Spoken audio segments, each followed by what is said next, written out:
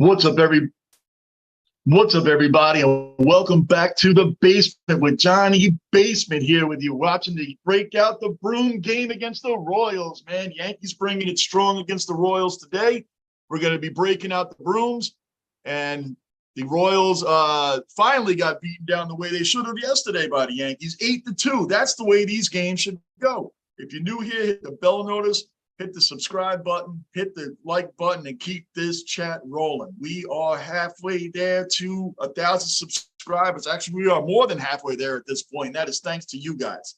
So please keep this fan channel going. I'm Johnny Basement, a diehard fan, speaking to you, the diehard fans. Thank you last night for SummerSlam. We had a great time on here with all the people that were on here with us. Awesome Roman Reigns versus Brock Lesnar, and they had tons of other incredible matches. Watch that live stream. It's on here. I just completed it last night. And thank you to all my regulars that have been here through this Yankee Royal extravaganza for the last 4 days. It's been a rough run here the last 4 days on this channel, but finally we got to see the real Yankees yesterday. And that's the way it should have gone. There was no reason for it not to go that way. The Yankees really came out and did what they were supposed to do yesterday. I mean, smacking it around, man. And Nestor Cortez, it's the way it's supposed to be. Is it not? These guys come out yesterday, hitting home runs, knocking. I mean, the dude on the mound yesterday, he was 1-5. 1-5. The Yankees should beat down people like that when you're 1-5. And that's just the way it goes. How you guys doing today? Today is Sunday afternoon game, 1:30. It's not like this is the hugest matchup of all time. You know, the Royals are not a great team. I'm just setting up some things here as usual in the beginning. But, you know, it's what it is. I'm not a tech genius. I'm a sports genius, and that's what it is. Yes, a little bit of ego there, right? I'm pretty good with the sports anyway. I love having you guys with me. So we got Jordan Montgomery on the mound today, which is not that exciting, but he should more than make up for last week versus the Mets, where he just got absolutely bombed last week against the Mets. And that was really an upsetting thing. An upsetting thing because that was a joke. He gave up 4 runs in the first inning. And eventually 5 runs that got yanked out in the third inning. He rolled up against his he was 3-6 ball off the mat. So he used to be a really good pitcher. He used to be a really good pitcher at one time, but he's a lot older now. So, I mean, even the Astros got rid of him. And, you know, here we are. Here we are, back on the thing here. Jordan Montgomery, again, this is what I've been griping about with this guy, man. Him, the back of the order, Tyon, Herman. He's a Yankees pitching. This is Yankees pitching right now. Not that great. Not that great. So,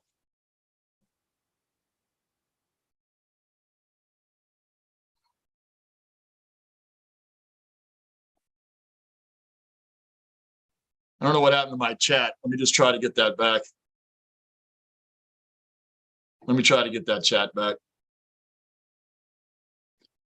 1 second, guys. Trying. I'm not that much of a tech wizard, but I think I know enough to get it back. I think I know enough here. Hold on. Learning as I go. This is a process that we learn as we go along here. So let's see what happens. But we should be able to get this thing rolling with the chat room back again.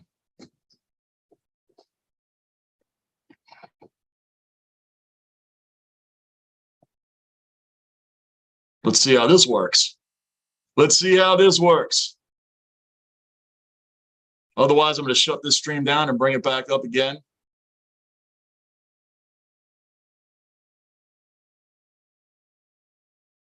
I think I did it. I think I did it. I did it. I figured it out. I figured it out. I am no tech anything. And I just figured out what the problem was. That never happened. Trust me, that never happens. I was ready to just shut the stream down and turn it back on. It's exactly what I was ready to do. So anyway, we got the Jordan Montgomery on the mound today. He's 3-3 with a 3.6 ERA. He hasn't really done that great lately. And again, the Mets, 4 extra base hits in the first inning, 4 runs in the first inning. He was out by the third inning, 71 pitches. Not good. Not good. And this is what we get. This is the New York Yankees with shaky pitching. You would think he'd be able to handle the Royals today. I know Montgomery started out the year really well. I don't want to trash on him too much, but I know he started out really well at that part of the year. And not well as of late. So we'll see. But again, you know, when you come on here, you hit the subscribe button, the bell notice, hit the like button, keep the stream going. So I'm a diehard fan speaking to you guys, diehard fans. And that's what we're all here, ready to enjoy the baseball game this afternoon. And the Yankees should sweep this dumpster fire of a team out of here. They should really sweep them out. Montgomery should more than make up for that last start against the Mets. That was atrocious. Absolutely atrocious. And Tyon, for that matter, hasn't really been pitching that well either. Really hasn't been. Oh, he already gave up a hit. Boom. Carpenter's back in right field. This guy, man. Carpenter's been playing the outfield. He hasn't even done much of that lately. Got Judge back in center field. He hasn't been there for like 4 games. He's been playing a lot of DH. Pretty sure Rizzo's back in this one too today. But yeah, Carpenter's in there. Carpenter is just a freaking find. I think he's only going to be here for the 1 year, and that's it. But Sunday afternoon baseball. Soon enough, it's going to be Sunday afternoon football. That's what we're going to be. That's what we're looking forward to. Sunday afternoon football. I cannot wait for that. Preseason games. I think the preseason starts this Thursday night. So now we got scales and dials on the umpires, what they lean toward. I mean, this analytics is funny. It's crazy. Crazy analytics. All right. We got man on first, 1 out. Again, the Yankees got a rough month coming up, too. The Yankees have a really rough month starting with the series tomorrow. They're going in against the Mariners. And the Mariners, Cardinals, then the Mariners again, then the Rays, then the Jays. They have to win today. They have to complete this sweep. They have to complete this sweep because they got a rough month of August coming up. They don't even have a team. The Red Sox are somewhere in the middle there. It's Mariners, Cardinals, Mariners, and then the Sox. And even though they're not playing well and they're in last place, they always give the Yankees a problem. They just do. I don't know. They just do, even when they're bad. Especially if Cole pitches, forget it. Cole's a punching bag for them. He's an absolute punching bag. Absolute punching bag. They get all over him when they play against him. It's crazy. What's up, Rick? Welcome, man. Welcome back, brother. Appreciate you stopping in today, man. Yeah, we got Rick. We have the Mariners, then the Cardinals, the Mariners, the Red Sox, Rays, Jays, and then the Mets after that. We have a rough road coming up, man. We can't play around in this. We got to sweep this game out right now. And the Mariners just got Luis Castillo, man. I know since that huge winning streak that they had, they're 5-5. I looked it up, man. They're 5-5 in their last 10, but they're just a team that we don't want to play around with too much. That light is right in my face. So we don't want to play around with them too much, man. Hanging in there, brother. Just a Sunday afternoon, man, doing the game, man. I had a long day yesterday of streaming. Did the Yankees, did the SummerSlam last night, man. I was on here all day, and I'm going to be on here I'm going to be on all week, man, doing a whole bunch of different stuff. Lou will be on with me, too. Maybe doing I'm doing all the Yankee games this week. This whole month of August is going to be live stream central, brother. And we're going to be doing some game. You know, I'm not big on the preseason games. Are you, Rick? Are you big on preseason football? I mean, I can talk about the moves and things like that, but does anybody really watch preseason games? I mean, the whole game? I've never really done that in my life, man. I've never really watched like a whole preseason game. They're just boring to me, man. I don't know. When the games don't count, they just, yeah, you want to see how these younger guys look and you want to see how some of these draft picks look. I get all that. We're excited that it's football. We'll watch anything, but it's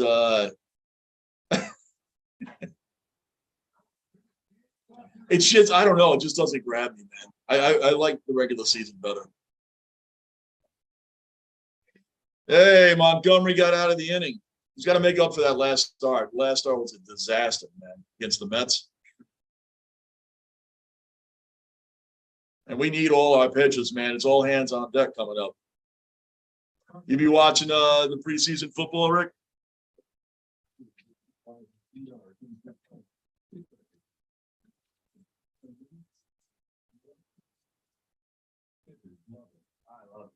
Well, Jordan Montgomery had in the first inning against the Mets, he gave up 4 runs and 4 extra base hits, 71 pitches by the third inning, and he was out of there. He had given up 5 total runs. You can't do that.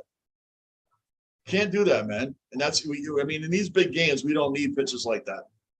We've gone over this every day, right? Right. That's how I feel. I'll watch some of it, but I can't watch the whole thing. I'm going to be doing Yankee games. I do the wrestling on here. I'll do all of that before I do an NFL preseason game. I can't sit through it. I can't sit through the NFL preseason, man. I'll talk about it. Like my co-host Lou and I, we're going to be on here talking about the upcoming seasons. We're going to be talking about, predictions and all those. I'll do that before I do a preseason football game. That would be worse than the first game we watched here with the Royals and Yankees, that 1-0 snooze fest, man. That a preseason NFL game would be worse than that. Right? It would be. It would be worse than that. And that's bad. You got to really try to get worse. That's the worst baseball game I've seen this year, was that 1-0 game we all sat here. That was a horrible game. But to think that NFL preseason would be worse than that. I don't care to see Joe Flacco throwing the ball around and Mike White or whoever our third string guy is going to be.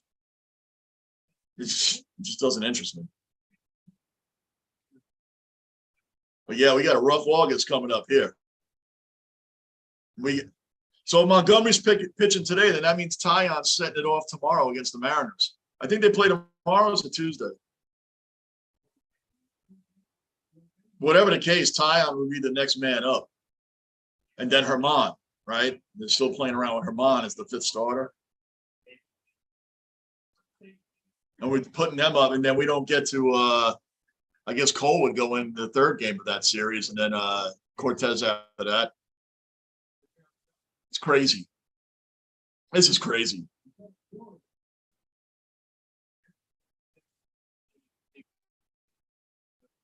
DJ hitting 283, man. This guy, it's funny that they were actually going to get rid of this guy. They actually were going to get rid of DJ at the beginning of the season. Why would they do that? This is a guy you keep around, man. The guy I'm worried about is Josh Donaldson. Donaldson's been great in the field, man, but his bat has dropped off since 21. It's dropped way off.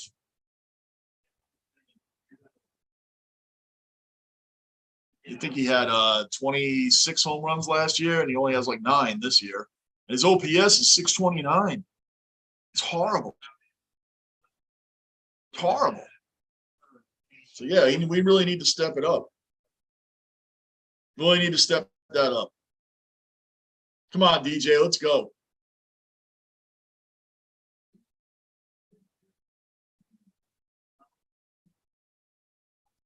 Hey, Rick, man, how do you like the Jets' new black helmet? How do you like that? That's pretty cool, right? You got to admit, they sucker us in and give us all these other things to look at except for the team, right? But that black helmet with the green Jets on the side, when they wear that, they say they're going to wear it 3 times this year, man. 3 times. 3 home games they're wearing the all black, and I'm looking forward to that, man. That actually sounds really cool. Really, really cool.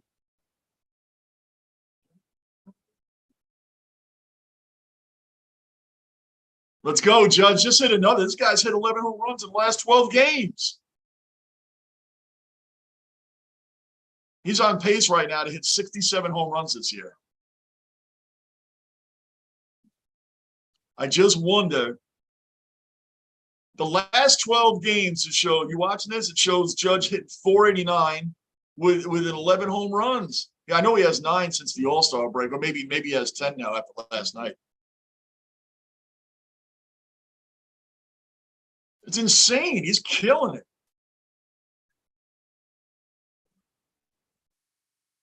Yeah, it's hard not to like that helmet and that all black outfit. Man, that's hot. It'd be even hotter if they start winning in them, right? If they start winning, then it would be even better. Jerseys always look better when you're winning. The Jet fans were very big on the helmets from the 80s and all these other things. We got to get big on wins.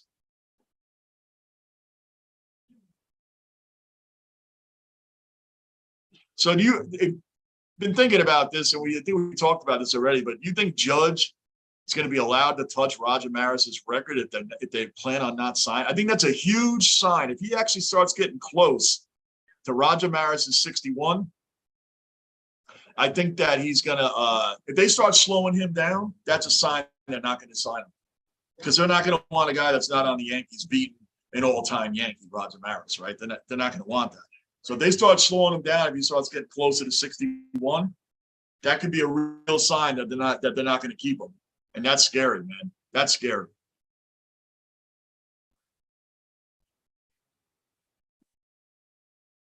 Yeah, that's the truth, brother. The Jets like to do all the Woody Johnson likes to steer us away. He's another spin master. He likes to steer us away from anything that the Jets aren't doing on the field by, listening to the fans and, hey, you want to have white jerseys and black pants on this week, or black jerseys and white pants? What do you guys want?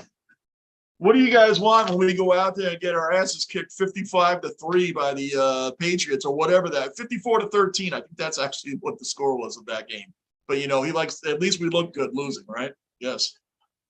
It's amazing.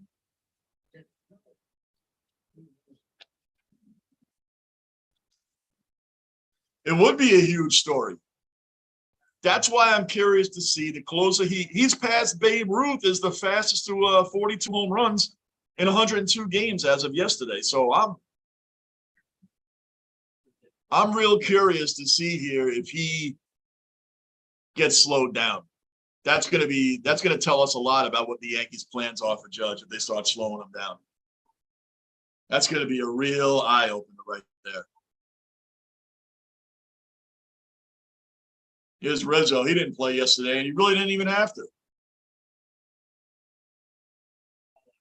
The Yankees should be able to rest their entire team against this squad. Zach Greinke's pitching. He's 3-6. The guy's got a 4.5 ERA. Remember when he was like a lights-out pitcher? I guess a lot of it has to do with the team he's on, but I mean, even the Astros gave up on him. But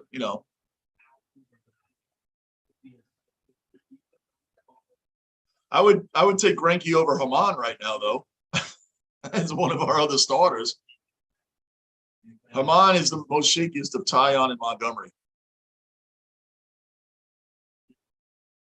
Yeah, they better not do that, man. I agree. They better not do that.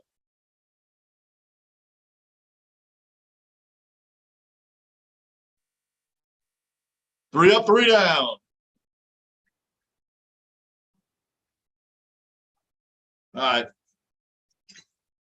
Going to the second inning, moving right along here.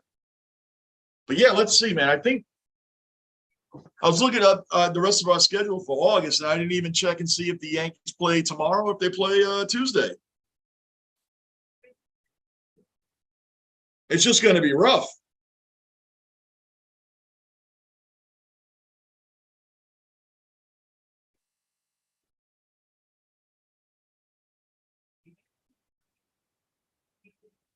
Let's see.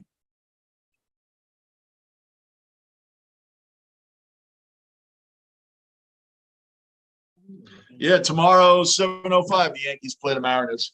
7:05. So it does start right away. Yep. Yo, what's up, Lockport? What's up, man? Thanks for supporting the whole day in the SummerSlam. A crazy that was one of the greatest events I have ever seen in recent memory for wrestling, brother. That was an amazing, amazing night, man. That was incredible. What an incredible event. Pat McAfee ruled the day. He ruled the day. Definite. Glad to see you back here with us, brother. Yep, getting ready for the sweep today, bro. That's what Rick and I were just talking about. We're just getting ready for the sweep. Rough month coming up. Yeah. I was still up for like another hour or two last night eating and just coming down from that whole energy one we all had last night, man. That was amazing. What? Do you guys know Bill Russell passed away today? Wow, I didn't know that.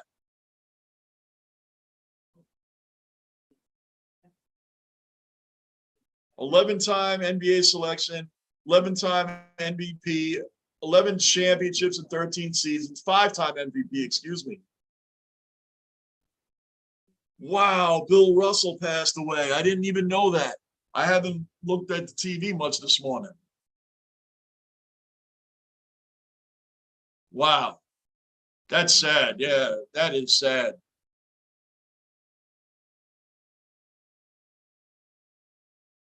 Wow, man. Bill Russell. 11 rings. Oh, man. Wow. That's sad. I mean, he was older, but yeah, it's sad. 88. He was 88 years old. Yeah, he was up there. But he always, every time you saw Bill Russell in interviews during the NBA season, he always looked like, he had no issues.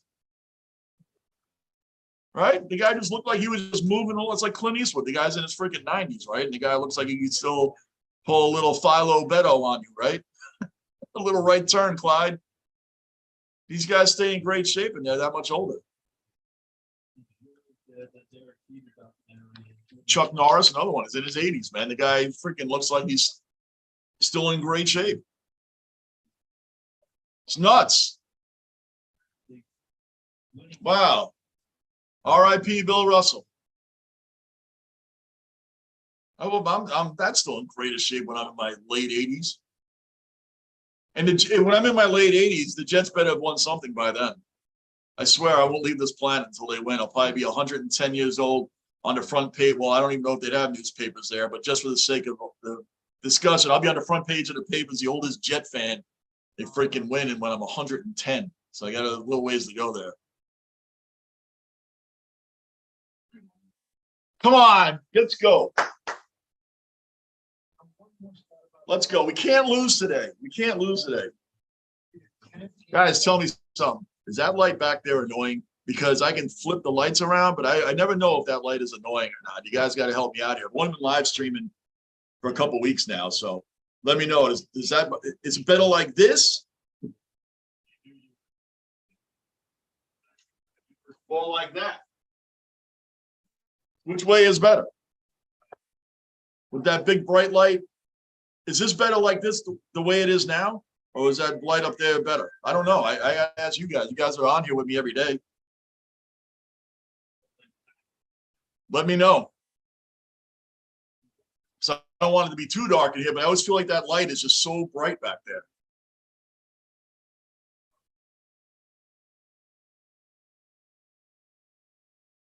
Let's go, Montgomery, man. He's only got 14 pitches. We should be all right here. We really should be all right today.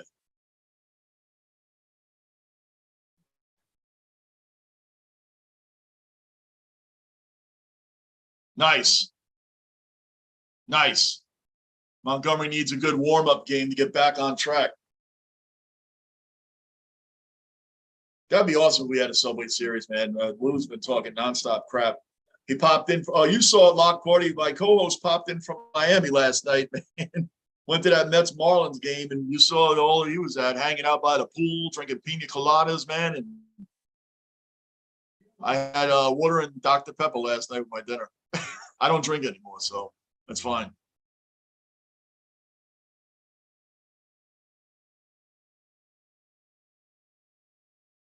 Let's go. Come on. What's the holdup?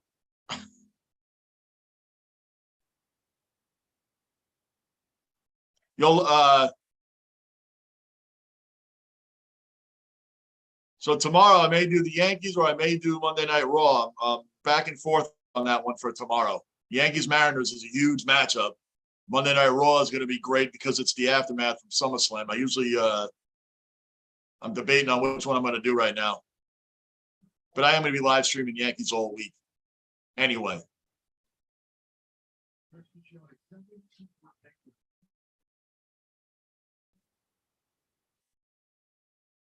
Let's go. This is like a really, yeah, Paul O'Neill just said it. This game has a little bit of a start of a slow pace to it. Just a little bit of a slow pace. So when they get that pitch count going, that pitch clock they have coming next year, that should be interesting.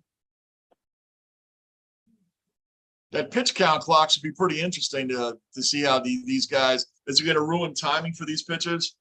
Are they going to complain about their timing is all screwed up? Because some of these pitches move really slowly, man, between pitches.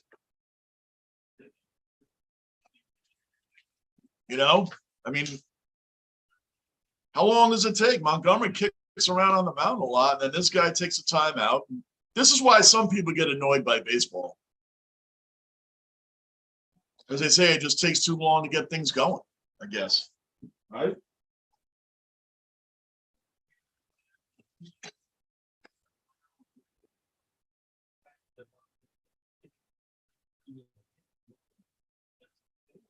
Yeah, the batter, man. He just, you know, this is weird. Montgomery's taking this at bat right now is taking forever. I think Taylor's trying to throw off Montgomery's timing or whatever. I don't know. I guess whatever. And then he strikes out anyway. It's something in the dirt. Let's go. Come on. This should be a cakewalk for Montgomery. I really wish he would have pitched better against the Mets. But whatever, that's over now. We get another rematch with them in the Bronx. I think August 22nd is when they play the Mets again. So we should have a lot of fun on here doing that.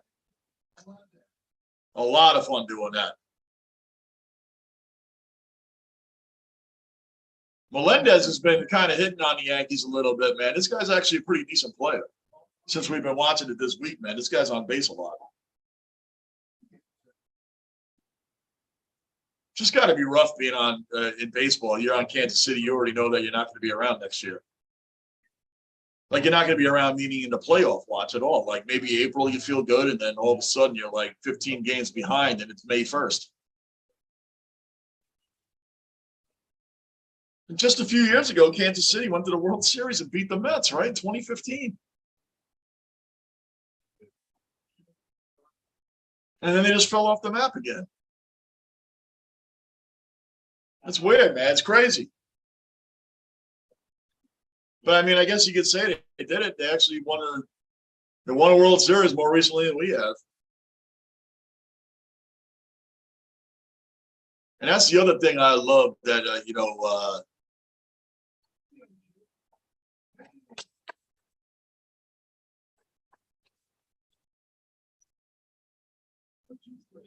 1, 2, 3 innings, strikes them all out. Now you know what? That's one thing you find that people get so annoyed at from Yankee fans. They try to give us ring guilt. I call it ring guilt. All you guys ever do when you lose is you pull out all the rings you have. Well, isn't that what it's about? Pulling out the rings? Isn't that what this game and every team, well, you would think most teams are fighting to get what? The ring. What do fans talk about?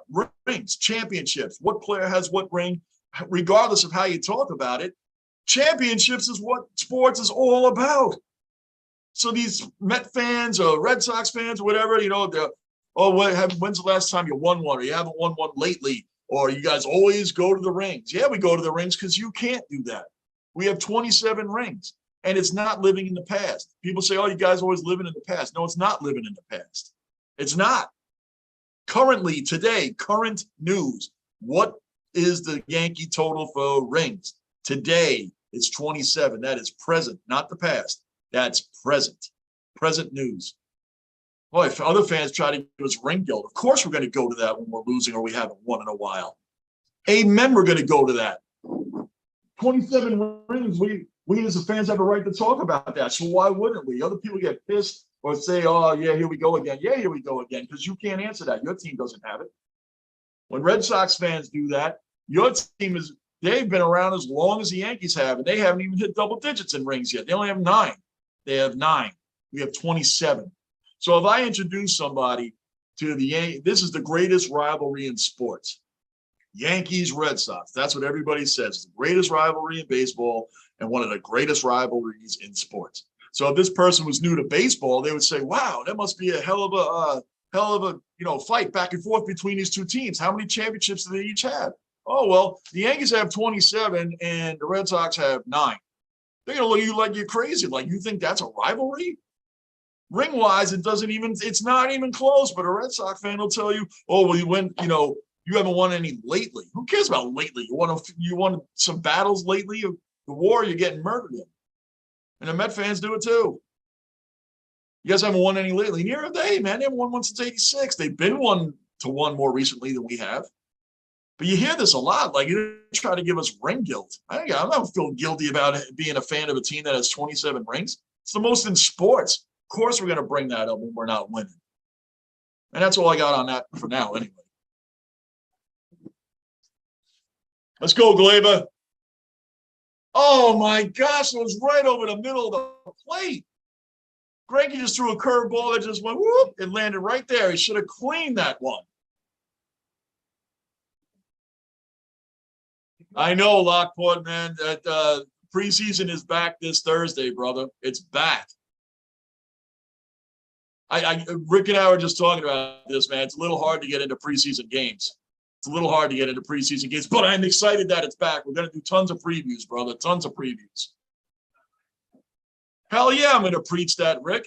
You better believe every Yankee fan should preach that. It'll make me feel guilty about being a fan of a team of 27 rings. A Montreal Canadian fan, they haven't won in a long time. They have every right to talk about their 23 rings. Every right to talk about it. Because the team got it, and that's still current news. It's not in the past. It's current. Red Sox fans like to tell you since 2000 who's won more. Since 2000, what? Before that, it doesn't count? It's not my fault your team choked for 86 years. It's not my fault. Couldn't even beat the Mets in the World Series. You had Roger Clemens and a pretty dominant team then. And it's not just Bill Buckner's fault. You had a Game 7 to go as well, man. So you blame it all on that guy? How about Bob Shirley, who walked in the tying run with 2 outs? He gets a pass? It's crazy. It's insanity. It's insanity. I'll talk about the rings, and yeah, we haven't done much lately, and we should have been in a few World Series, and that pisses me off as a fan, that every other American League team that's been great the last few years has at least made the World Series. The Rays have at least made it.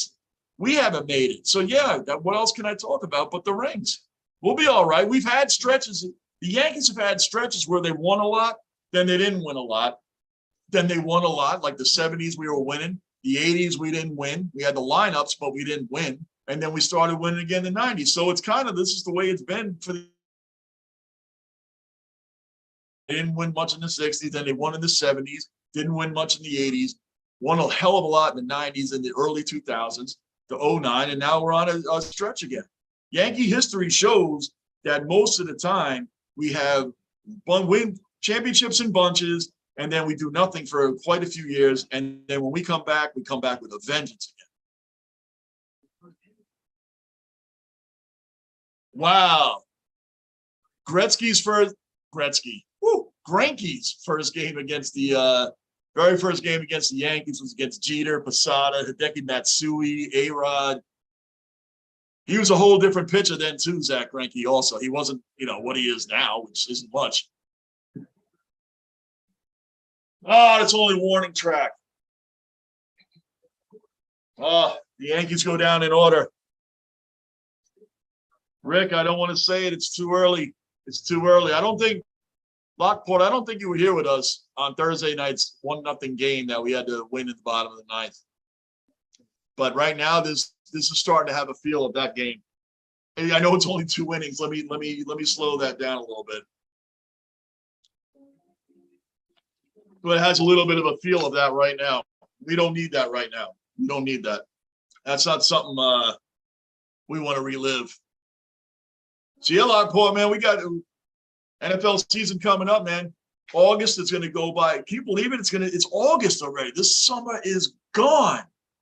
I always feel like 4th of July weekend to Labor Day. Once 4th of July weekend passes, it's Labor Day, then it's Christmas. It's like the fastest time of the year. I don't get it. Everybody knows the slowest time of the year is January, February, and January, February are the most slowest months. I know we have the football playoffs and things like that, but just the winter time. If you live in a cold state, man, it's long. But the summer is just gone, man. 4th of July weekend, like everything after that to Labor Day is a blur. It's NFL preseason, training camps, all that. That's going to be over before you know. We're going to be going to the season. I just don't want to see. The thing I hate the most about NFL preseason, besides the boredom of the games, is the injuries. The Jets always have somebody like Carl Lawson last year. We get a great pass rusher, finally, and he's out for the season. And he had never missed a season before that. When the Jets got C.J. Mosley, what happened, man? I think in 5 years with the Ravens, he missed like 2 games. We get him his first year. He missed every game but 2 games.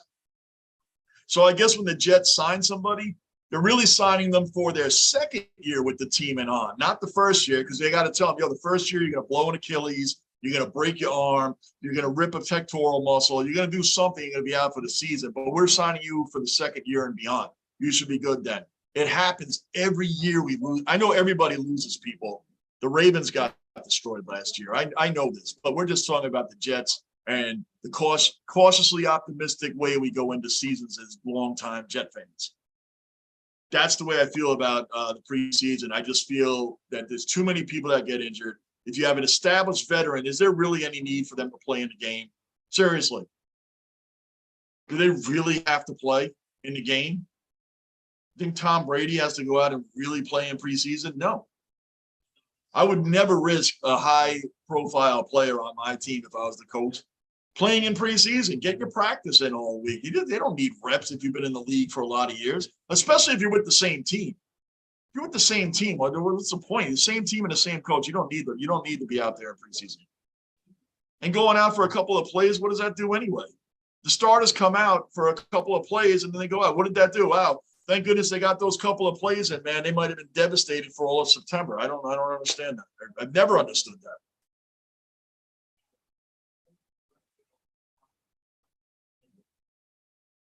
Hell yeah, they could finish second in division. Lockport, like I said, my acceptability for this season for the Jets, I will accept 7 to 9 wins of competitive football. There'll probably be a couple of games in there that we should have won that we lost, and finish ahead of the Patriots. They want to give us more than that, great, but that's all I'm asking for this season. I will accept that. If they want to give us more than that, great. But can you imagine if we won 7-9 games, competitive in all of them? Probably should have won a couple more, but you finished ahead of the Patriots, and the Patriots finished dead last. That would be a season like to bring us out of the hole that we've had. They have a great young core. This is all relied on Zach Wilson, man. I don't care, Woody Johnson, they love pumping out pictures of Zach Wilson. Look how he's gotten bigger. He's more muscular. Throw touchdowns this year to our team, not the other team. How about that? Throw touchdown passes to our team.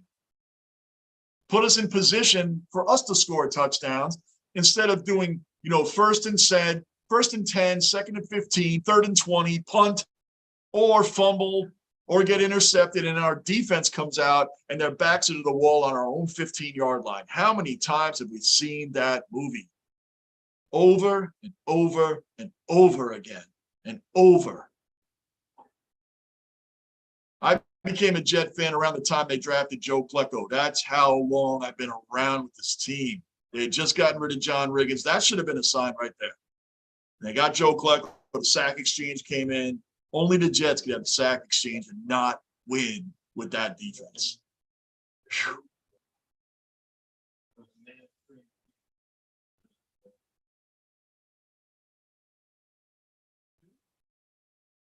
Brother, you're right, man. I mean, they're better on paper. The Jets are better on paper than a lot of teams, but the Patriots aren't an elite team anymore. They showed that last year. They're just not an elite team.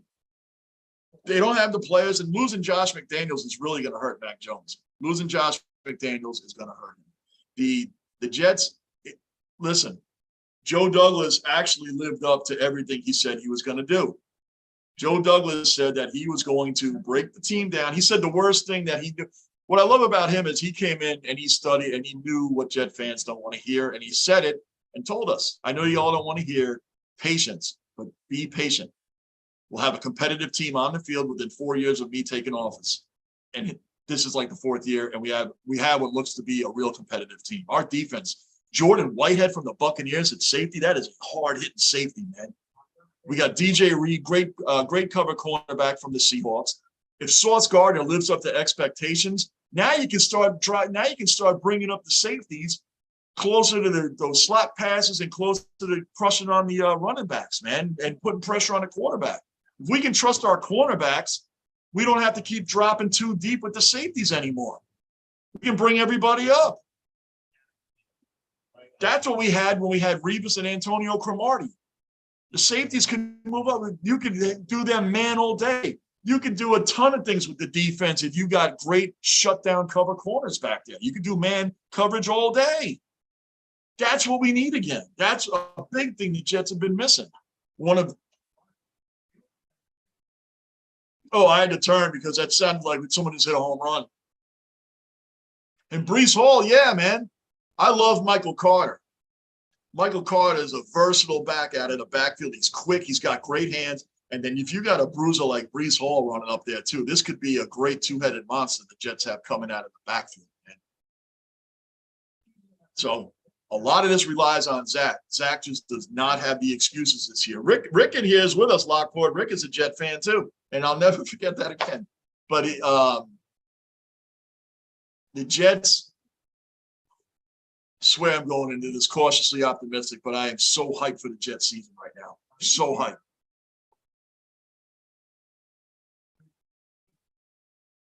Yeah. To be an amazing secondary. I'm not worried about the Jets defense. I'm really not worried about their defense at all. Carl Lawson is back.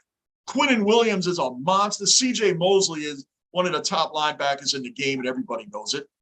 Jermaine Johnson, another draft pick, defensive end. He's supposed to be able to bring pressure on the quarterback too, man. This could be an amazing season. This could be amazing. God, let me show you guys.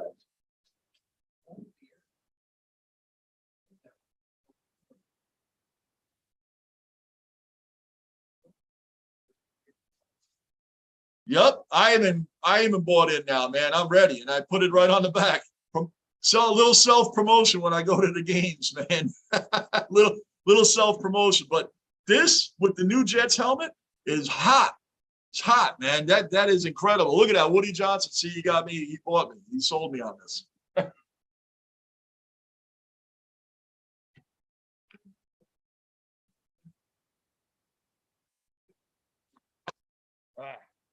It's true.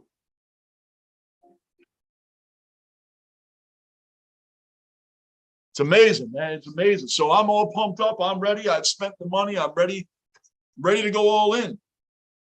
Ready to go all in. Well, you'll see what happens with this, man. Come on. You got me all pumped up about the Jets now, man. We're going to be in the competition, be in the hunt, be in the playoff talk by Thanksgiving. Be in the talk. And yeah, we should sweep the Patriots this year. Why not? Why would we not sweep them? Yep. Bro, I go in with the teams, man. The Yankees, all-star. Thank you to my wife who bought me this, man.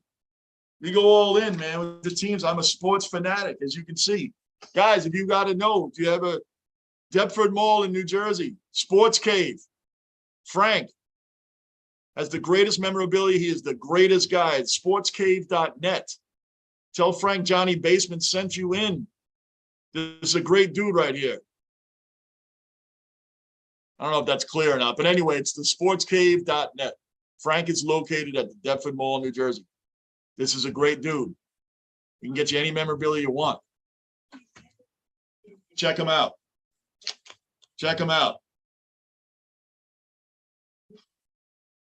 All right. Stan's supposed to be coming back this week. Baseball activities. Resuming baseball activities this week. He's been on the IL since July. All right, so he's almost back.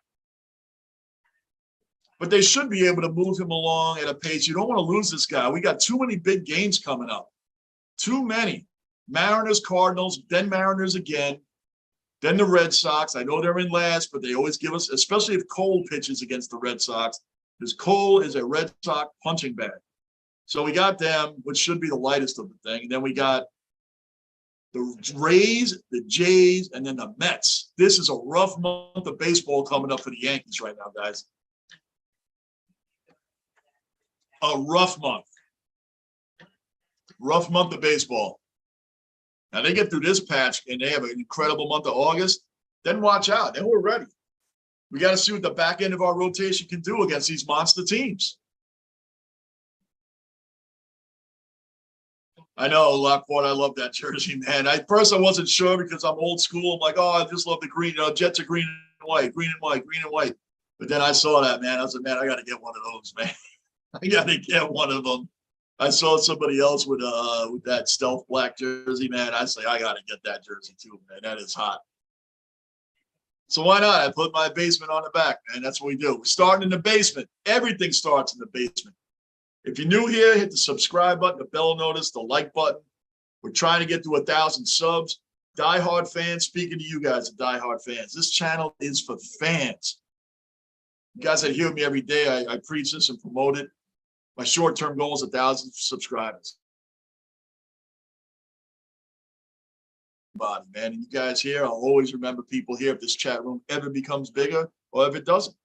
The guys that have been with me where I have 3-4 people in here, I'll never forget you guys, man. You're my biggest supporters, and I really appreciate you. I say it on every live stream. So don't ever get tired of it because you are appreciated. So I'm having fun doing this. I'm having a lot of fun. This is like watching the game with you guys, except we're all in different places. Internet's crazy. Nice. Go, Matt. Go. Go. Boy, what a gift Matt Carpenter has been, man. This guy has been an absolute gift. What's up, Rob? Hey, Rob. What's up, man? We're looking for the sweep today, brother. Welcome in, man. Rob's another one. He's been a regular on here for a long time. Rob's been here, man. Rob is good. Go Yankees, man. That's what we're doing. We're talking about everything today, Rob. Everything. Yep. You know how we do in the basement, man. We emerging from the depths, man. Rising from the bottom. And that's what we need the Jets to do. Emerge from the depths. Come out with some basement mentality. Come out some fighting, some swinging. Oh, come on. I don't like the first pitch swinging with this team. You got a lot of first pitch swinging. I know it's been working. It's hard to knock a first place team. You know, these are first place problems. I just don't like the first pitch swinging because you go into the playoffs. This is where the Yankees have been caught the last few years. This is the way they've been caught. Not pitching. Not working pitches when they're batting. The back of the rotation. These are things that I'm concerned about the playoffs. I'm not concerned about, obviously, the regular season. I mean, we're fighting for best record in baseball. We're still a game or two behind the Dodgers. We're ahead of the Astros and ahead of the Mets by a couple games. So, and the Astros just lost again to the Mariners. The Mariners just, they're just mowing right now. They're mowing. So, yeah, this is crazy. Yeah, Lockport, man. Matt Carpenter, what a find. What is, don't, come on, go foul. Go foul. Thank goodness. Come on, Higgy. Higgy's hitting 183, but I feel differently about him hitting 183 than Joey Gallo hitting like 160 something. Higgy, at least, we kept him because he's a great defensive catcher. We already knew the guy couldn't hit that well. And with a batting order like this, we shouldn't have to worry about Higgy being the one to get the hits, right? He's way better than Gary Sanchez was behind the plate. So I don't get too upset with his batting average, man, because, you know, we're not really relying on him to be the guy to do all that. We're just not. Joey Gallo, there's a few teams interested in, by the way. Last I heard, it's the Brewers and the Padres that are interested in trading for Gallo.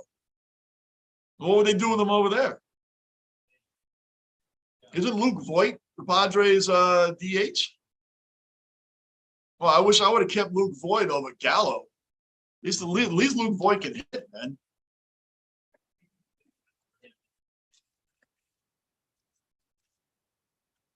Yeah, Rob, it's true, buddy. We have too many first pitch swingers on this team. Can't think regular season anymore. You got to think of the playoffs and the Houston Astros. I preach it on here all the time. The Astros are the team that really bother me the most. They've knocked us out in the playoffs, and this year we're 2-4 against them so far. I know regular season, everybody says, oh, that doesn't carry into the postseason. Maybe it does, maybe it doesn't, but they just give us a problem. Thankfully, Verlander isn't really that great of a postseason pitcher. Oh, come on. Higgy just missed getting solid on that, man. Oh, well. So we had a leadoff double by Carpenter, and he's still on second base. This is the other issue that they have at times. They don't move runners around. So we're going to have to rely on Kansas City's true colors to come out again, right, and be the horrendous team that they are, getting errors, walking in runs, and just bad pitching. Just bad pitching. Greinke has to be, well, I don't know if he might be their best pitcher at 3-6, but that dude Brady Singer that started game one, he was actually had a winning record. But I guess their most veteran, experienced pitcher would be Greinke. This guy throws nothing but like 70 miles an hour, 80, 75. They're all changeups and sliders, some curveballs. But that's how you stay in the league.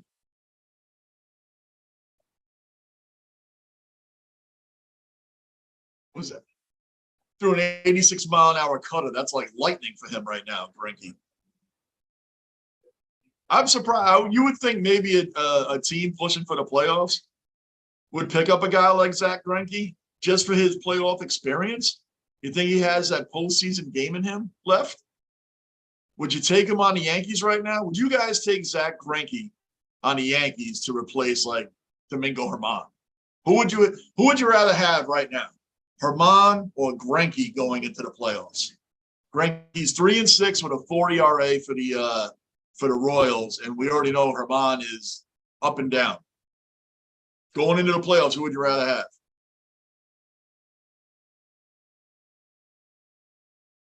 Oh, another one right back to the pitcher. We get nothing. Leadoff double goes to waste. Goes to waste. Now we're done going into the fourth inning, 0-0, and both teams have. Here we are again. Yankees have one hit. One hit. This is like a broken record on here. Yeah, Rick Greinke easily. I would take him. If the Yankees traded for Greinke, I wouldn't even be upset about it. Regardless of his record, I wouldn't be upset about it because the guy knows how to pitch in the big games. Been around a long time. Isn't that sad that the New York Yankees don't have a great back of their order pitching, and our bullpen is hurt too? Yeah, Greinke is like, that's like the no-brainer. That is a no-brainer, man. But here we are again, Rick, right? You were here for this whole weekend with me, man. All 4 games you've been here. It's like we've said this one-hit thing before. I mean, if you were to play my videos, you would think you were watching the same one. It's the 4th inning. We have one hit against Kansas City. One. I hope we're not in for another one of those games like we were, man. Wow. Who's going to be the surprise football this year? You think the Giants are going to start moving up now that they got Brian Dable over there to work with Danny Dimes? Or Danny Lose change? Oh, man, I would take Ohtani over Soto. I would take Ohtani over Soto. Guy can pitch, too. He can pitch. It's a great question, though, man. It is a great question. Are the Angels really – I've heard some things that the Angels actually may consider trading Ohtani. Is that true? Would they really trade him? But I would take Ohtani over Soto. Only, I mean, the guy can pitch, man. I would take Ohtani over our back rotation right now. I would take him over Montgomery, Tyon, and Ramon.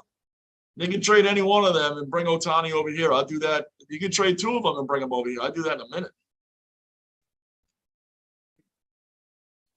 And I don't think you're going to be spending as much as I mean, they can't bring Soto here and then have Aaron Judge here also. You're looking at the money that Aaron Judge is going to be getting. That's going to be $800 million invested into two players, plus what Cole's getting pitched. Cole's getting well over $300 million. That's over $1 billion just for three players. That's a good question, though, man. I like that. Soto or Ohtani? Ohtani's just a freak, though, right? I mean, the dude can really pitch well, man, and he's a phenomenal hitter, too. So I think for that matter, I would take him.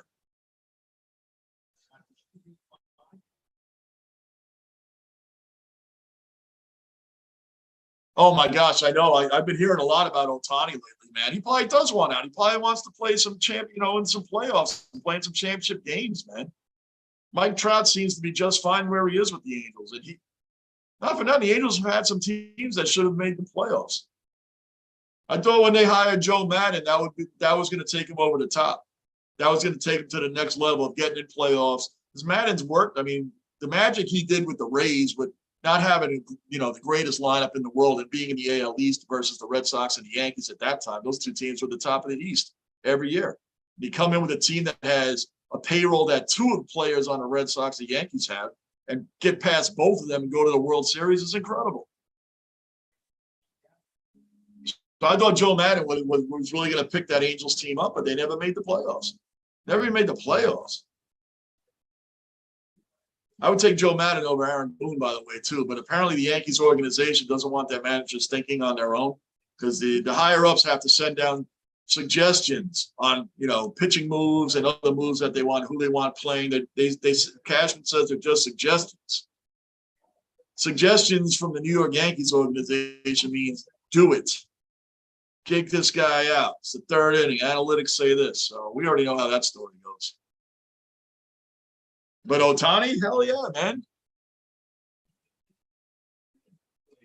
If you're new here, I see the things going up and down. So if you're new here, hit the subscribe button, the bell notice, and the like button. Keep this stream going. I am Johnny Basement, a diehard fan that's speaking to you guys, the diehard fans. We are all fans in here. We're all friends. We're all just BSing in here, talking about baseball and anything else you guys want to talk about in here. Because when these games get slow and boring, we're in here kicking about football and wrestling and anything else. So we keep it real here. Keep it real. That's what it's all about, being in the basement.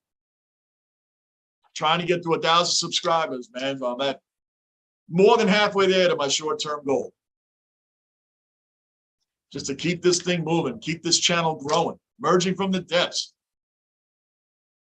Basement mentality, that is the slogan of the day. Look at that, man.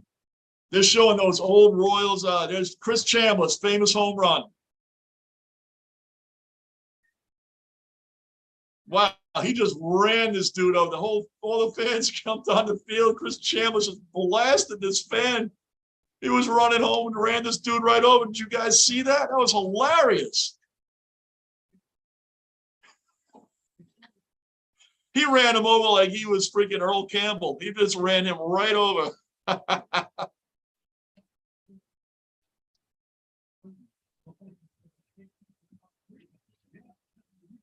This is like, since Benintendi left the Royals, this is the only batter on the Royals that can do damage, and that's Salvatore Perez.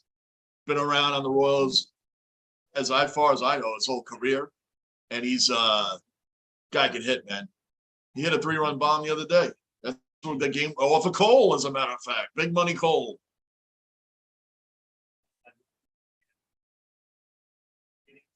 Hey, Gunnar and Justin, what's up? Welcome, man. Glad to see you guys back. How you guys doing? What's happening today? Kicking back with us on a Sunday afternoon, watching the Yankees and the Royals. Looking for the Yankees to finish this 4-game sweep before we go into some major teams that we got to play.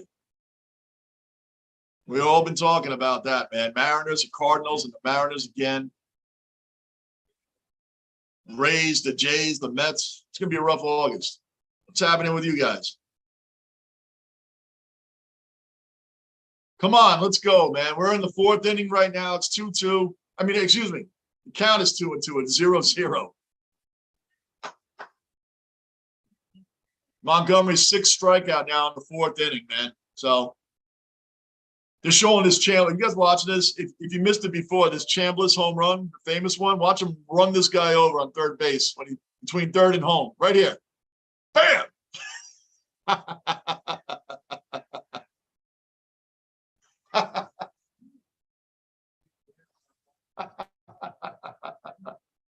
That fan still has to be feeling it to this day, man. He got run over. Wow, I don't. The fans couldn't storm the field like that now, man. That's crazy. How dangerous is that?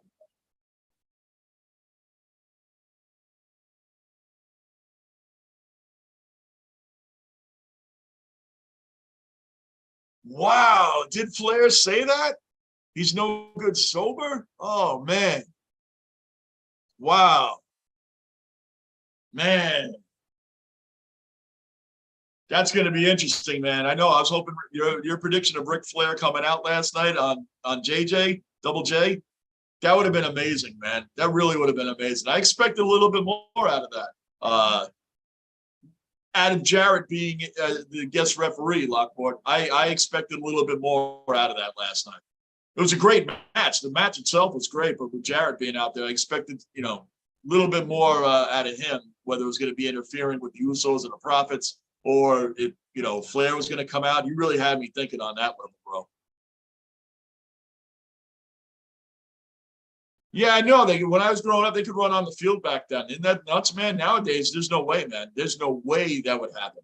It's too many crazy. I'm sure there was crazy people back then too, but man, remember the marching band in that college game that came out too early and they ran everybody over? That was great. That was great. That was from way back then too.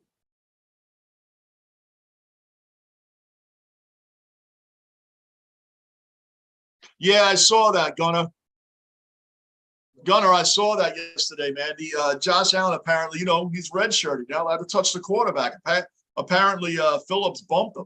I don't know how hard he hit him, but apparently he came in after Allen threw a pass. I mean, this is what I understood happened. It's kind of what I saw on some highlights. And he came in and bumped him. He must have bumped him pretty hard because Allen shoved him back apparently. And it was just like, he's a redshirt. You can't hit the quarterback in practice, man. You just can't. Way back in the 70s, now that we're going there, you could murder each other in practice. But nowadays you can't do that, man. And I think that's what it was over. But he said, it's just training camp stuff, man. People are hyped up. People want to go 100 miles an hour, and that's just the way it is. But as far as I understood it, he didn't like tackle him, but he must have bumped him pretty hard for Allen to get upset about it. But yeah, I did see a little bit of that. But it's good, right? It's just good to be talking about football. It's such a long off season football, right? Think about it. Hockey's already 6 weeks. 6 weeks from now, they're in training camp and they're back in the beginning of October, right?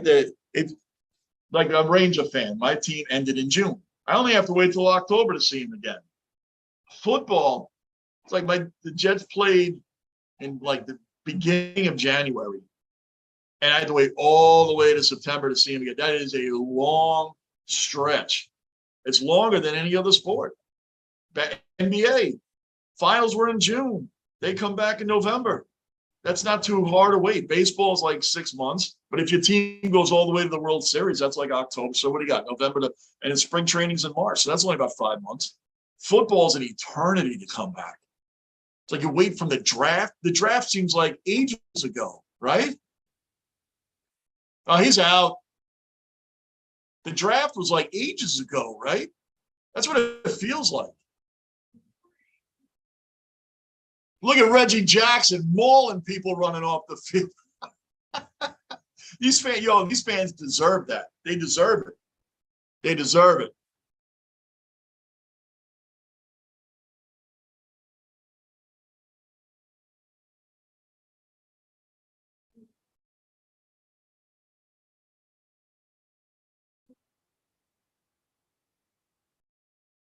Yeah, okay. I didn't, like I said, I didn't know the whole story. I didn't even know Josh Allen was hit earlier than that.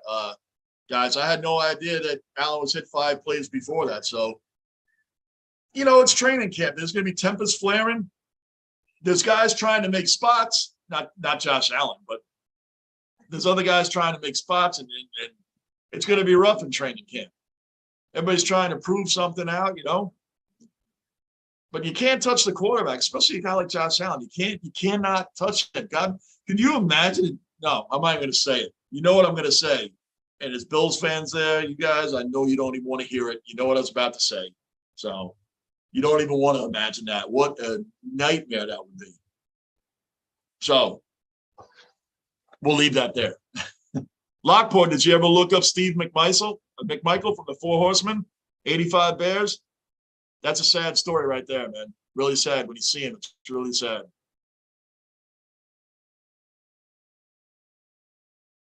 Yeah, that Reggie Jackson clip's incredible, man. They want to talk about Earl Campbell, Walter Payton, or Ironhead Hayward. Remember that dude? He ran that dude over. Jerome Bettis. Reggie Jackson was plowing through. He looked like he was ready to plow through people, man. He's looking for it. And fans deserve it. If you're going to run out there, you better. Remember in the old days when a fan would run out on a football field? Those guys would lay him out. They'd tackle him. There's fans that fall through the boards in hockey when they're talking crap to hockey players, and then they unfortunately fall over the boards, and then they get the hell beat out of them. I'm sorry, they deserve that. If you're going to go in there, these players have to feel they're about to be attacked by somebody. So you're going to go out there and do that. You better be ready to get hit, punched, run over. I mean, you're the one at fault, not the players. The players are defending themselves.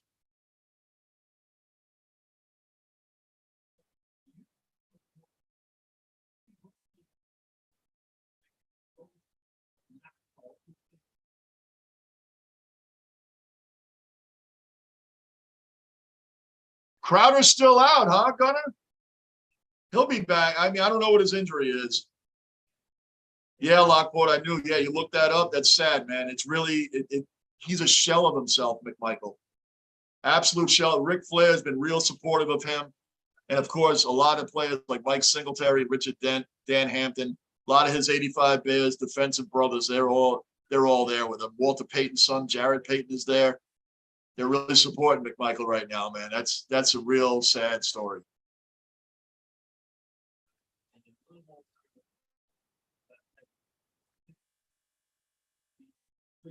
Yeah, I remember the Stephon Diggs tackle, man. That was funny. In the playoffs, that was funny. That was good. Come on, Judge, hit another home run. Keep this streak going. Come on. All right, he walked him. Remember when Judge first came out? He swung at everything. I remember him when he first came out, and I was watching him and Gary Sanchez had just come out, and I'm like, this big dude, he struck out a lot, man. He swung at everything. I'm glad they hung in there with him, man, because he's working. He's starting to work some counts, man, pretty well. But I remember he was a strikeout machine. Now, I mean, maybe going back with Rick, I think you guys remember Jay Buhner for the Yankees, but I mean, he went on, he became a Yankee killer for the Mariners. Jay Buhner was a strikeout machine for the Yankees, and they had no patience with this guy to get rid of him. He goes to the Mariners and plays with Ken Griffey and Joey Cora and A-Rod and Tino and all them. And every time we played against Jay Buhner, he destroyed us more than any of those other big names I just mentioned. Jay Buhner killed the Yankees because they never gave him a chance. They never gave him a chance. He struck out all the time. They're like, you are out of here. Out of here. Those funny times. Yeah, Jay Buhner was you'll see him, man. He was a decent player. He wasn't a Hall of Famer, but I mean, talk about a guy. Oh, he dropped it. See, that's the Kansas City that we need today. Again, routine double play, man. Perfect throw to first base, and he dropped it. Yeah, the Royals infield is trash. I mean, look at this. That's a double play, the throw to first. He's got to catch that, man. I mean, we'll take it. I'm just saying. You just don't lose to teams like this when you're the Yankees. Come on. Look at this. Come on. Look at that crap. These guys are like little leaguers out there. How many, we've all been watching this together. How many poor infield plays does Kansas City make? What have they made? About 5 errors in these 4 games in the infield. This typical Royals, man. That's why we shouldn't even be playing around with a team like this. We got too many big games coming up, and this is just, it's like playing a little league team, man. These guys,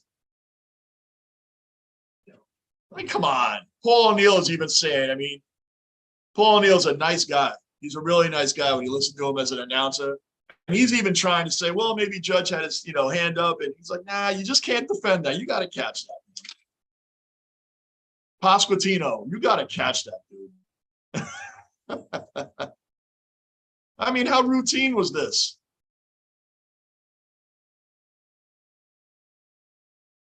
Oh, boy. All right. Well, thank you. And thank you to the Royals for that 8-run inning we had the other night. Because 6 of our 8 runs, when we came back after the rain delay, 6 of our 8 runs were unearned. Unearned because of all their errors and walking in runners and stuff. It's a clown show out there. And here we are 0-0 with, in the 4th inning.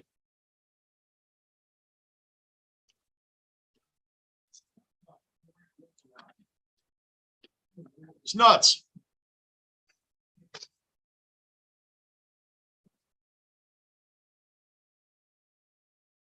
They didn't give him an error on that. Wow.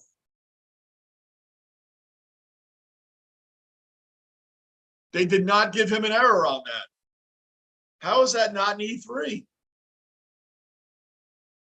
That's interesting. They didn't give him an error. Well, we got a break here. If you're new in the room, please hit the subscribe button, the bell notice, and the like button. Keep these streams going. I've been doing these for a couple weeks now, and I'm having a ball in here with you guys. Absolute ball. This is a lot of fun.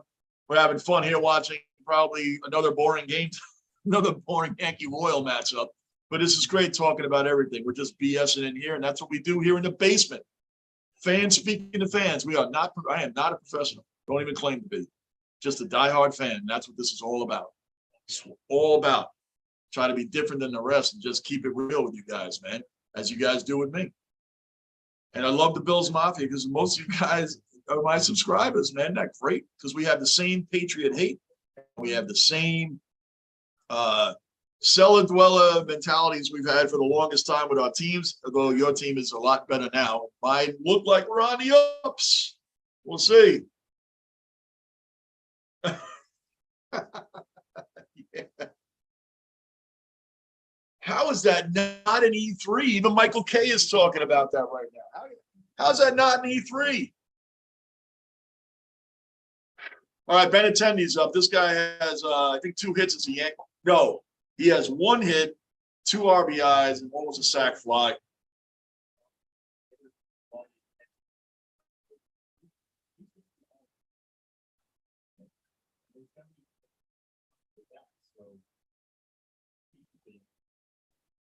Greinke's saying he's going to be a Hall of Fame pitcher. I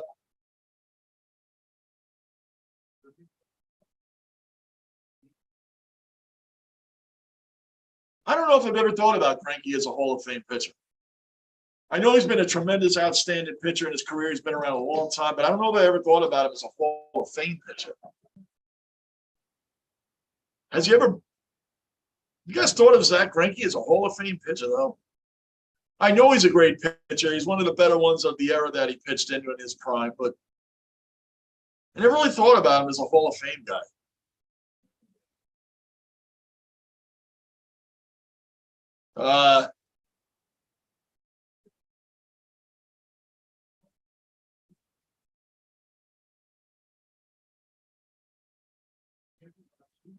Wow, I didn't know. June 10th, 2005, when he was with the Royals against Arizona, he actually called his shot that he was going to hit a home run, and then he did it. I didn't know that. I didn't know that.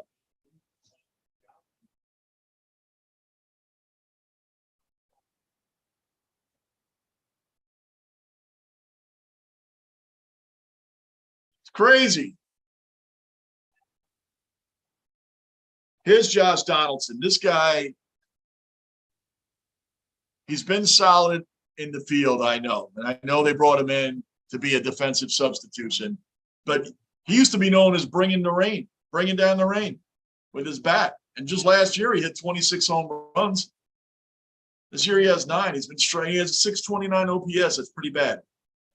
He just hasn't been doing it with the bat.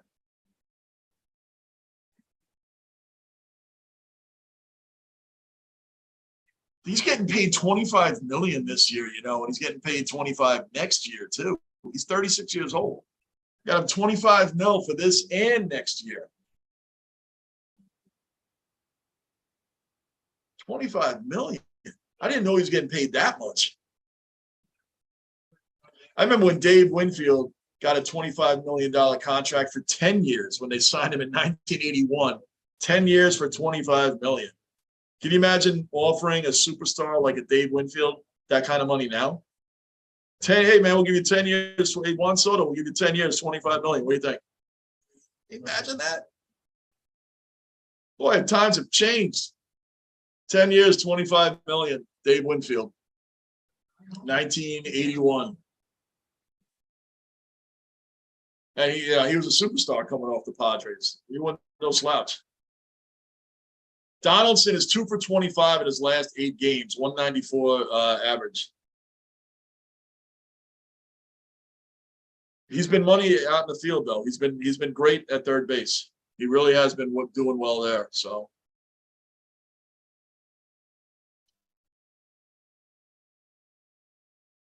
yeah, Gunner, hang out in this room, man. We got some smart baseball people in here, man. I know you're learning baseball, Gunner. You guys hear Gunner's name a lot, man. He's in here. He's Bill's Mafia. He's learning the game. And my other guy, Mikhailov from Australia, they're learning the game. So they have a lot of questions, man. So when you see him, if I missed the question, man, answer it for him. That's what we're all here for. So you're going to keep coming around, man. You've always been coming around. Just saying, my live streams, I've been doing them, 2-3 weeks now. But I used to just come on when, Lou and I would come on together. We're still doing that. That's still going on. We'll be on here at least twice a week together. But me just coming on by myself, I've been doing that for like 2 weeks now. So, again, appreciate the support. But, yeah, you probably have learned a lot, Gunner, in the last 4 days. Rick, Lockport, guys know their stuff. They know their baseball, man. So we're all in here together doing this. And I got some other guys that come around occasionally, but our solid guys. We're solid baseball fans. We can all sit here watch a Yankees-Royals game, every single one of them. So that we are real fans. We watch them all. But that Mariners series coming up, that's starting tomorrow, man. That's going to be crazy. That's going to be a crazy series, Yankees-Mariners. Let's just get some runs off Greinke. Let's keep it going.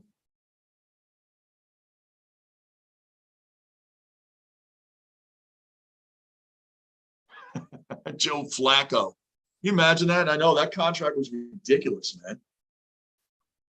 After that Super Bowl, that was ridiculous. Yeah. He changed it all for quarterbacks, and now it's like that's what I was saying with Patrick Mahomes. I don't know how. I don't go anywhere. How did these get so spotty? It's beyond me. Patrick Mahomes his contract has really set the pace too. But it is when you have a salary cap, how much can you do with the rest of your team? Like Russell Wilson, when he took all that money with Seattle, they weren't really a Super Bowl contender that much anymore after that, right? They weren't really big contenders after that. They were always Super Bowl, up until recently, but they were just, a solid playoff team. But they never got to the Super Bowls again because all the money is invested in one player. Kyler Murray just got a whole lot of money too. Is that going to hurt Arizona? They're going to be able to keep a lot of their guys? I don't know. But yeah, Flacco, I remember that. I remember when the Jets ran out and got Neil O'Donnell after he threw threw to Larry Brown the whole game in the Super Bowl, and the Jets signed him. He was a dumpster fire with the Jets. He was awful. Neil O'Donnell. Oh my gosh. It's a horrible Jets quarterback. At the end of the year, Keyshawn, they won one game at the end of the year. So he told O'Donnell he wasn't invited to the team party. Because O'Donnell was like hurt. Then he came back. The Jets were like 0-8, 0-7, something like that.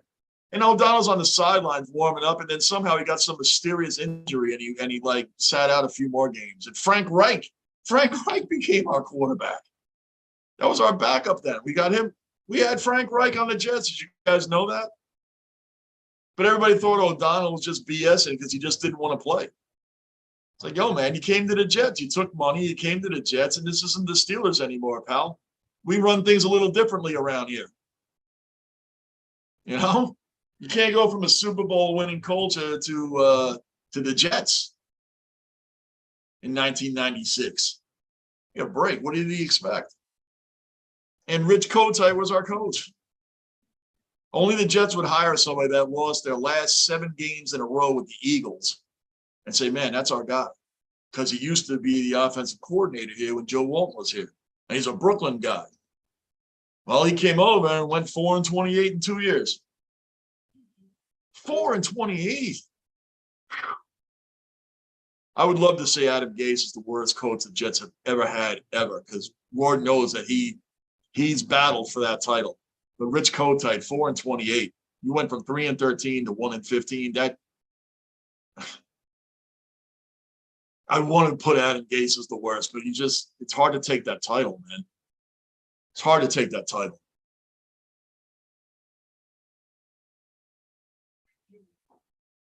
Oh my gosh, Gunnar, you're right. That cap goes up. What? Right. Burrow and Herbert, those guys are going to be getting paid. They've taken too bad, especially Burrow took a horrendous. Can you imagine 3 years ago if I told you that the Bengals were going to be in the Super Bowl? You wouldn't even believe it. That'd be as laughable as me telling you the Jets will be in the Super Bowl 2-3 years from now. Or the Buffalo Bills would become the best team in the AFC. If I told you that 5 years ago, you would have laughed at me. 5 years ago, the Bengals and the Bills were just as bad as the Jets are, recently. And they all made it to, Burrow's going to get paid. I just lost my train of thought because I'm watching the pitches. I'm talking. I'm like, what? Burrow took the Bengals all the way to the Super Bowl, man, with a horrendous offensive line. Speaking of bad offensive lines, how bad is that Bengals line? Against Kansas City in the championship game, didn't they give up like 9 sacks? It was like 9 sacks.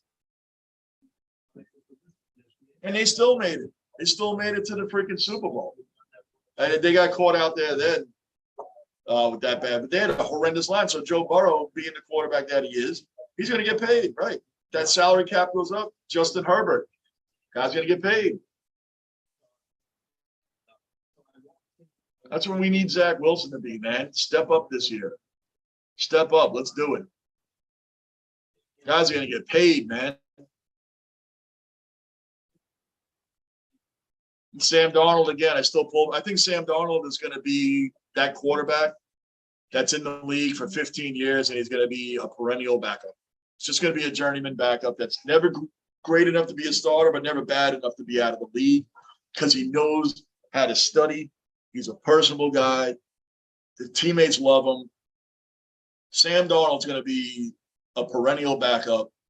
That guy that's been in the league for 13, 14 years has just been around. He'd be like, like Josh McCown, man. The guy's been around forever. Colt McCoy, he's around forever. All these guys, Matt Leinart, all these guys came over. They just became backups forever. And that's what he's going to turn into. Sam Darnold's going to be a perennial backup that you'd want to have on your team. Nothing bad, but he can't be the starter.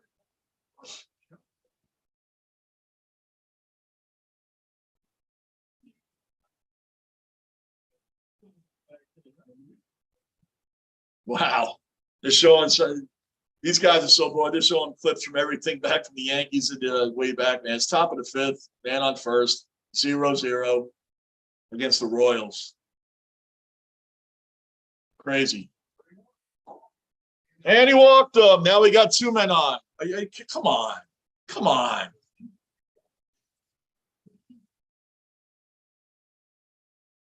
2 straight walks for Montgomery. Nobody out, first and second. Seriously, he's got 65 pitches now in the 5th inning. I mean, what's so hard? What's so hard? Come on. So far, we've had one easy game against the Royals, and that was yesterday. Now we're back to struggling again.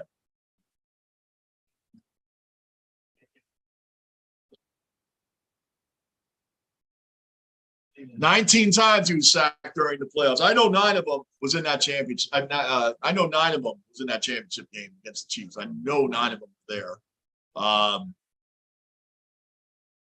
9, yeah, and then he was murdered in the Super Bowl also, man. So that's a crazy 19 times.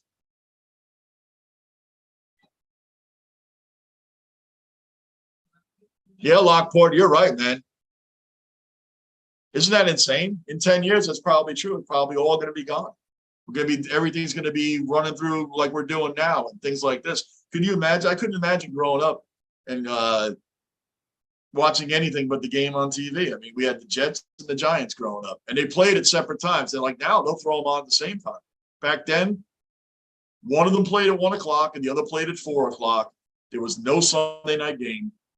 And then you had the Sunday afternoon blues because you had school the next day. And I never wanted to go back to school because, report cards, mid-quarter reports, all those things like that came in the mail, and it was never good.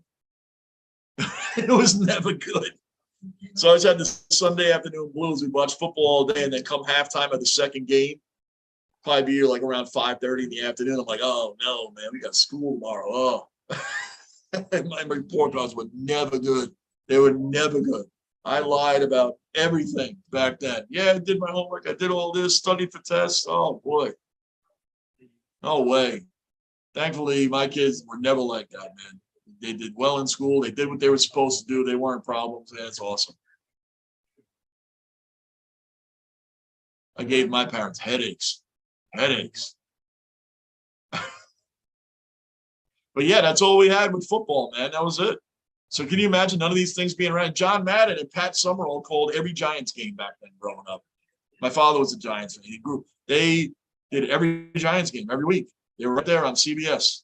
Brent Musburger did the CBS show with Dick Butkus and Irv Cross, Jimmy the Greek. Anybody on this chat? Am I going too far back? Anybody remember this? Am I really showing my age on this? It's a good point, Lockport. It's a really good point, man.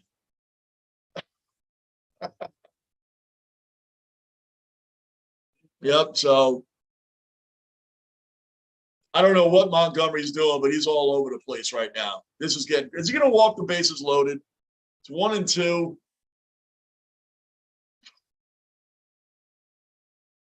I mean, this is like a joke that we're even. It should be 8-0 again right now.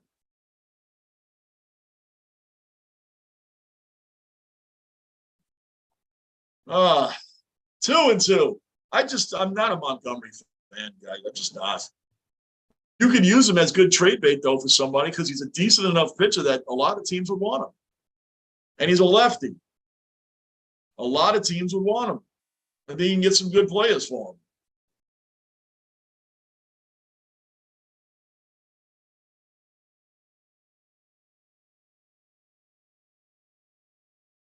No, I didn't see that. What was that about?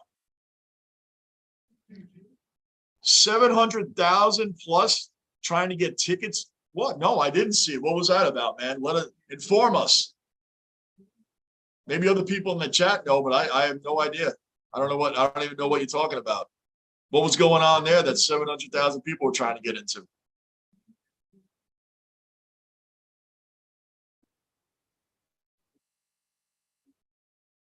Come on, dude. Can you get this guy? Get a double play. Come on. Don't give up runs. We're going to have to. I hear what they keep making me stand up and walk around.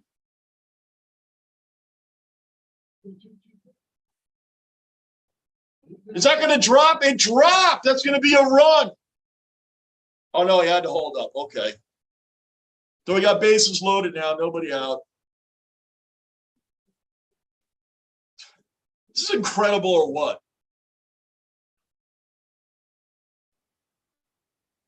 Oh, that one went right over the middle of the plate. That just landed right in the middle of the plate. Lefty versus lefty. He drops one right in the middle of the plate. Thank you, Jordan. Thank you. Oh, come on. Now it's bases loaded, nobody out. Here we go again versus the Royals.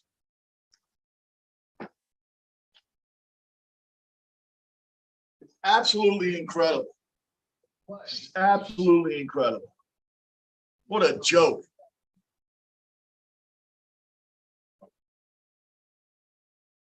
What is Montgomery doing out there? This is the New York Yankees, man. We have no pitching. They're showing the arms in the outfield. They're saying you can run on Benintendi, run on Carpenter. Everybody on the planet knows you don't run on Judge. But when you're in Kansas City and you're not going anywhere anyway, why wouldn't you run? Why wouldn't you just tag up and run?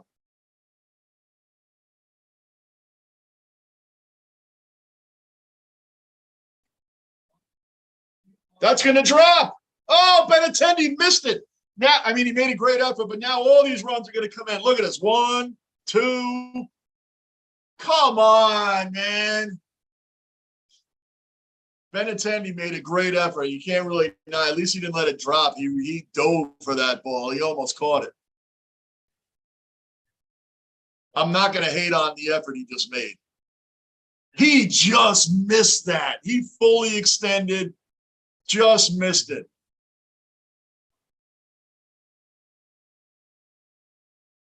I give him all the respect in the world for the effort he just made, man. He stretched out fully to catch that ball. He didn't just let it drop. But I mean, what is going on? This is the Kansas City freaking Royals, man. Here we are again, having the third out of 4 games. We got to fight to come back against this dumpster fire team. This is a shameful game here. Come on, shameful series. Even though we're winning every game, it doesn't feel that great.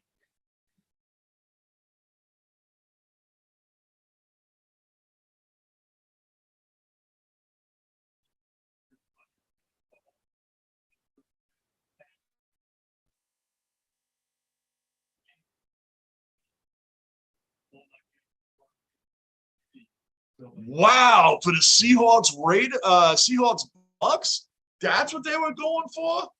I had no idea. I didn't see anything about it. This week I've been so much into baseball and the SummerSlam that was coming up, that I wasn't really paying much attention to preseason football. Anything. I had no idea. Wow, $10,000. That's crazy. $10,000 tickets and people are paying that to see the Seahawks against the Bucks. I haven't watched much preseason. I know it's not a preseason game, that one in particular. I'm just saying I haven't watched much preseason football right now with everything that was going on this past week. So I didn't see much of the news with that. Wow, that's insane.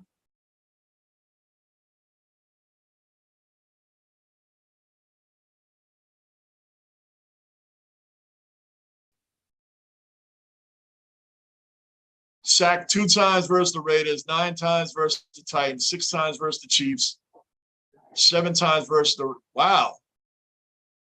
And he still made the Super Bowl. Insane.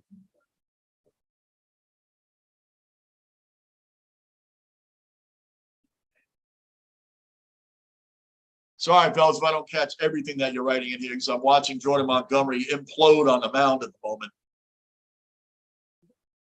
But I keep on top of most of it.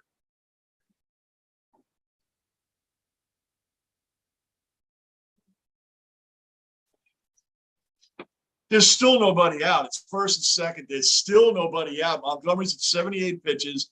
This should have been a game that you keep the bullpen rested for the series that we have coming up. No, we're not going to keep them rested now. Montgomery should have been able to go into the 7th inning against this team. Then you get the other guys out there. Now you have to bring in somebody and waste them in the middle innings because this is Montgomery's last inning. Easily his last inning. Come on, man. Down the line.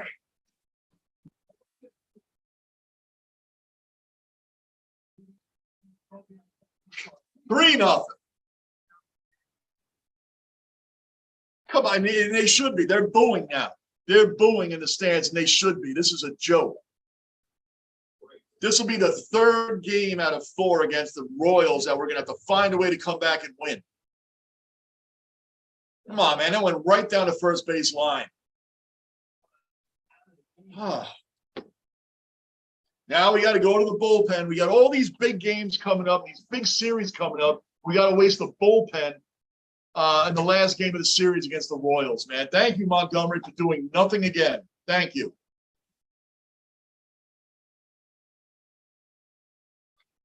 This is insane.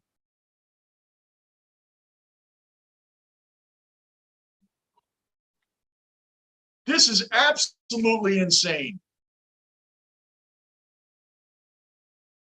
We need the bullpen for this week, man. We got the Mariners coming up tomorrow. Mariners are the Cardinals and the Mariners again, and here we are wasting the bullpen. Our bullpen's already depleted. No Chad Green, no Michael King, and the Yankees are. What scares me is they keep bringing up Zach Britton. Zach Britton's come back in September. Zach Britton. What is he really going to do? Is that what we're going to do? We're going to wait on Zach Britton and not make a trade? The deadline's Tuesday. We're not going to make any trades for any more people in the bullpen at least. Maybe another back end of the rotation starter. We could use a solid number 4 or 5 guy. This is unbelievable that this is the third game in this series that we're going to have to find a way to win. Unreal.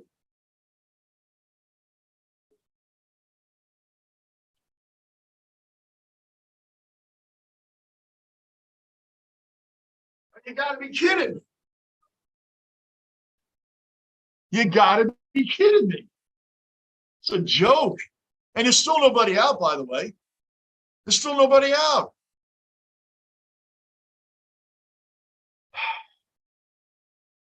Anybody new? Anybody's new in the room, please. Johnny Basement, we're just regular fans speaking here to fans. Please hit the subscribe button and the bell notice. Hit the like button so these streams keep going. Working toward 1,000 subs. Anybody you know, bring them to the channel, guys. Bring your friends to the channel. Help them join in with us, man. Help build this channel. This channel's for all of us. It's for everybody, man. That's what we're here for. I'm going to be here all month long, man, doing these live streams. It's going to be a lot of fun. So please, we're going for the short-term goal of 1,000 subscribers, using the basement mentality, emerging from the depths. All right, let's get back to this. Montgomery pitched 4 innings. He gave up 4 hits, 3 earned runs, and he's responsible still for the runners on base. So there could be more coming in at 79 pitches. Come on, man. It's one thing, you get beaten up by the Mets. The Mets are a top team. They got a great batting order. This is the Royals, man. Second and third, nobody out. We got Abreu on the mound who tends to give up runs himself.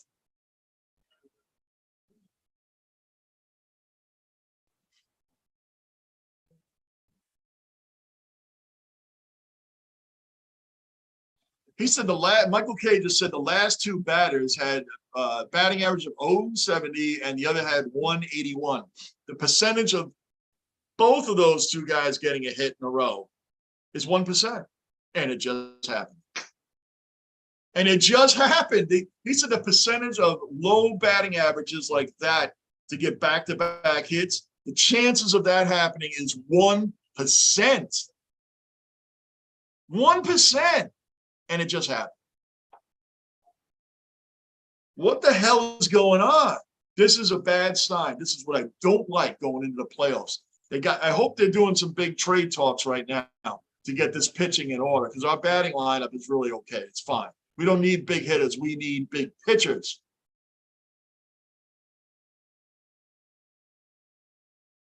This is crazy.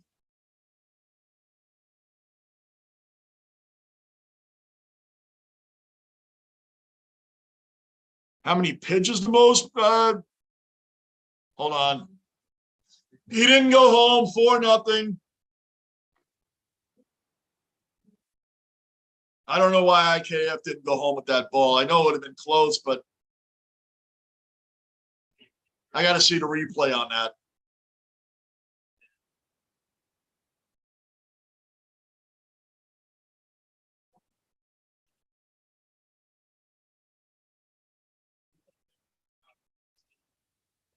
All right. Well, it's 4-0 now.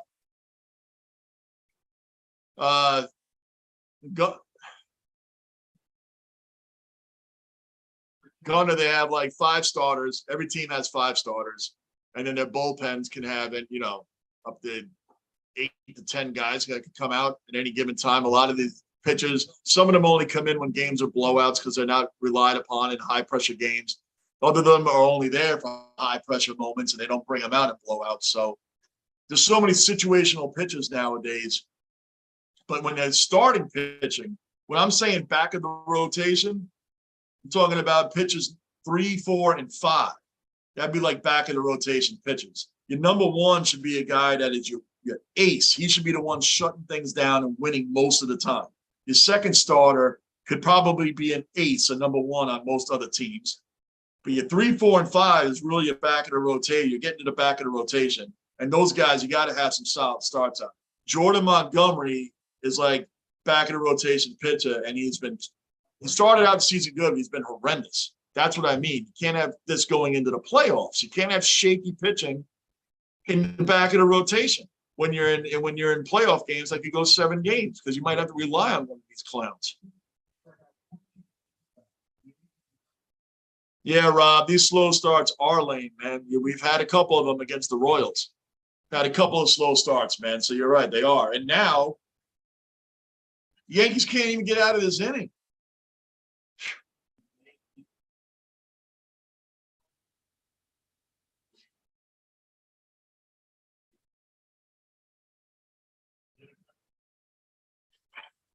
We just got to see what happens, man. Like I said, Tyon hasn't been pitching that well either lately. We've beaten Tyon and Montgomery and Herman. I've beaten those guys to death on this live stream past this whole series. You gotta be kidding me. Montgomery is a good trade bait. Like I said, maybe you should trade him. He could be part of the decent package, man. Teams would take him. Teams would take him for sure. We're the New York Yankees. We need better pitching. This is a joke.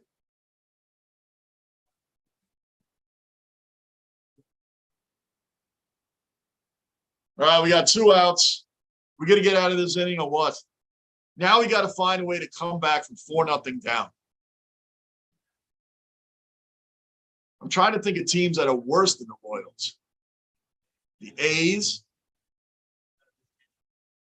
The Reds. The Reds are still pretty bad. Diamondbacks, maybe Detroit. Detroit's pretty bad too. Well, anyway, that's the crowd the Royals hang out in, man, and this is the team we're having a problem with. Come on, they keep showing Montgomery, man. Well, that's another run accredited to him, so he's given up 5 earned runs in this game, 4 earned runs in this game. That's all on Montgomery.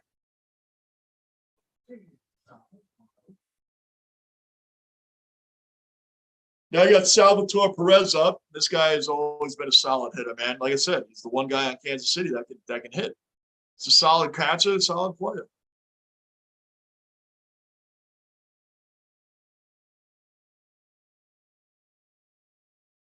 All right, we should get out of this now.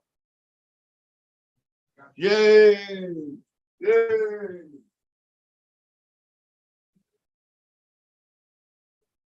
Abreu came in and retired 3 batters in a row.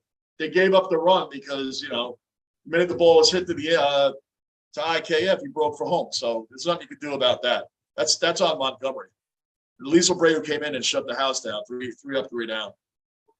For him, 3 up, 3 down. Obviously not for the inning. Obviously not for the inning.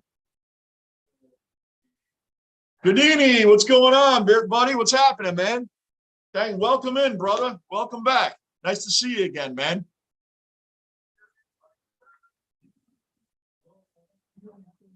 Yep. It's going, man, but the Yankees are having some massive problems with the cellar dweller Royals right now. If you haven't been watching before you came in, that's what's been going on. So Jordan Montgomery apparently can't can't pitch against them. So be asking how we doing. As fans, we're not doing that great, but normally we're doing just fine, man. We're in the basement and everybody's here. We're chatting about football. We're doing it all today, man, as usual. Because, you know, we talk about everything down here. Fans for fans, man. That's what we are.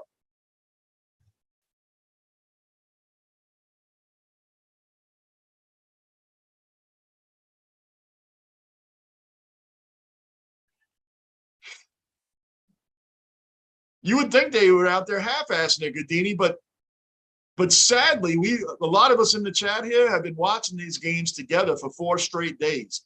And this will be the 3rd game that the Yankees have to try to come back in against this bad team. So this is how they've, outside of yesterday when they won 8-2, this is kind of how they've been looking. Thursday, Friday, we had to come back, and now again today. We can't seem to just have easy games against this. So they kind of been half-assing it this weekend, if you want to say that. They've been flat, really, since the Mets series, except for yesterday. The game on Friday, we had an 8-run 8th inning, but 6 of those runs were unearned because Kansas City's so bad, they just made a ton of errors and stuff. So,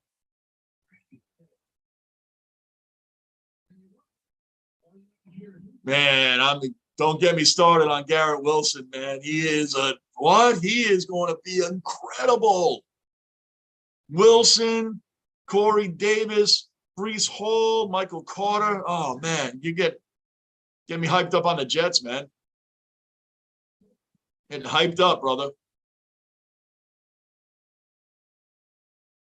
Well, we need a Judge homer, but now we need runners on base for it to be effective. I mean, if Judge hits another home run, it'll be 12 out of the last 13 games. Look at Matt Carpenter again. Another double for Carpenter. Another double. Another double for Carpenter, man. This guy is money, man. What a pickup. What a pickup for Carpenter, man. We say it every time he comes on, right? Every time he's on, we talk about Carpenter. This guy has been incredible. He just got another double. Now, can we get him home this time? Let's go. Can we get him home? Come on, let's get this one back. Let's find a way to get this done. IKF solid hitter, man. 272, 31 RBIs. This guy's a decent hitter. A real decent hitter, actually. Can you imagine if he got his first home run right now? That would be incredible.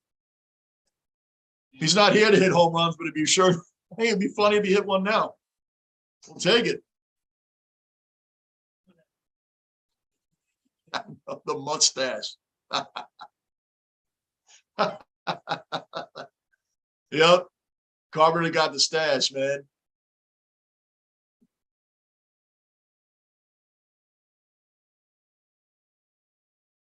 Let's go, man. Come on. Get some. You guys got to get some runs. Get them now. Get them now.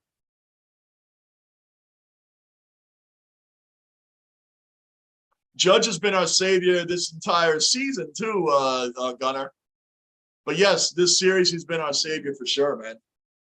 And it's funny because a lot of Met fans be like, yeah, look at what he's doing now, but he couldn't do it against us. So I'm like, yeah, he hit a home run against Taijuan Walker, and Max Scherzer shut him down. Max Scherzer is one of the greatest pitchers of the era. So that's not, like, surprising. Aaron Judge isn't the only big-time hitter that guy's shut down.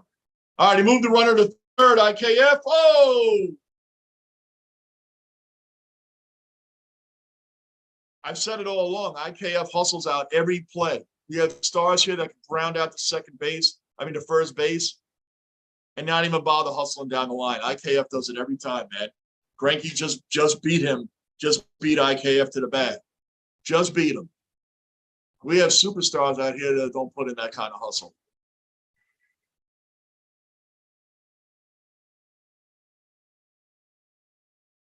Aaron Judge is tied with Xander Bogaerts and Rafael Devers for the most hits in the American League. All of them have 113. And can you imagine that Bogaerts and Devers might be traded? Might be traded from the Red Sox. I'll take Rafael Devers. There we go. We got running. Higgy. Higgy got the RBI right there. Let's go. Higgy, the 183 average we talked about, which we can't be mad at him for that. He's not here to be the greatest hitter. He's there for the defensive catch, and he just got a great RBI. Good job, Higgy. Get us back to DJ. Get us back to the top of the order. Now, Judge.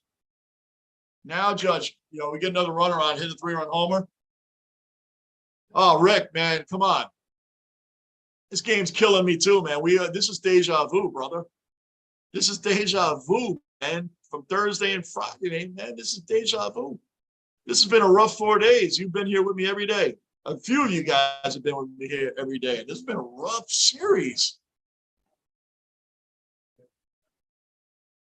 No, they wouldn't trade him to us. There's no way they would have Raffy over here playing third base for us, man. There's no freaking way.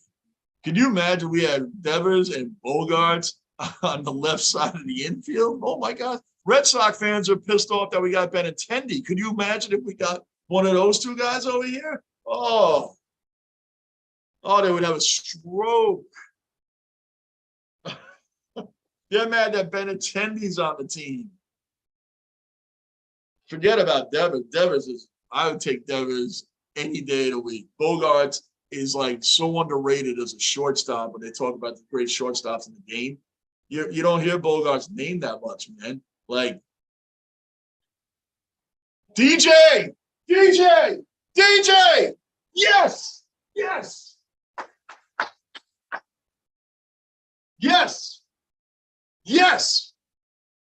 Got to bring this back right away, man. Got to make up for these mistakes right away. Mistakes meaning like just freaking got to save one of our starting pitchers again against this team. We're doing it. 4-3 now, all right? Getting back on track.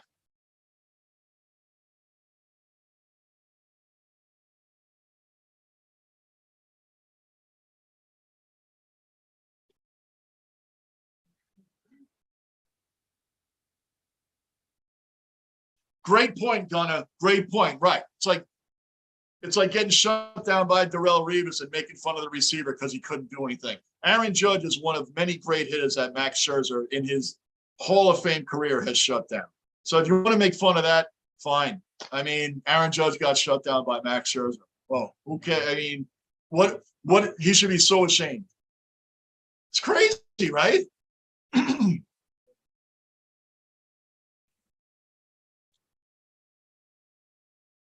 Grom is opting out?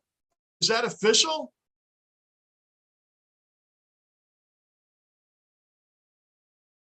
Gardini, man, is that official? DeGrom's truly opting out?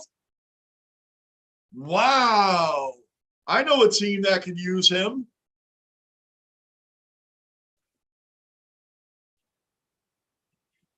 Wow, that's big news, man. That's big news. Let's go, Aaron.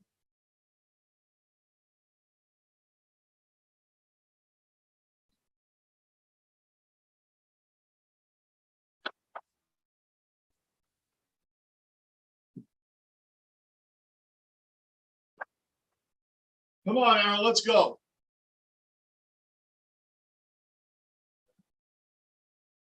Come on.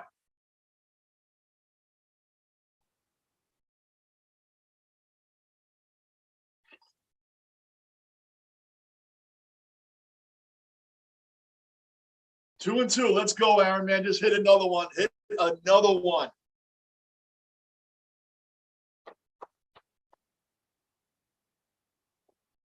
Oh, Frankie got him. That was a good pitch. The fans are booing. That was a strike. That was a strike.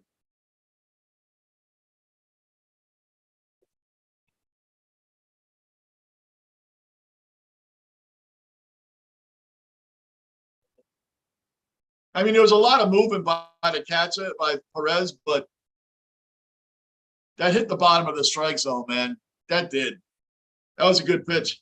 And that's what we were talking about Frankie, man. He throws slow, but he knows how to hit those corners. And because of the pitcher he is, and the pitcher he has been his whole career, he's going to get the call. He's going to get it.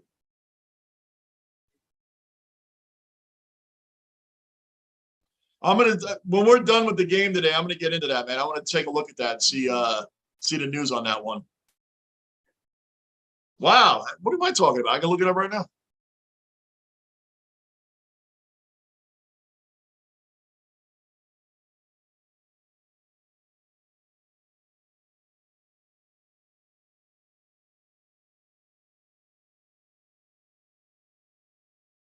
DeGrom is going to opt out. That is huge.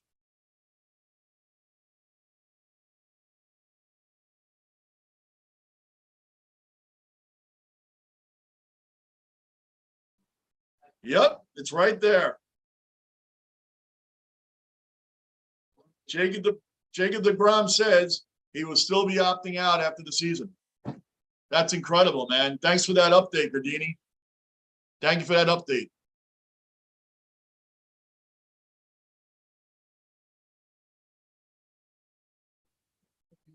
Yeah, of course, Rick. And the way Steve Cohen is, man, he's probably going to keep him anyway. He's just going to do the opt-out, sign back in. He may just do that. I don't see DeGrom wanting to be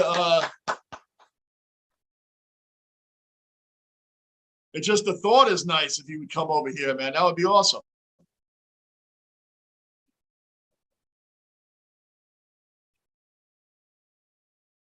Nice hit, Rizzo.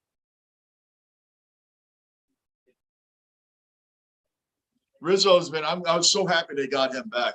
I really was. I know it sounds crazy. I know that I wanted Rizzo more than Freeman or Matt Olson, but it's true. He proved he could play in New York last year. He's a great team guy, and the guy's solid first baseman. He can hit. I mean, not everybody can play in New York. He proved he could, so why not bring him back? I know they didn't even go after him right away, but I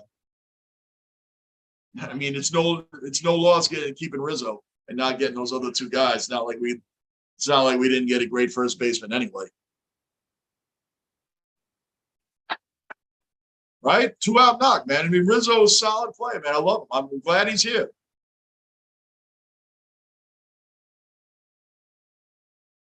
Come on, Glaber. Glaber seems to be a lot happier player now back at second base. He seems to be hitting the way he used to be hitting. And not looking for all the monster home runs, which I think he was trying, which I think he felt pressure to do. Last couple of years trying to swing for the fences. We say, what happened to Glaber? Maybe that season he had all the home runs was a fluke year for him. Maybe that's not the normal Glaber. He's been doing really well. He's been doing really well this season. I think it's because he's more relaxed back at second base.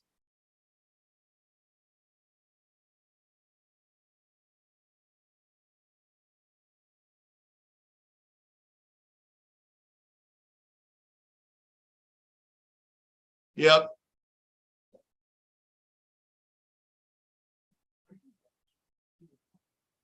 Yeah, it doesn't sound crazy, right? Rizzo, yeah, it's kind of like Paul. Remember when Paul O'Neill came to the team? He came over for Roberto Kelly. Roberto Kelly went to the Reds, and we got Paul O'Neill. Everybody's like, well, who, Paul O'Neill, they could have gotten these other players, and who's that? Look, solid player. Like, look at the job Tino Martinez did when he came in after Don Mattingly left. What big shoes to fill there. Can you imagine being the guy walking in after Tino leaves? I mean, when Mariano Rivera retired, no one ever expected, the next closer to be him. That's different level. That's different level. But when you come in and you're replacing Don Mattingly, you better have the game straight. And Tino Martinez was a great first baseman. We've had a lot of solid first basemen that we have picked up since Mattingly. A lot of solid. Mark Teixeira was a solid first baseman. That was great. Jason Giambi was Jason Giambi. He wasn't the greatest first baseman, but man, he could hit. And I know how he could hit and all the talk. But I mean, we've had some really good first basemen over here. John Olerud played here for a little while too. Not that he was a solid first baseman also. And now right here to Anthony Rizzo, who I wanted from day one. I wanted Rizzo from day one. I didn't want to play around with Freeman and Olsen and hope they could play here.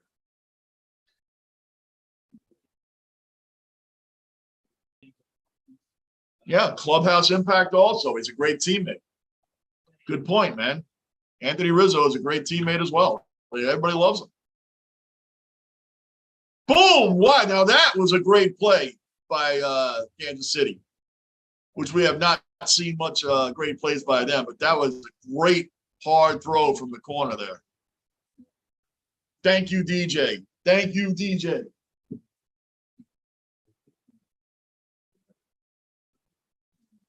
All right, we're only a run down. We're going to get this back.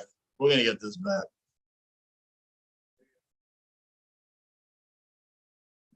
Yeah, Mark Teixeira is one of the greatest switch hitters of all time. He was a great first baseman for us too, man.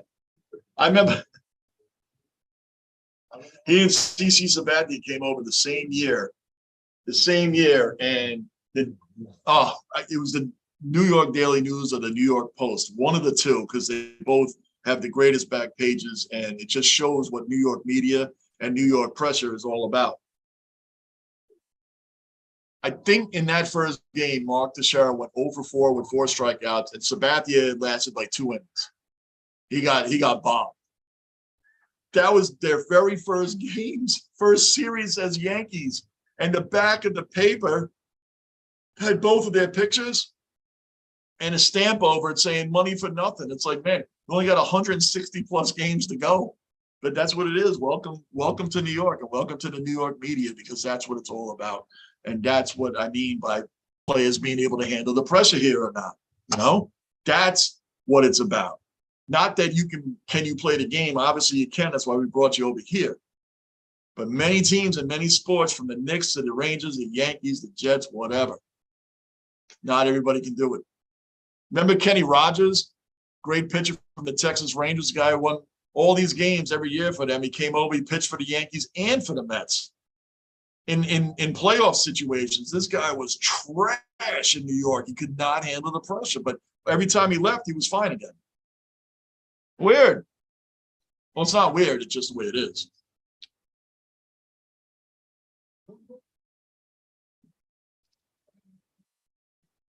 Yep. CC Sabathia, what a warrior that guy is, man. That was the ultimate teammate right there. And he was old school. You hit our guy, we're going to hit your guy. And he had a game against I still call him Double Rays, right? Against the Rays a few years ago. CC had some clause in his contract that if he had pitched a complete 7-inning game, it was amount of innings. I think he needed 7 more innings that game. He would have got like a $500,000 bonus. One of our players just got drilled hard. A few of them didn't hit the whole game. And CC went out there. All he had to do was complete that inning. You remember this? And he would have gotten a $500,000 bonus. And he drilled the first Rays batter and pointed over that dugout. And even the Rays gave him respect for that, because they all knew he was going to get paid. And he gave up that money because he stood up for his teammates. He stood up for his teammates, man. That's the type of dude that guy was. And I know he has millions of dollars anyway, but it's just the point. How many people would have done that? How many players would have given that up to stand up for their teammate? That's old school right there. He didn't care about that. He drilled that batter. And even the Rays after the game gave him respect for that, man. Like, that's real teammate.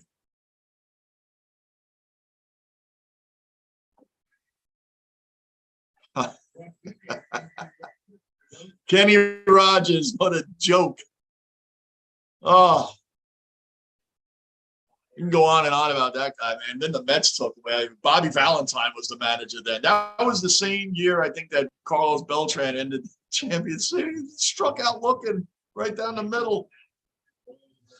I always like to remind Lou of that, man. Struck out looking right down the middle. Good stuff. All right, we're top of the 6th here, 4-3 Kansas City. We should win this game. Abreu's pitching, I mean, pretty solid. He should be able to go another couple innings, man. I mean, at least get through the 7th inning. We cannot waste the bullpen going into the games that we're going into now against the Mariners and the Cardinals. We just can't waste the bullpen. So let Abreu stay out there.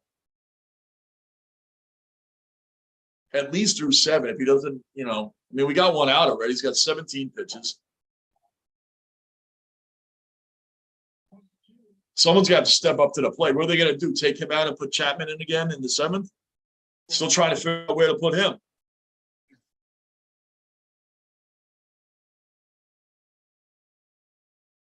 Oh. At least Ching-Ming Wang played. At least he played. Greg Bird, Gardini, that guy. How many years did we wait on that guy?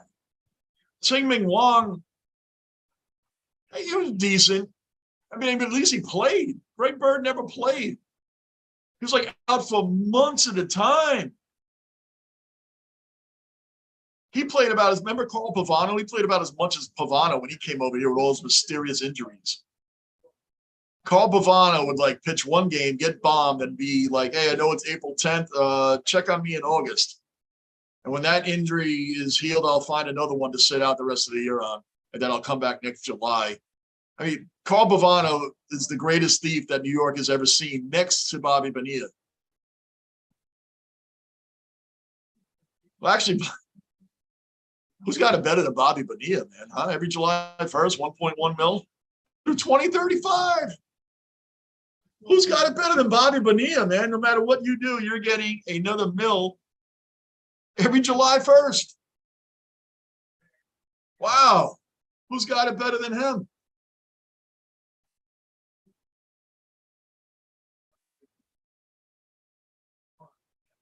Yeah, that's my point, man. Bird just never played after that. That's all I sit on with him, man. He just never played. I know he played in that year, but he just never. He's always hurt with the Yankees. When you're with the New York Yankees, why do they sit on these guys forever? It's like when they waited for Gary Sanchez to get back to his 2017 form. How many extra years did it give Sanchez to see where he was going to be at? That's what I mean. Like, you know, Bird had that 1 year, and then every year after that, it's like they're waiting for him to come around. Clint Frazier waiting for him to come around. They wasted too much time with these guys. That's what I said. I don't knock Higgy Shioka for, I don't knock Higgy at all for his batting average. The guy's not here for that. He's a way better defensive catcher than Sanchez ever was. And Lee Trevino, I like Trevino, man. He's a fiery player. Gary Sanchez, like, the Yankees wait around for years waiting for guys to develop. It's crazy. What was that? Did IKF and Donaldson get confused about who's going to get the ball? Look at this grounder. KF's coming up, and Donaldson gets in front of him.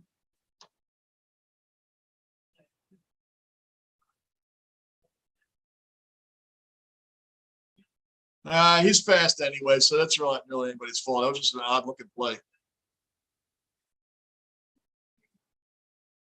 Just an odd-looking play. But, yeah, Bird, I don't know. Remember Ellsbury? You almost forget Ellsbury was even on the Yankees, right?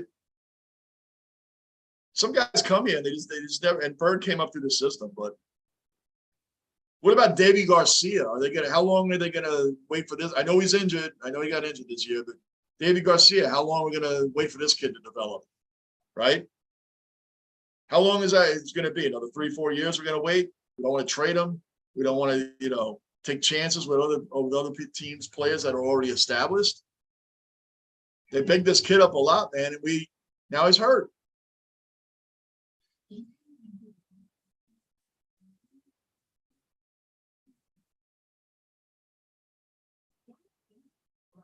Chris Carter as a Yankee?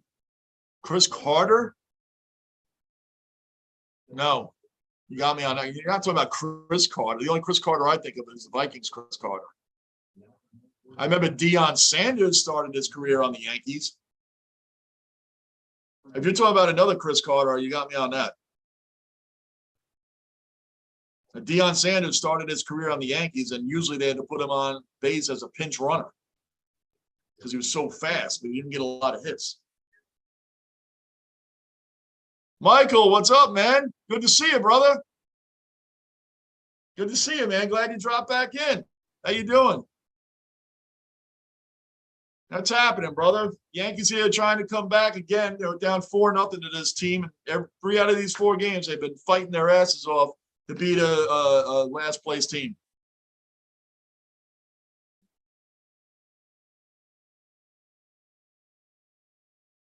Oh, come on.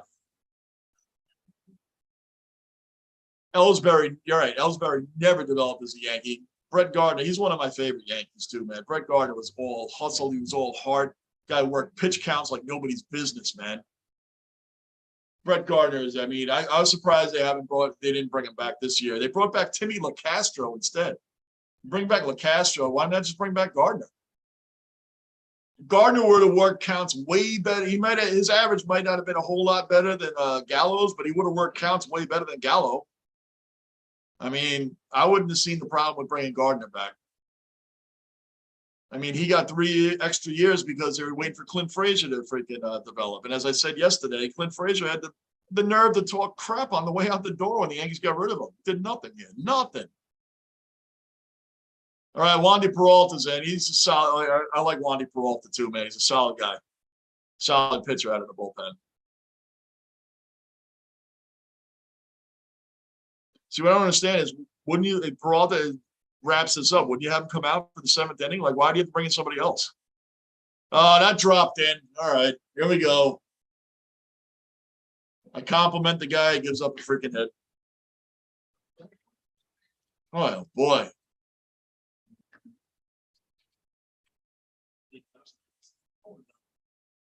This guy Melendez has really been hitting a lot on the Yankees, man. He's been on base quite a bit this series. Here comes Prado. I think this guy's average is like, I know he got it's 237. He had a 2-run single in the 5th. I almost said home run, but yeah, I knew it was something different. But I mean, give me a break. Oh yeah, Michael, man. Brett Gardner was all hustle, man. That guy. Hold on. Oh, I thought the guy was stealing. Yeah, Brett Gardner, man. You could have him at plate it. It'd be 0-2, and then it's like 15 minutes later, it's still 0-2, and he's fouled off 15 pitches, right?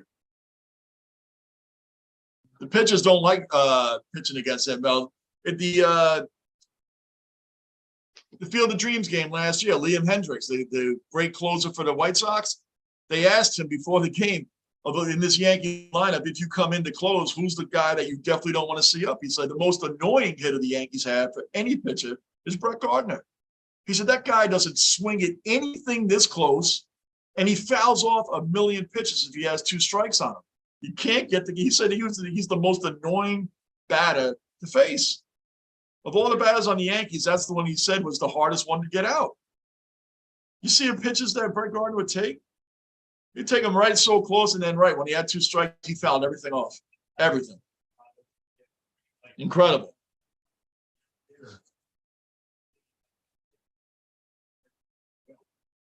Good point, Michael. Yeah, they're just straight hustle, man. And Pete Rose would freaking need full sprint to first base on a walk. On a walk. He laid out the catcher in the All-Star game, separated his shoulder.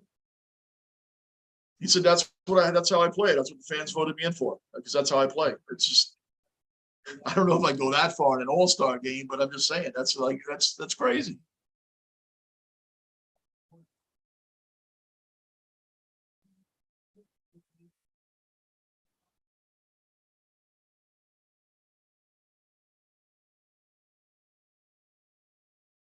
Yeah. Chapman has been more shaky than Wandy has, but Wandy lately, I still like him. I still think I've seen him in tough situations, and he's gotten us out of a lot of them. But he's not. The minute I complimented him, all this is happening. So what I said looks pretty bad right now. It just blew up in my face. Chapman has been the most shakiest guy. That's the guy they don't know what to do with. They don't know if he should be in the 6th inning or the 7th inning. They have to find a spot for him and get him used to something. I still think if he's only going to be able to pitch 1 inning, why don't you just start working him in the 8th inning and make him try to work him in as the setup guy? Why not just do that? So they all go out there. What do they talk about? When the pitching coach goes out there, what do they talk about? Hey, man, stop walking people. Stop giving up hits. We just need 1 more out. But Abreu was pitching fine. You guys are going to bring me right back to the same points that I always make. Abreu pitching okay. Why did you have to take him out? For this lefty on lefty stuff? He started.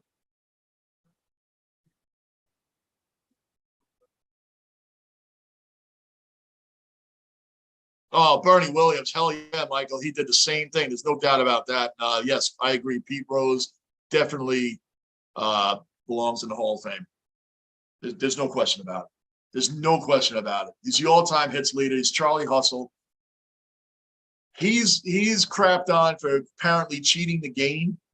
What about the steroid era, man? They're all so worried about their records and everything like that. Pete Rose there's a big difference between Pete Rose and the cheating era of steroids and the Astros cheating and all that stuff. You know what the difference is? Pete Rose had an addiction.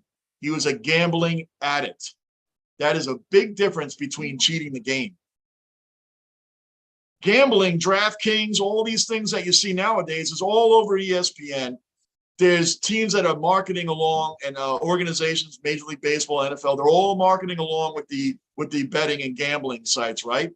Pete Rose was a gambling addict. He had an issue. He had a problem, an addiction that is far different than cheating, far different. And he is scrutinized and dragged through the mud by baseball as the biggest villain baseball has ever seen. It's wrong. It's 100% wrong. He should be in the Hall of Fame. The poor man, he had an addiction problem. Yeah, people like him, don't like him. That's not what it's about. The Hall of Fame writers are very big. Finally, the third out. Hall of Fame writers are very big on personality checklist. Do we like this guy or we don't like this guy? That seems to be the big issue lately. David Ortiz is one of the most lovable guys that baseball has probably ever had.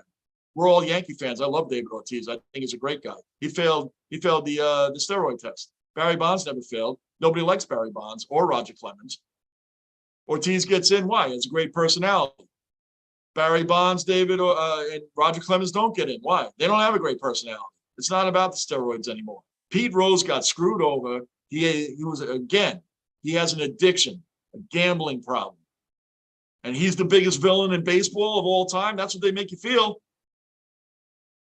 That's what I got on Pete Rose, man. I agree 100% with you, Michael. He should be in. 100%.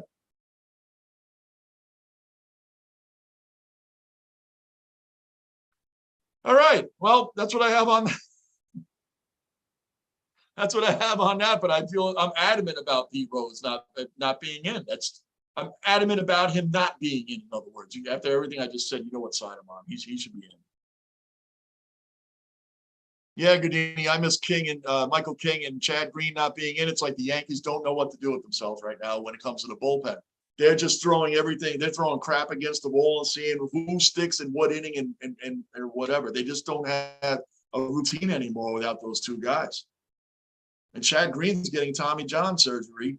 Who knows when he's going to be back and how he is when he comes back. And Michael King has a fractured elbow. These guys are done for the year. So trade deadline Tuesday. Can we fix this? Can we at least fix one of these issues?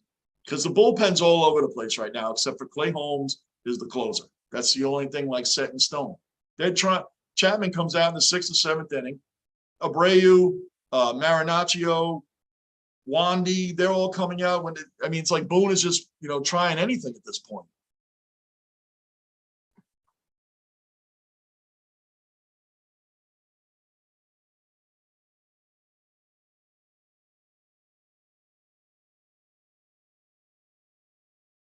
It's an absolute disgrace, Michael. 100%. Right. Oh, you know how huge it would be if they let Pete Rose in now? You know when they're going to put him in? When he passes away. It'll be like a couple years after he passes away, then they'll put him in the Hall of Fame. Like, wow, that's really great. This guy's a villain. He had an addiction. He had a gambling problem. It's way different than cheating. And it was never proven that he ever bet against his team anyway. It's just different to me than cheating. Addictions are different to me than cheating. The man needed help. People that are cheating are just knowingly knowing what they're doing. Yes, he knows what he was doing too, but he couldn't help it. It's a big difference to me, man. He didn't deliberately go out and cheat the game. These guys did. And they're all celebrated. And David Ortiz, yeah, he went to court. Roger went to court. Barry Bonds never failed a test. David Ortiz did. Nowadays, it's about who is more likable. It's a personality checklist. A-Rod is working his way back because he does analysts. He's out there with the players. He's out there with the media now, and he's getting friendly with all of them. He's going to be in the Hall too. He's going to be in. I'm not saying they should or shouldn't be in. I'm just saying Bonds and Clemens were Hall of Famers anyway. They're Hall of Famers anyway. For them not to be in is disgraceful. They just were in the steroid era. But was Barry Bonds before the roids? Was he a Hall of Famer anyway? Yes. Was Mark McGwire or Sammy Sosa really Hall of Famers? Not to me. I mean, Mark McGwire was probably a better player than Sosa, but I mean, Mark McGwire is not Barry Bonds. It's not even close, man. I mean, it's just not. Barry Bonds was a great player before that, hit for average, base stealer. Guy could do it all. He was already going to the Hall. And the era allowed it. Bud Selig allowed all of this. Bud Selig's in the Hall of Fame. He knew all this was going on. And he was one of the biggest detractors of Pete Rose not going in. That's some nerve. That is some set on him to be against Pete Rose, and you ran the steroid era knowing what's going on. Knowing it's going on, and Bud Selig's in the Hall of Fame.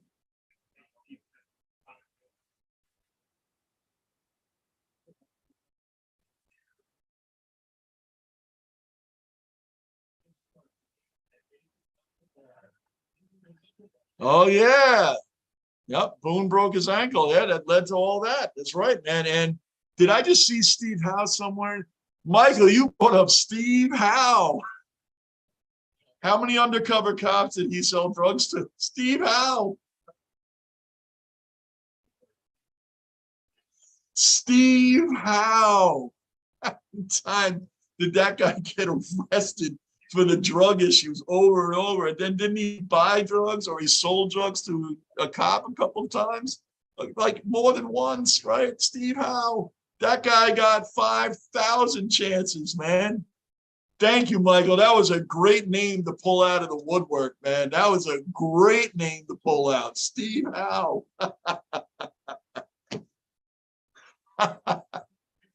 Oh, man. Thank you for that one, man. That brought back some funny memories there. Steve Howe. Whew. Boy, oh boy. I like that one, man. Oh, now you're gonna bring me back to old Yankee pitchers and stuff, man. And people remember we had Pascual Perez too from the Expos, right? He was gonna be the next superstar. I mean, there's problems all the time. Melito Perez ended up being better for us than Pascual did. Absolutely insane. Absolutely insane. I love it. Keep it coming. Keep it coming. Oh, yeah, Gardini. I brought that up earlier. Josh Donaldson was brought in for defensive purposes. He hit 26 home runs last year in 2021. This year, he's only hit 9. And his OPS is 629. That was at the start of the game. It's probably worse than that now. Benintendi, nice steal, man. Nice steal. That's what we're talking about. It's what we got this kid for, man. He is lightning fast. And he hustles. And again, I give him all the credit in the world for that. I mean, he dove and stretched fully for that ball, and he just missed it. So those couple runs scored, but you can't say it's from lack of effort, man.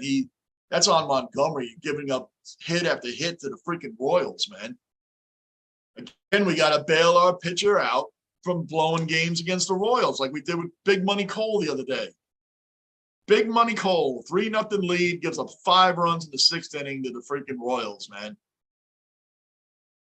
So here we are. Our team's got to bail him out. And you know who's knocking him home? Matt Carpenter is about to tie the game, getting another hit, and knocking Benintendi home. Calling it now. That's what's going to happen. That's what's going to happen. Watch. Up there it is. Is it going to drop? Is it going to drop? Oh.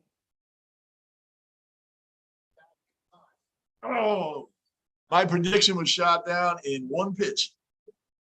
One pitch, it was shot down.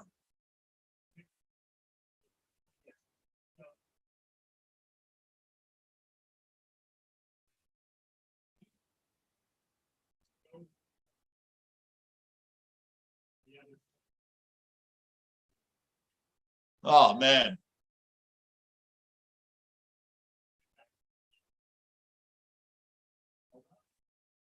IKF is coming up. IKF is coming up right now.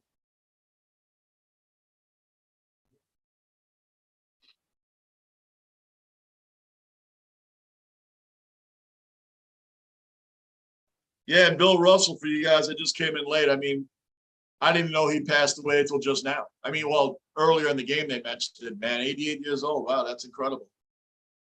I mean, guy's been around forever. He's never, it's funny when they always talk about who has the most rings. The dude has 11 rings, and he's never brought up at all, ever.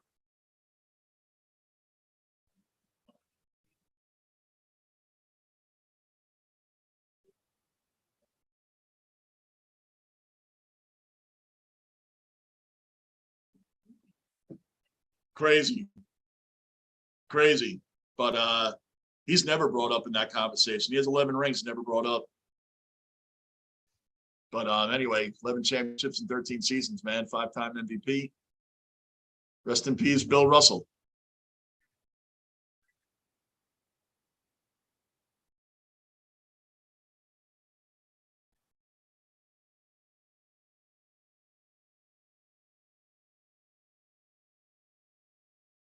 Yep.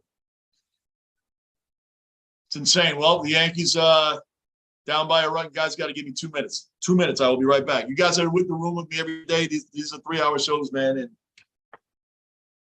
you figure out the rest of 2 minutes.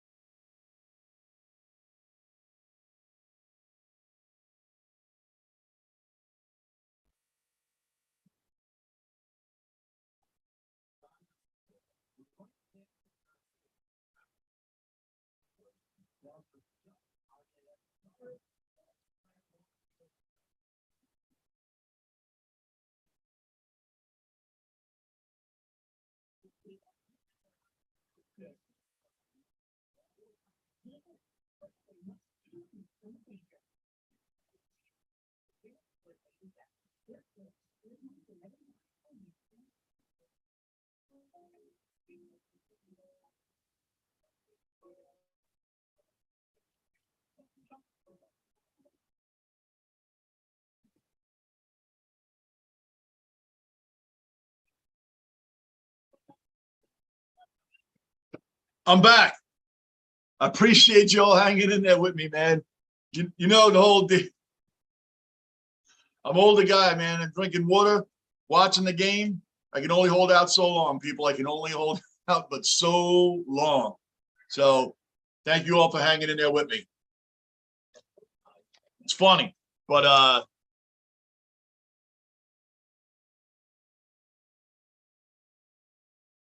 woo, they still show that Chapman commercial when he hit 106 on the meter, that high inside to Andrew McCutcheon. Can you imagine? Yeah, Rick, I needed a break, brother. I'm sorry, man. I needed a break. The Andrew McCutcheon. Yeah, dude, I'm Rick, man. I'm an older guy, man. And when Lou's not on here, my co-host, when he's not on here with me, these games become long. I don't drink alcohol at all anymore. I don't need to. That's been done in my life. I don't need that. So I drink a lot of water. And then after a while, I'm like, oh, man, I got to run up on a commercial. So the people that are here with me that have seen that before, sometimes people leave the room. But, hey, man, I'm not going to sit here in the, in the 7th inning and sit here and be like, well, I'm just going to hang in here for another hour or two. I mean, what are you going to do? That's what you're going to do. Let's go. Well, we got Jonathan Wise ago. What happened to this guy, man? His ERA is over 7. What happened to Loizaga? What happened to this guy, man? This kid looked like he was really on the ups, man, and he's getting bombed this year. His ERA is over 7, and now what's scary is now we're really going to have to rely on him. We're really going to have to rely on him.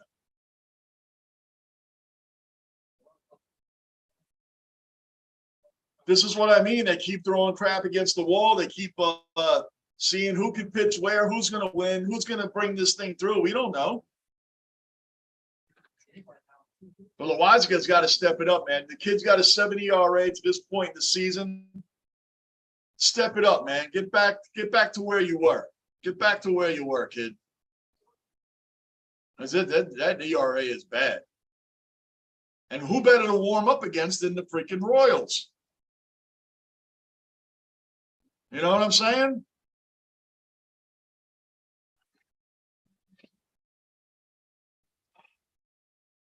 Are we going to get some Judge magic to win this game?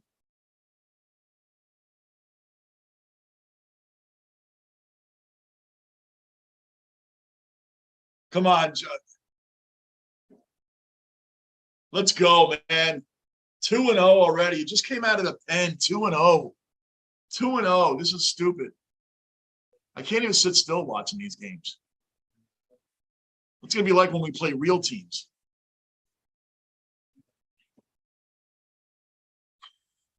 This is going to be crazy. Yay! He got one over. He got one over.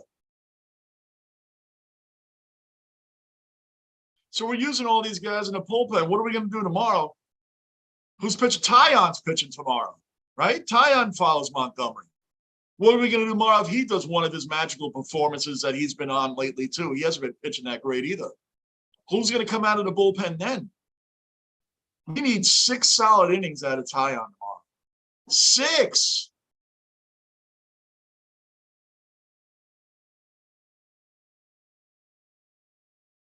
At least that. Are we going to bring all these guys out again, man? I mean, this is ridiculous. The bullpen should have had a breather this weekend. Well, Nesta gave him a breather. Nesta, our only ace in the hole, Nesta Cortez. And he had a little bump in the roads here or there for the month of July, a couple bumps. Nothing major. He's righted the ship. He's okay. No, he's all right. Oh, did you see that fan? He just went right over the wall. And he got it. That's nice, man. That was cool.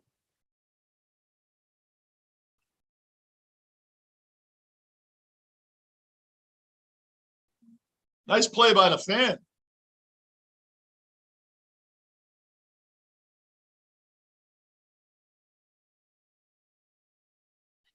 Oh, he didn't dive over. I thought he dove over the wall. He caught it and kind of fell over after he caught it. All right.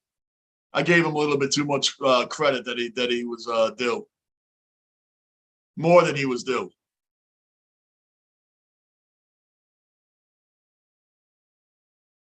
Wow. Can we come on, Jonathan, let's go, kid. What are you doing?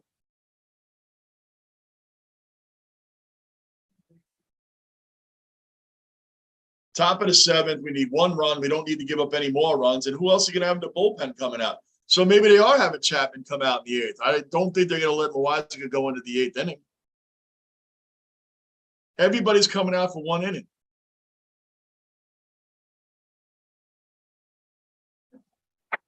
See Merrifield, he didn't even like run that out. Some players just don't bother. And then if you have an error or something like that, then you're out. I just don't understand why people don't hustle down the first base line. But guys like IKF do, Benintendi does. Melendez for the Royals, he busts out on every hit. He legs them out, man. I just don't understand the players that don't. Errors can happen. Misplays can happen. I just don't understand it. That's one thing with baseball over the years. I've just never understood why people you just give the benefit of the doubt that every ground ball is going to be perfectly thrown to first base. The double play is just going to be perfectly set up and completed. It's not always the case. And if you're not hustling, you're giving them an extra chance to get you out. It's crazy. Well, how many times is this guy going to twirl the bat? You're going to throw the pitch or what? Let's go. See, Witt's up there just twirl. All right, good. Another out. Let's go, IKF. Let's go. Now he hustled out. Witt just legged that out. The guy before him just jogged down the baseline. Why even bother? Just go back to the dugout. If you're not going to leg it out, then just go back to the dugout. That dude Witt right there, he hustled, man. I'm very old school with a lot of things in sports, man, and that's one thing about baseball that just kills me. Is guys more than any other sport that aren't putting any effort into running the freaking bases because you automatically assume someone's going to be out. I don't get it.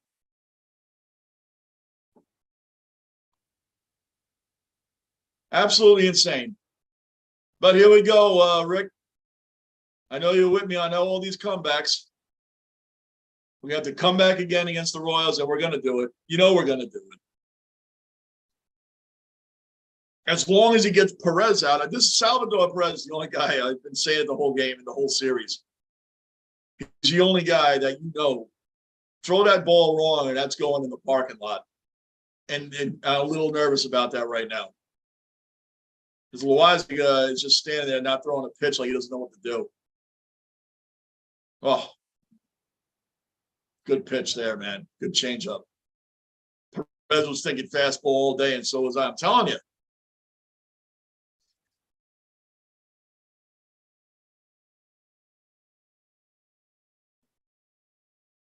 It was a perfect one there. Yeah, he threw a changeup after a 100-mile heater. 89-mile-an-hour changeup. That's quite a drop off from the heater. Oh, the curveball was way off. They have to, Rick. They have to. We don't play a team with a losing record until we play the Red Sox, which is Mariners, Cardinals, Mariners, then Red Sox. And that's never an easy game anyway. So we just have no easy games coming up, except the one, we're in this weekend, which nice. Now 99 sinker. This is the Loaiza I was used to seeing last year, man. I just have a better second half. That's what we need. Now, look, Marinaccio's coming out for the next inning. It's one thing I've never really gotten used to with baseball, the lefty specialists and all this. I won't get all into that for the guys that have been with me here in 4 days. That's one of my pet peeves. Good job, Jonathan. Good job. That's the Loaiza that I'm used to seeing, man. He pitched that at bat was perfectly pitched.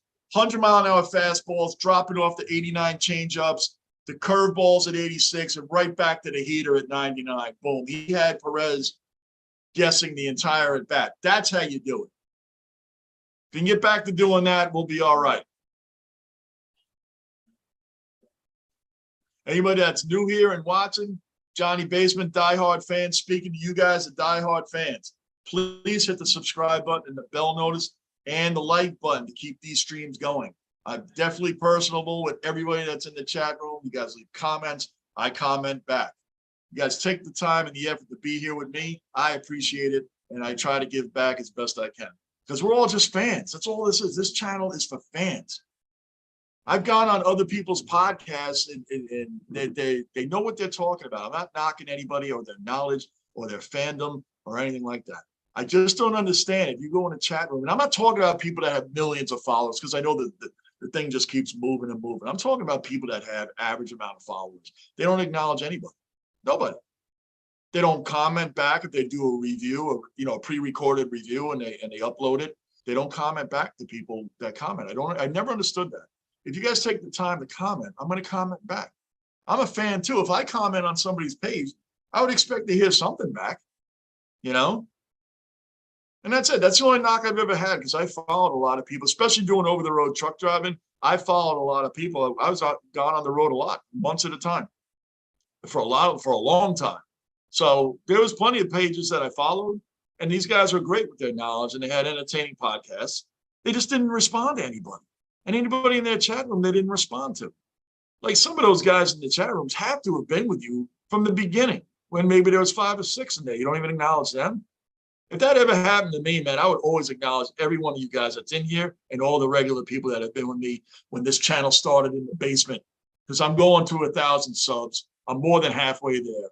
And you guys are helping me out. And I'll never forget any one of you guys. Because I'm going to continue to do this. Every day, I'm going to be on here. Don't hold me to every day, but you know what? You get the point. I'm going to be on here more days than not. And it's to have fun. I feel like we're all together watching the game together. And that's what this is all about. See what sports does for people? It brings people together. Everybody, we're chatting back and forth like we've all known each other for years. That's what this is all about. Some people don't understand that. They jump, especially now, the younger generation. I feel a little sorry for some people in the younger generation that grew up on fantasy sports. Fantasy sport, they follow players and not teams. Could you imagine just following players only and not a team? I know, and I'm not even saying you shouldn't play fantasy. I'm saying if you grew up just knowing that only. I went over a friend of mine's house a while back when fantasy started getting big. This guy's a Dolphin fan. I'm a Jet fan, so we always like to team up for the games. Now, he watched the game with me, but he had, the younger people in his house, his cousins, his nephews, they had laptops up, cell phones. They had another computer, another TV playing Red Zone, and there was like 500 things going on at once. And I'm like, what are these guys doing? And they're like, oh, yeah, they're doing fantasy. I'm like, you guys watch the game? I'm like, well, we don't watch games. We're watching players, man. It's a whole different world out there with these sports, man. Whole different world. I just stick to my teams. I'm so happy for the era that I grew up in, where I could get to see Lawrence Taylor play and Walter Payton play. And I may not have been fans of the particular teams, but the superstars that I got to see back then. And then there are the ones that have up to the ones today. It's incredible. I mean, it's just a different era, different times. Sometimes you guys should know by now, I will tail off on my own little rants and perspectives and whatever. But that's what sports is all about. We should be able to have the back and forth and fun smack talk and, whatever. All right, Aaron Hicks is up. Let's go.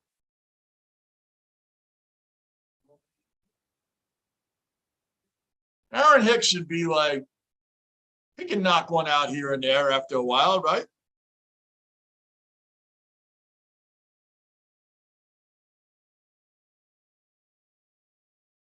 Oh, he almost landed that bunt.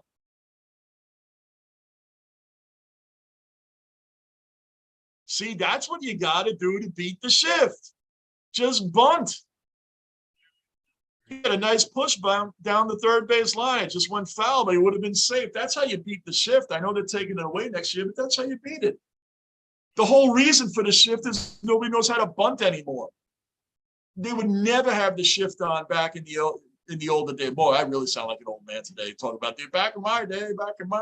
You guys know what I mean. If guys could bunt effectively, the shift would never exist to begin with.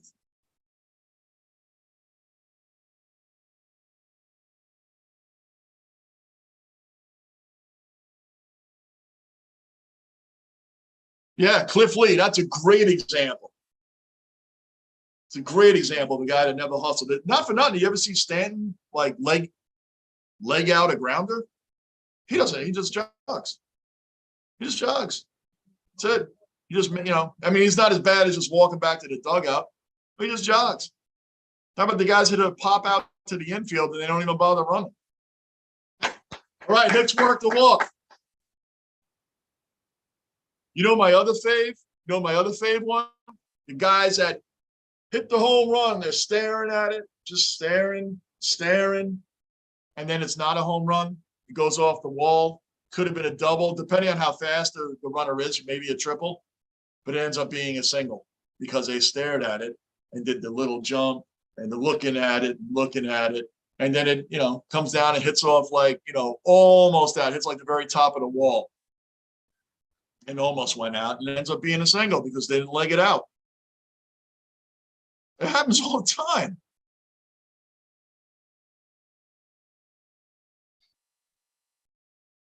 Can you imagine half-assing it, not giving you 100% effort in hockey or football? You'll get killed out there. You get killed out on the ice or on the football field if you just are being lazy. I don't feel like skating that hard. I don't feel like running. They're going to hand the ball off to me. I don't really feel like running up, hitting the hole that hard. You get killed. Baseball, it's like, that's why baseball can have big guts, because you don't have to really do too much, man. It's just some of the guys are athletes and some of the guys aren't. Sadly, though, some that are, like Stan's in excellent shape. The guy is like a workout machine, and he doesn't leg out anything. He never even did it in his career. Like now, I wouldn't expect him to, coming off a sore Achilles or whatever he's coming off. I wouldn't expect him to leg stuff out off of that kind of injury. But even early in his career, he didn't really leg a whole lot of stuff out.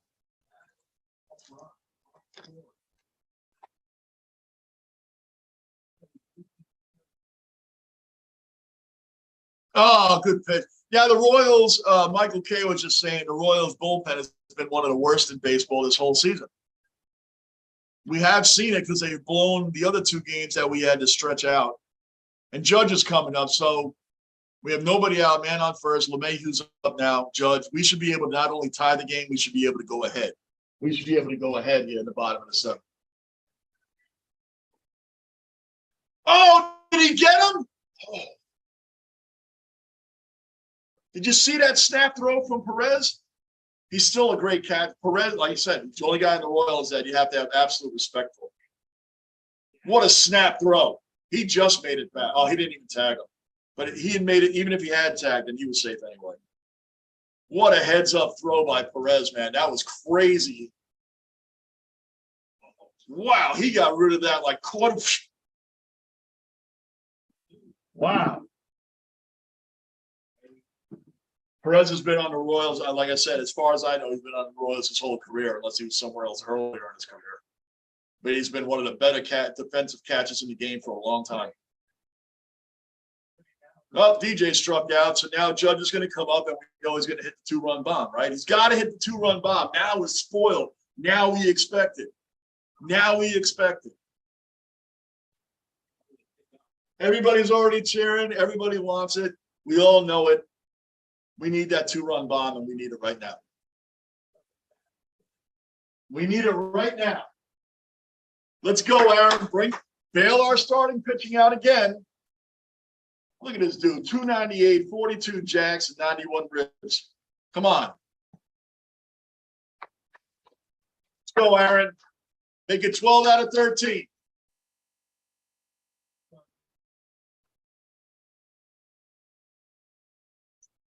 We're spoiled. We are spoiled. This is what we expect now. We expect big home runs now from Judge.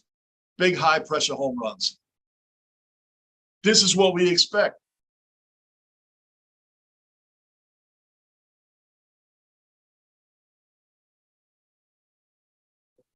Judge is 0 for 2. He's about to be 1 for 3 when he hits this two-run bomb. That's going to give us the lead. Let's go. It's 0-1. Let's go. Come on. Come on. Oh, that pitch was horrendous. He's lucky he has Perez behind the plate, because that should have been a pass ball. Hicks almost ran on that. He might, if he had taken off immediately, he might have made it. Had he taken off the minute he bobbled it, he might have made it. Might have made it. It would have been close.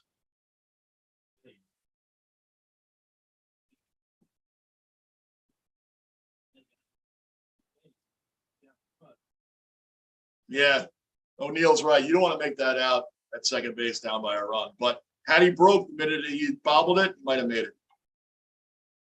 All right, 1 and 2. Come on, Judge. Come on. Come on.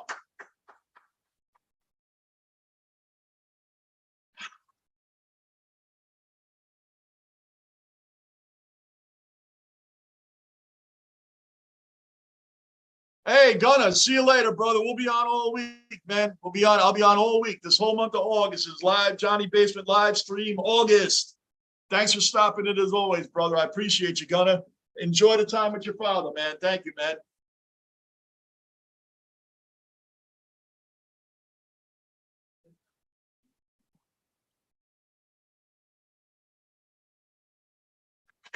Come on, Aaron, let's go.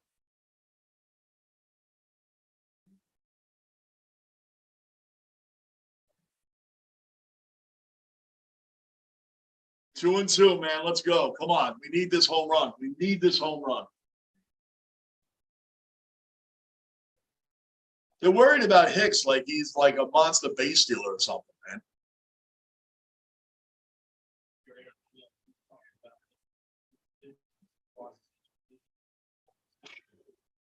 You can feel it coming. Come on, man. We're spoiled.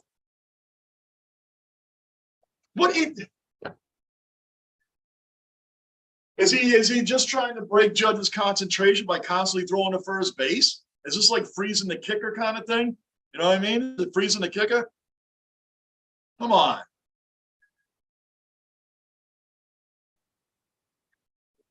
This guy takes an hour between pitches. Let's go.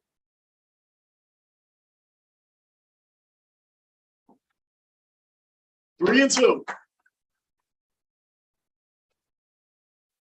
He's gonna walk him. He's gonna walk him. He's not gonna groove anything to hit down there, man. He's not. He's gonna walk Judge. There's no doubt about it. He's gonna walk Judge. I can't sit still, man, because here we are again, waiting for the Yankees to bail our starting pitching out.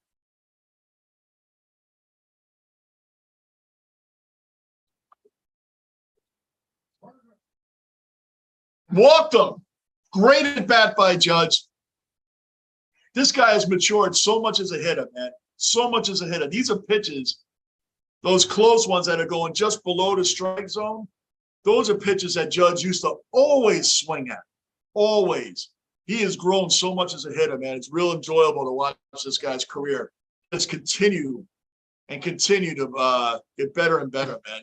Like that's even possible. What a year he's having. What a Yankees should have paid him. Now they're really going to have to pay. They would have gotten off cheap had they paid him at the beginning of the season, man.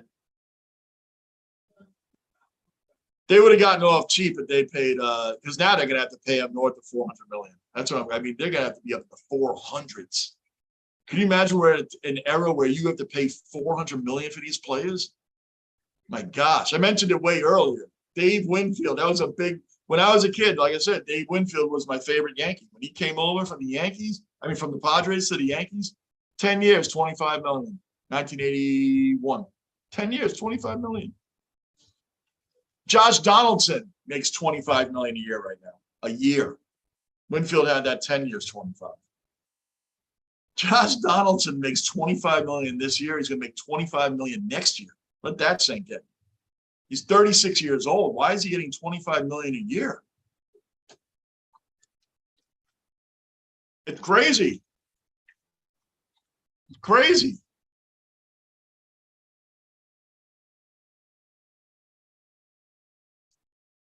Cannot wait for Rangers hockey to come back, Michael. Yes.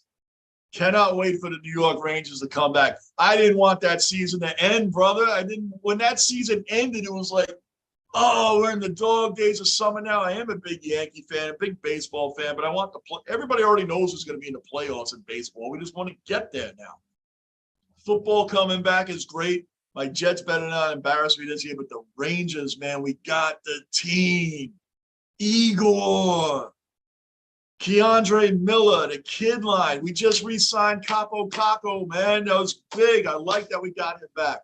Vincent Trocheck, another big signing for the Rangers, man. That was a great signing. People were worried about Vincent Trocheck getting 7 years. It's not about years 5, 6, and 7. Forget about that. We'll worry about that then. They got Trocheck because we're trying to win now. We're trying to win right now. Don't worry about how long the contract is. We'll worry about that down the road. This is about year 1 and 2 of that contract for Trocheck. It's year 1 and 2 that we're worried about. We're trying to win right now. The Rangers have a team to win right now. The next team up. Next team up. The Lightning may drop back and become like the Penguins. You know, they're going to become that stepping stone team. Not saying they don't have it to go back to the Cup, but they're going to be that hard team to beat in the playoffs. But the Lightning at one time were that next team up. The Rangers right now are the next team up. Zuccarello, Kreider, Panarin, they're all still in their primes, man. We got the team to win now. You think I'm hyped about the Rangers coming back? Hell yeah, I am.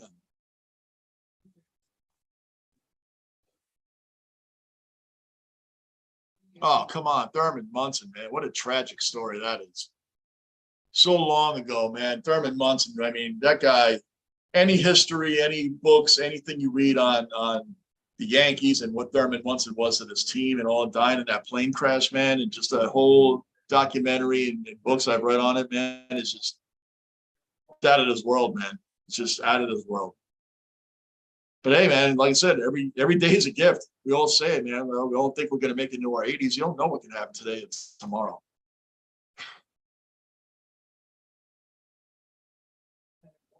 All right, come on, Rizzo. We need a big hit here. Let's go. First and second, one out. The last thing anybody wants here is to tie the game and then drag this into extra innings, man. And obviously, we don't want to lose, so we have opportunities now. The bullpen of the Royals sucks, and this is where we have to take advantage. We're the better team here by far.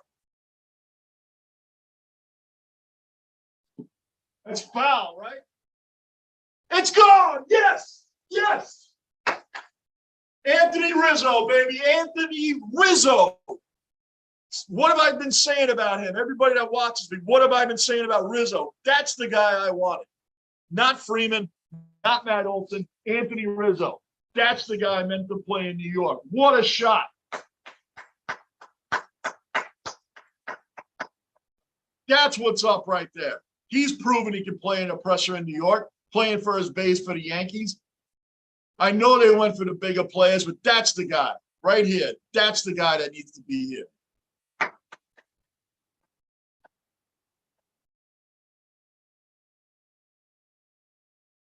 That's what you need to do. And the sad thing is we're bailing out another starting pitcher that couldn't pitch against the Royals. Montgomery. Cole was the other.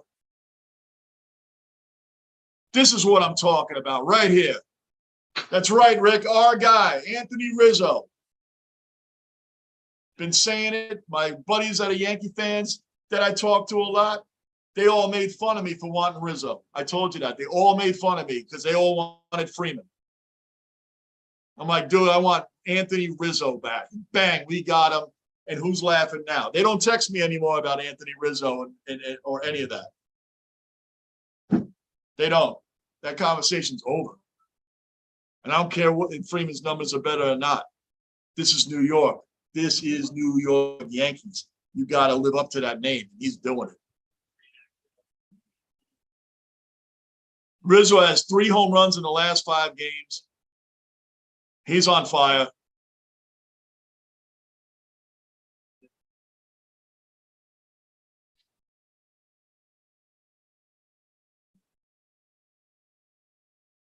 It's his 7th career 25 home run season.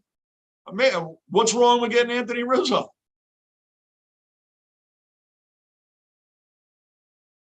Come on, Glaber. Now we can just cruise along here. And when he first hit it, I thought he really pulled it. I thought it was going way foul when he first hit it. Just the way he hit it, the way the ball, whatever. Who cares? It's gone. That's what's up, man. That is what's up. Come on, Torres. I still want more runs. I want more runs and more runs. We got it. With the trade deadline coming up, the Yankees, I hope they've been seriously looking at this 4-game series here. I really hope they have, because this has been a real eye-opener for our pitching. Just is. It's an eye-opener. We have a lot of holes that we need to take care of, and should be thankful that we're playing the Royals, because we could have easily lost 2 of these games. Benintendi has walked twice, so he's only 0 for 1. We're so critical as Yankee fans, right? We got him. He was a 320 hitter when we got him. Now he's a 315. We're so critical, right? We just expect greatness right off the bat. Be great. Get us back to the World Series. Let's freaking win one. It's been forever. It's been too long.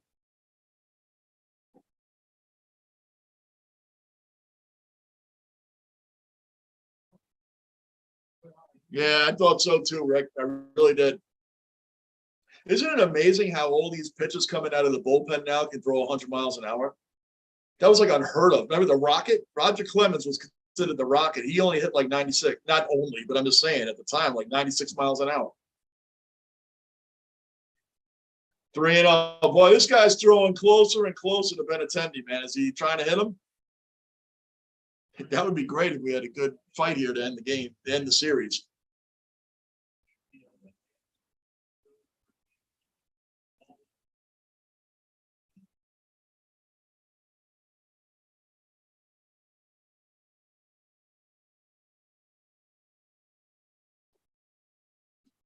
All right.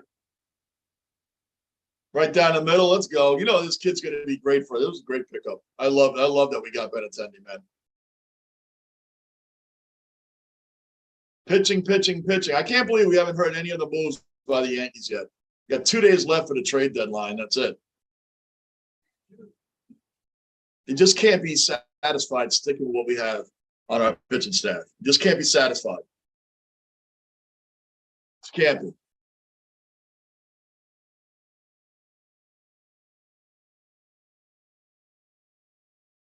Three and two now, went from 3-0. Now watch Benintendi. He's legging, man. He's hustling. All right. The Royals infield has been so awful that you never know. He might have gotten on. But yeah, what we need right now is exactly that. Exactly that. We need pitching. We need bullpen pitching. I would say we could use a better hitting catcher, but what we got going on right now with the catches, man, is not really our concern. Trevino's okay at hitting, but I mean, we got great defensive catchers that got good rapport with the pitchers, so that should be all right there. Get rid of Gallo. I can't believe we would get anything for Gallo, but apparently there's a couple teams interested, from the Brewers to the Padres. The Padres are apparently interested in Gallo. So, yeah, that did go by fast, brother. It sure did, Rick. It went by fast, man. But it's all good. Now we just got to cruise to Clay Holmes and get this thing over with. That's what has to happen now. That's it. If you're new here in the room, please hit the subscribe button and the bell notice. Hit the like button. Keep the streams going. We're just hanging out, fans with fans. That's it. That's all this room is. This channel's for everybody. I feel like a commercial when I do that every time during commercials. But we're trying to get to 1,000 subscribers, man. 1,000 subscribers. We're more than halfway there. Using that basement mentality, the fighter mentality, trying to emerge from the depths. Everything you do starts in the basement. And this channel is still in the basement, but it's way better than it was before. We're halfway up the steps now, more than half. Getting to that 1,000 subs. I'm going to be on here all the time now, man. You guys make me want to be on here, and I appreciate it. I look forward to watching the Royals game now. Think about it, Saturday, Sunday afternoon in the house, and I'm like, hey, man, I'm going to go downstairs and I'm going to watch the game. I'm going to watch the game with the people. Why not? I didn't think, even though it's the Royals, who cares? We talk about everything. But we get through, I think there's only what? I was just thinking that, Lockport. Does Chapman make an appearance? I was just thinking that. He's pitched every game this series. I would think that he's not. And why can't Loizaga come out for another inning? Do these guys, I mean, the analytics is so ridiculous. Why can't Loizaga come out for another inning? Is his arm devastated after throwing 10 pitches? Does he need rest for the next 24 hours? I mean, what is the problem? The other night, I think Peralta had thrown, had a 3-up, 3-down inning, and Peralta had thrown like 6 pitches in the inning, and he couldn't come back out the next inning. I don't understand. It's just too much going on. I don't get it. I really don't get it.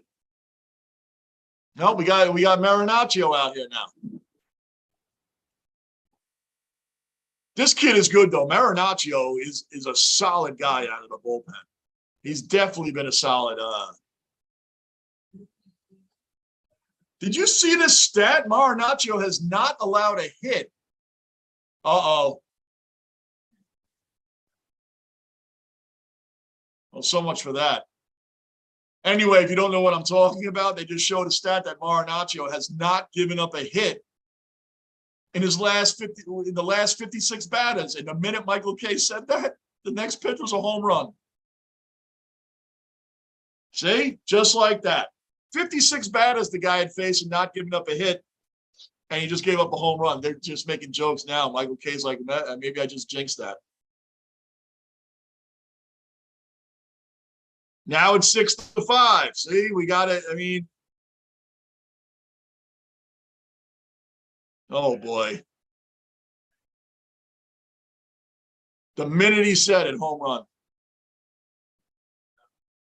All right, let's go. We're still up 6-5. Get through this inning. Get the Clay Holmes. Let's finish this up. Maybe get a couple runs in the top of the ninth and end this deal.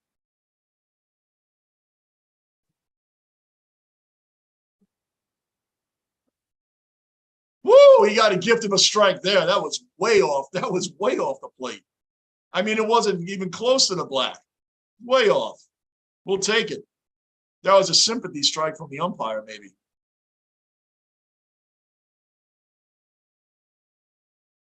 No way. Oh my gosh, you almost gave up another one. Is this for real going on right now? That would have tied the game.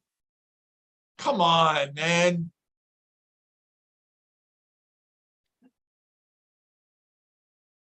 This is crazy. This is crazy.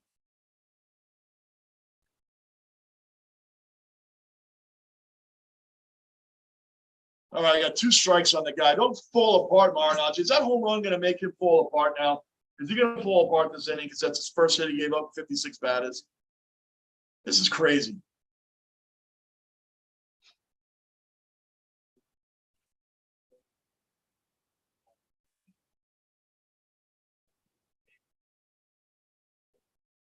They're trying to make him the setup guy, Marinaccio, as they should. That home run, the first hit in 57 batters, he should be a setup guy at this point. But now let's see how he responds after that first hit in a long time. Let's see how he responds.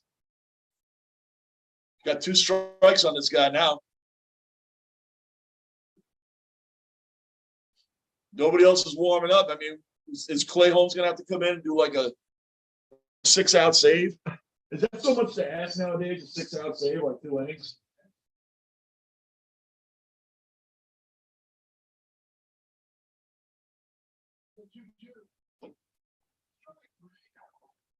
That was a good scene. That's what I talk about when they asked about the robo umpire. That wouldn't have been a strike. And I'm not saying it because I'm for the Yankees. You need the human element. If the guy's pitching well, got a good rep, you're hitting that corner, you're hitting that corner. Right? So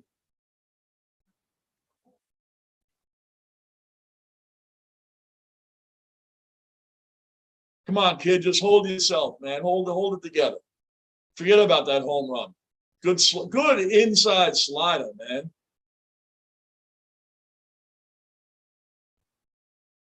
That was a great slider right on the front corner of the zone there. Damn it! Come on, why do I have to get nervous about the Roy? He's going for second? Oh no, okay. Taylor is fast, man. He looked like he was legging for second base, man.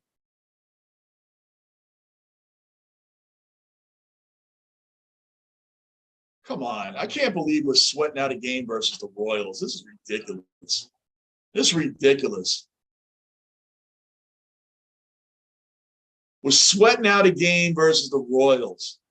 We sweated out 3 of the 4 games versus this team.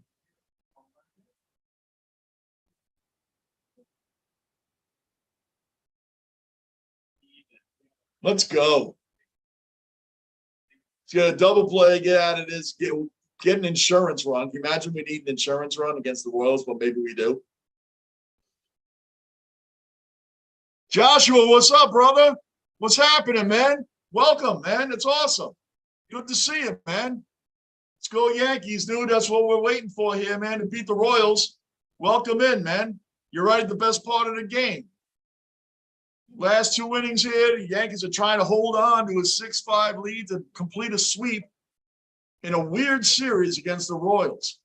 4-game sweep that has not been easy except for yesterday. Every game should have been like yesterday.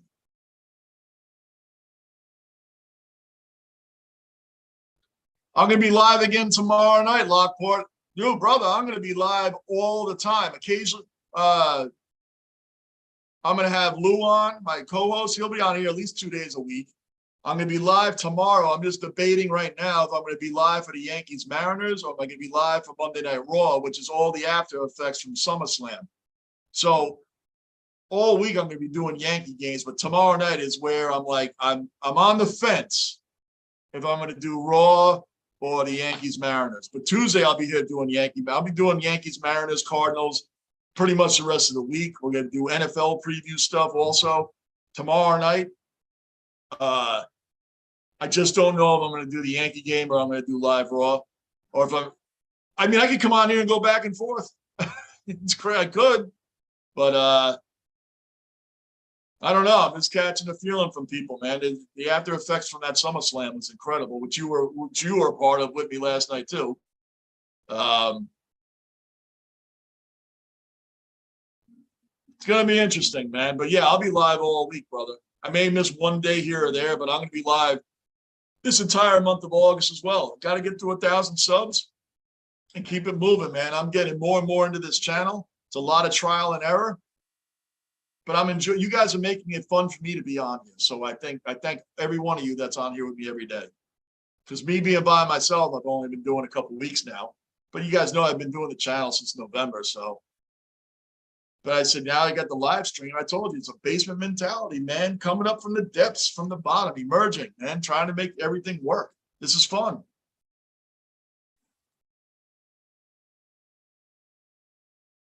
How would that be, though? Should I do both? Should I flip back and forth? Because I want to see that Yankee Mariner game also. And doing things live. Doing things live has been a lot of fun, but I hit this road where I got a lot of people that want me to do Monday Night Raw, do all the after effects from SummerSlam, and I got Yankees Mariners, man. That's a big matchup. It's crazy. I'm actually at a crossroad for tomorrow. So, but I appreciate you being in there, Lockport. I appreciate you being here. I appreciate every one of you guys being here tomorrow. And every day that I'm on, that you guys can be on with me watching games. This is freaking great. If anybody here is new, subscribe, bell notice, like button. Help me get to my short-term goal of 1,000 subs, and I'll always keep this channel for fans. That's what we're here for. We talk about everything. That's what's great about baseball. We can talk about everything, man. If the game's kind of slow, which this game did start out slow, we can talk about everything on here. That's what it's all about.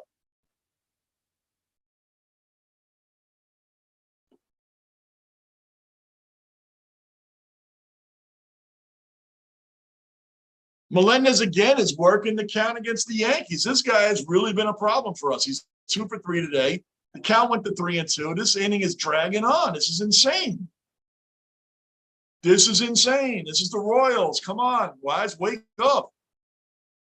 3-2. Don't walk them.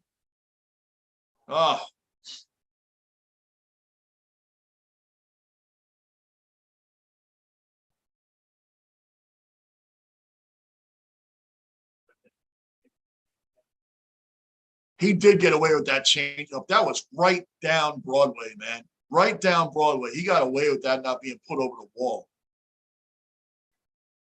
He's got 17 pitches already in this 8th inning, man. See, that home run screwed him up. He hadn't given up a hit in 56 batters straight. And he gives up a leadoff home run, and now he's all over the place. Oh, this guy's fouling off everything.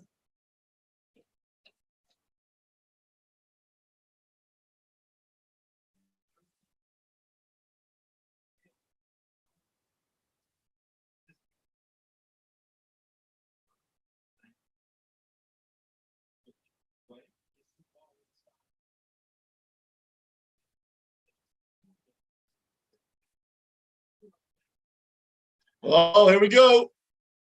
Boy, he's fouled off like 5 pitches in a row, it seems like.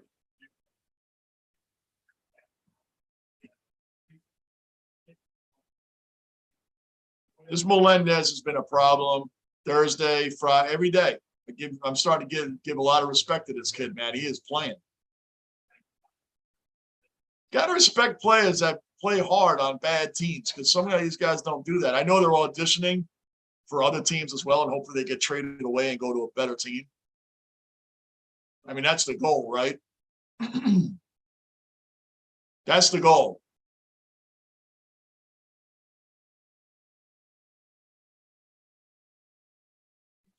Up, he walked him. Come on.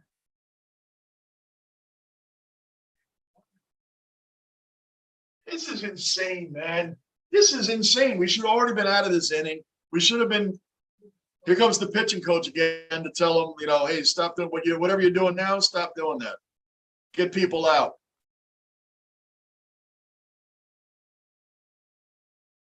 And what's the problem if you're bringing Clay Holmes now for a 5-out save? Is that really a big deal? Can he not do a 5-out save? This is what I mean. This is what I gripe about. Is it that big a deal? You don't want to waste them? We're at a point now we can't afford to lose a game with all these series that we have coming up. We just can't afford to lose a game right now.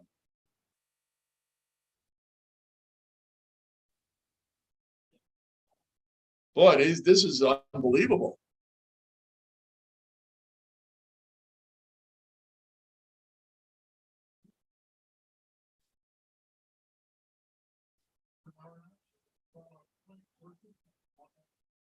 First and second, one man out. That at bat took forever. Boy, I tell you, these pitches, I mean, we know it's a mental game, but that leadoff home run has crushed this kid. This isn't looking good right now. This isn't looking good. They got the shift on.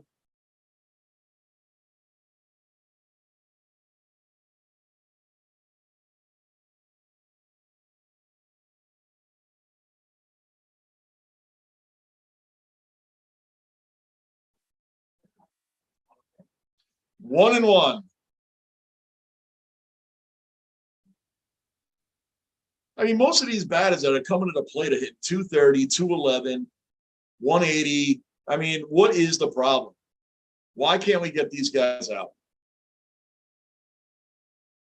They better not give up any more runs. The game is almost over, and we're struggling again.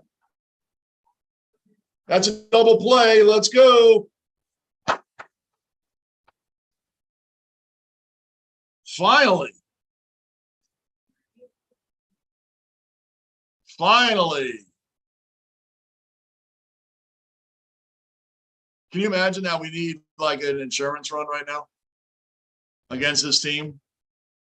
We need an insurance run. Going into the bottom of the 8th inning, we're almost done with the game, and we need an insurance run. You would think Clay Holmes should be able to mop this up easily with a 1-run lead, but Marinaccio also hasn't given up a hit 56 at bat, hasn't given up a home run, so you never know. All it takes is a swing and a bat. It's a tie game. You guys know that. Huge, man, is right. Let's go. That's why get us an insurance run. Have Holmes close us out, and everybody have a great night. I mean, that's what we're down to here. It's almost done. Hey, Frank. Good to see you in here, man. We're all going back and forth here, man, about the Yankees having such hard times. This is the 3rd game in a row, well, not in a row, but 3 out of 4, that they actually have to bail out our starting pitcher against the freaking Royals.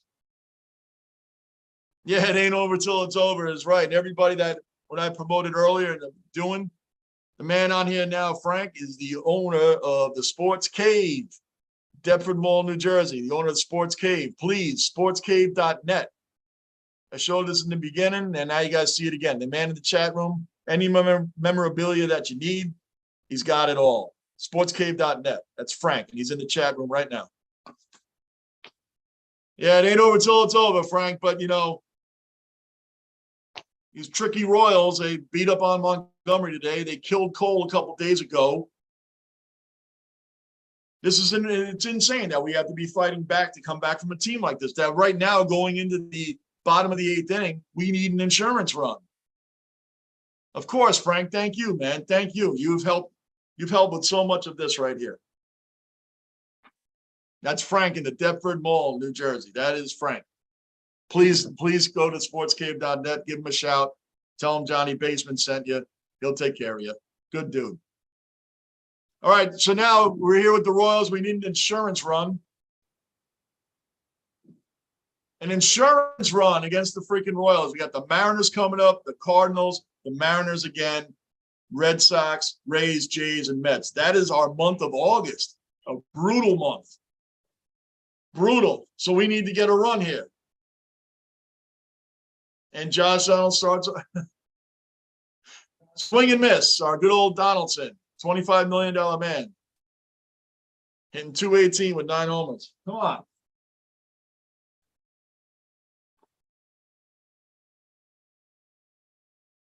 This is incredible. Let's go.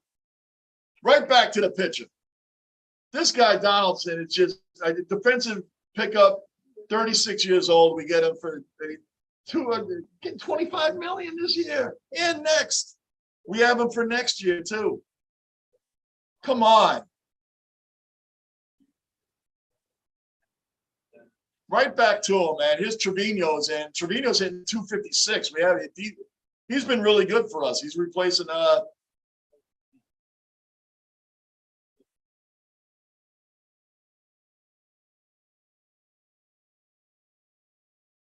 yeah, we're getting ready here, man. Frank, we're getting ready for football season. Hey, Michael, I'm tired of Donaldson too. I've been going on about that this whole weekend. And yeah, Frank, these are games that we should not be fighting to come back in. Yesterday they beat the Royals 8-2. That's the way it should have been every game. This should have been the big pick-me-up series after dropping 2 to the Mets. But no, we don't do that. We have to struggle. We had one hit until Aaron Judge's home run Thursday night. The Royals starting pitcher had 1 hit. This other guy on Friday had a 2-hitter going until the bullpen came in. We had to come back in that game, thanks to the rain delay we did. Scored 8 runs in the 8th inning, but 6 were unearned, thanks to the Royals' Little League infield that they have. And here today again, down 4-0, we had to come back. It's the Royals.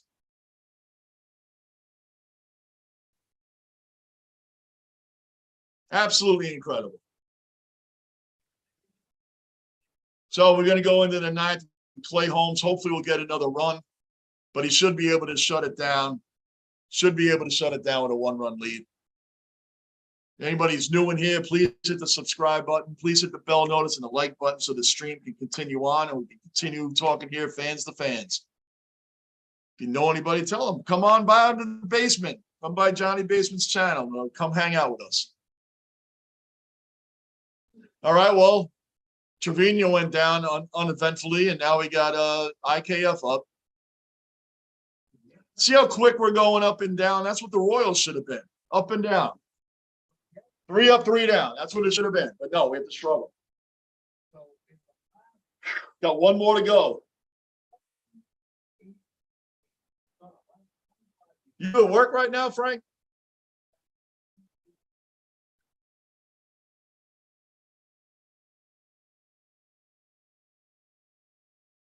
Let's go.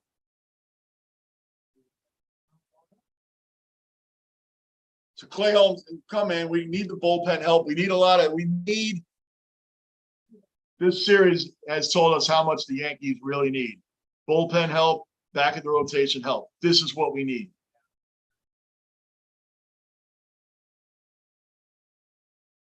It's just incredible that that the Yanks are struggling like this. 4-game sweep, and it's an ugly sweep. Because I'm just going to say it. They're going to sweep this. They're not going to blow this game. I just will not allow myself to believe they're going to blow this game. These are first-place problems. And he grounds out as well. So now we're going to the top of the 9th where Clay Holmes, woo, he almost beat it out again. IKF hustles, man. He hustles. Now, Clay Holmes is going to come in and close this out. He better. This is first-place problems, but they know how to close games. We're not talking about the New York Jets right here, where any lead they have will get blown. Doesn't matter if they're up by 4 touchdowns, they're going to blow it. Everybody knows it. So the Yankees here, Clay Holmes is not blowing this game. Not this one. We've used so much of the bullpen this weekend and so much of the bullpen in this game today that how are we supposed to go into the Mariners series? And Taillon's pitching tomorrow. Taillon has been a train wreck.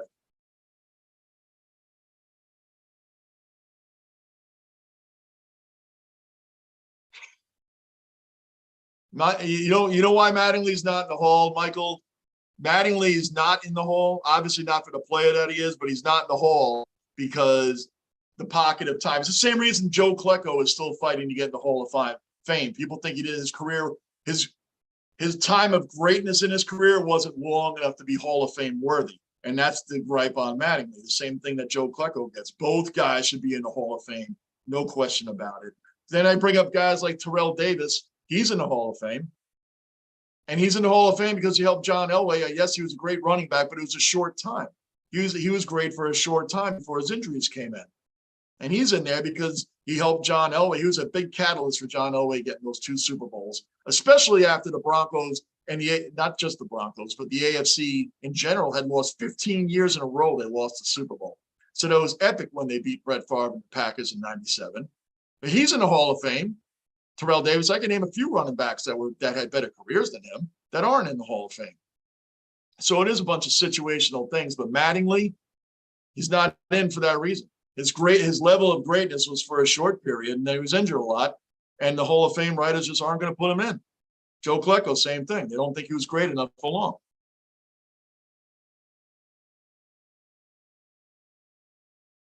Oh, how was that card show? That must have been incredible, man.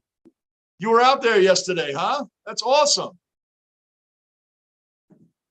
That is awesome, Frank. That's something that's just got to be so amazing. I would be stuck at looking at everything for an hour apiece. Absolutely incredible. Joey Gallo needs to be out of here, Frank. We talk on this channel all the time, me and the other guys, about Gallo. What a waste of space. What a waste of space that guy is. He's always been a great outfielder, but the hitting, he even said it. I mean, he's good with the media. He's not denying a lot of stuff, but he's I mean, the Brewers and the Padres are interested. Go. We got Benintendi now. There's no space for Gallo anymore. He needs to go. You just get out of here. The guy strikes out every time he comes up. He does 5,000 motions before he even sets up to get in his batting stance. All that just to strike out. So now he's done. Benintendi's signing was the death of him on the team, man. So hopefully we can get something good. Like, how about some bullpen pitching? Maybe we could get some of that back. Maybe we can get some of that back.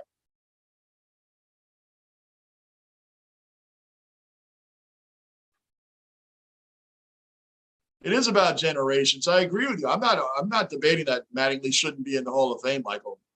I don't believe that he shouldn't be in the Hall of Fame. It is about generations. You know, he and Keith Hernandez at the time were the greatest first baseman, hitting and everything in the league. I mean, Mattingly still has the record for most home runs in a game consecutively, right? He had 8 in a row. I think it's been tied once. But he won't get in because these guys are about numbers. You know, it's about longevity of his career and how many times he was injured. Like I said, it's the same thing as Joe Klecko. They just don't think he was Hall of Fame worthy. How can you say that? Joe Klecko was an all-pro at 3 different positions on the lines. To this day, no one's ever done that. He was part of the front four of one of the best front fours, top 10 of all time. But they feel he wasn't great enough. His career wasn't long enough. The greatness of his career wasn't long enough before he started getting injuries with his knees. I always compare Klecko and Mattingly because they were the generational guys. They were guys that were catalysts for their team. I mean, think about it. Mattingly and Winfield had that great batting title race in '84. That was one of the greatest races I had ever seen. 2 guys on the same team, and they were going back and forth. Winfield and Mattingly. It was amazing.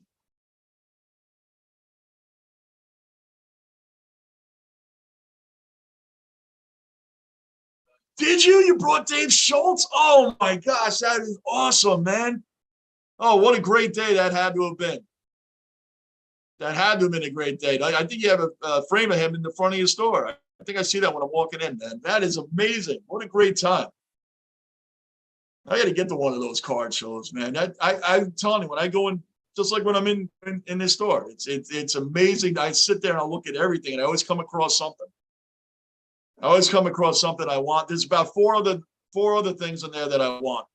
You'll probably be seeing me this week.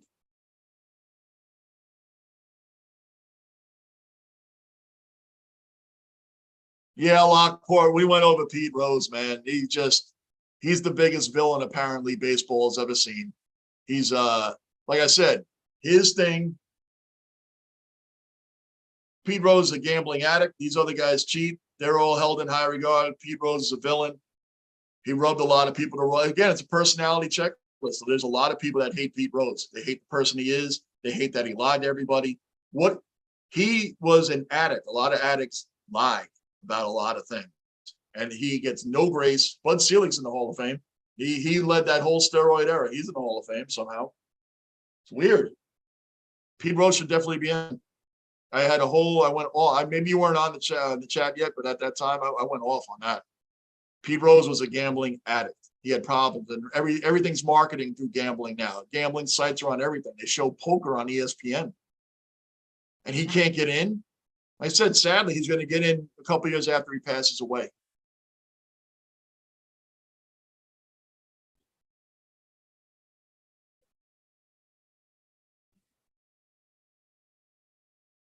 You're making great points, Michael. You're making great points. You really are. It's all about generational stuff, but it just, unfortunately, these writers are the keepers to the gate of who gets in the hole and who doesn't. You know, they have their opinions and they're going to stick to them. And until the younger new writers come up, maybe a new generation of writers come up, they'll start looking at these things differently. But baseball is all about numbers more than generational things. They just are. They look at numbers. They compare who has this, 500 home runs, 3,000 hits. They look at all these things. And when guys aren't hitting these marks, they don't know if these guys should get in. A lot of these writers that are still there and are going to be there are just old and they're stuck in their ways. Just like I said, Barry Bonds should be in.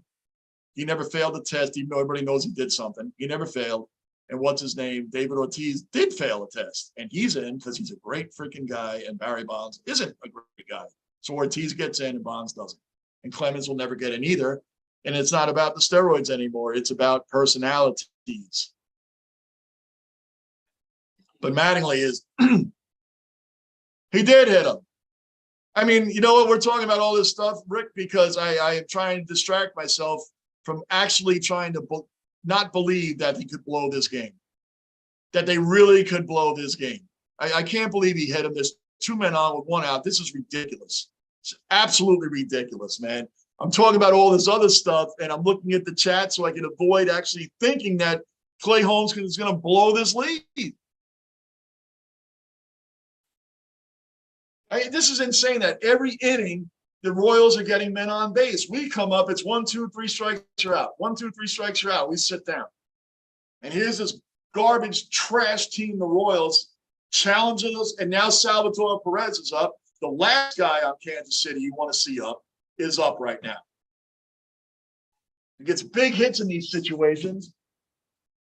Just think back a couple of days when he gave up the 3-run home run, when Garrett Cole gave up the 3-run bomb to him.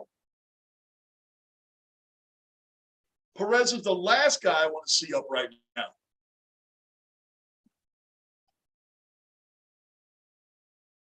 Right in the dirt.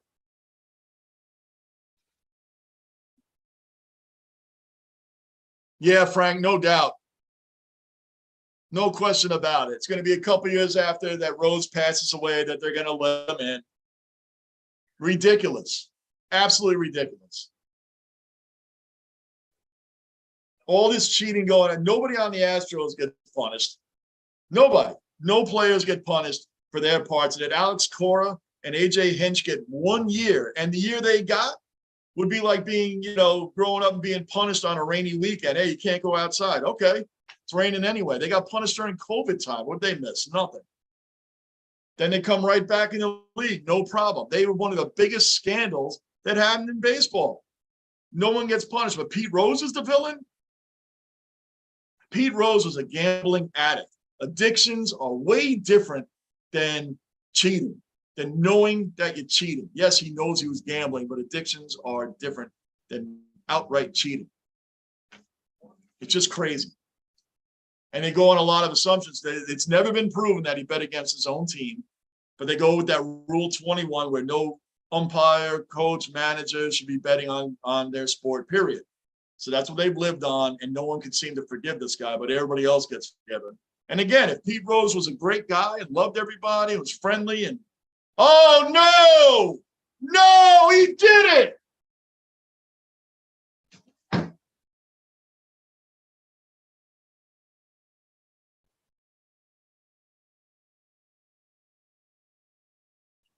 Are you kidding me?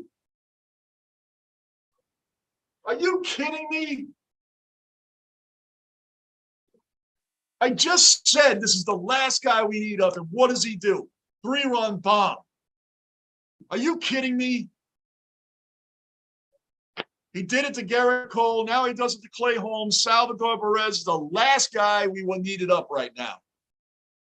Grooves a fastball right down Broadway. Bang.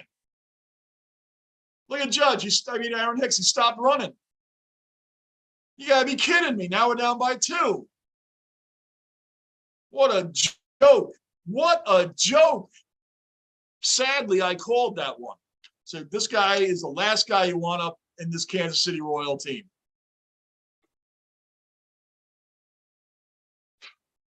I said we needed insurance runs against the Royals. Here we go. What an ending to this 4-game. I don't even know what to call this 4-game series. You've been with me the whole time, Rick. This is unfreaking believable. This is unbelievable, man. Way to go, guys. Let's waste our whole bullpen going into a series against the Mariners and the Cardinals coming up. So let's waste everybody against the freaking dumpster fire Royals. Unbelievable. Oh, he grooved that right down the middle to Perez. And he hit a dead center. He hit a dead center. That's how hard he hit that ball.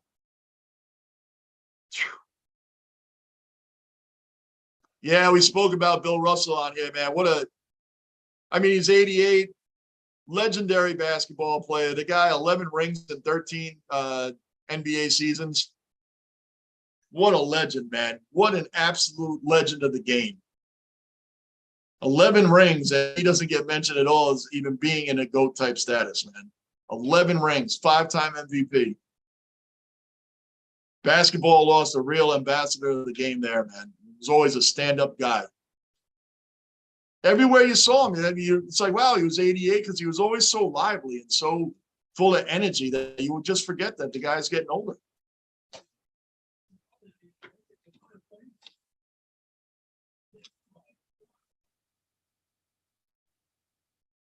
Hell yeah, Rick. You've been with me since Thursday. This is the most stressful series after we dropped 2 to the Mets.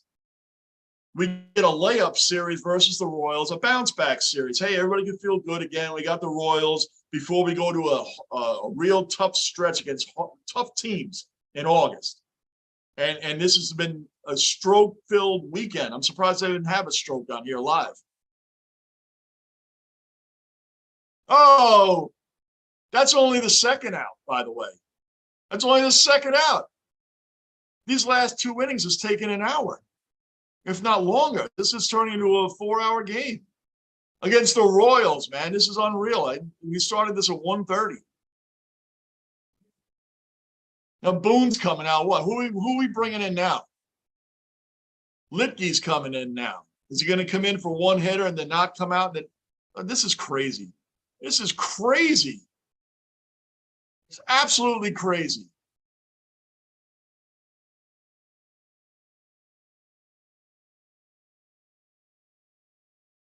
I can't even believe that this is happening right now. If anybody's new in the room, please hit the subscribe button and the bell notice. Hit the like button so we keep the stream going. Johnny Basement, this channel is for fans from a fan. I'm no professional. I don't act to be. I'm not auditioning for anything. I know some other channels look like they are. I'm not. We're just on here BSing about everything, every sport we can imagine. And we're sitting here all in awe that we're all stressed out over a weekend of 4-game series versus the Royals that we just can't seem to get it together on. That's why we're here, so welcome. It's unbelievable. I can't believe that we're sitting here. This game should have been over an hour ago. Marinaccio comes out, doesn't give up a run. Excuse me, hasn't given up a hit in 56 hitters. 56 straight hitters he's gotten now. He gives up a home run. All of a sudden, his mind is just blown away by that. And then, he blows the 2-run lead down to 1. And then Clay Holmes comes in, and all of a sudden, he can't do anything either. He's hitting batters, walking guys, and grooves a fastball right down the middle to Perez, who hits it over. I mean, you hit a dead center in Yankee Stadium. That's a far shot. Hicks barely moved. He turned around like he half-jogged. He already knew that was gone. Already knew it.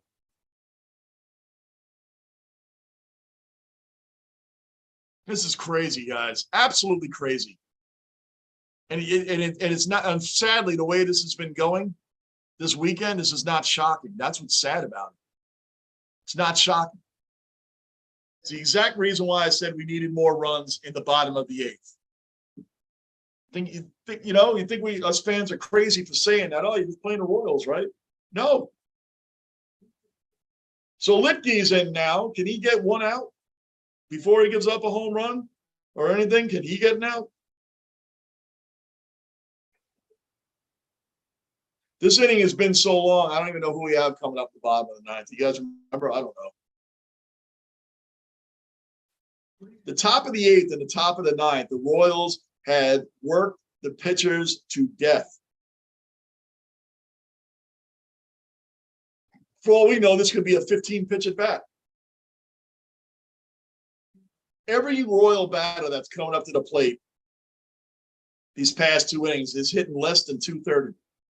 Every one. Maybe one wasn't, but almost every damn one is hitting 230 or below. And they're all superstars. They're all superstars versus the Yankees right now. My gosh, man. This has been a stressed out weekend.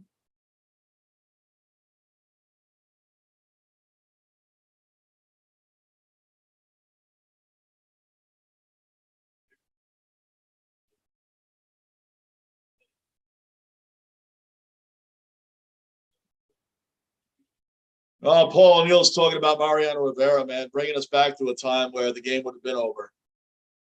Look at this guy, Litke, man. Everything's going in the dirt. It's 2-2 now.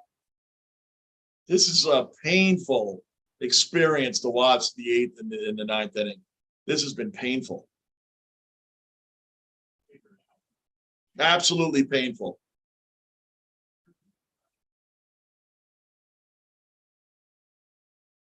Look at the people in the stands. Are they pissed off or what?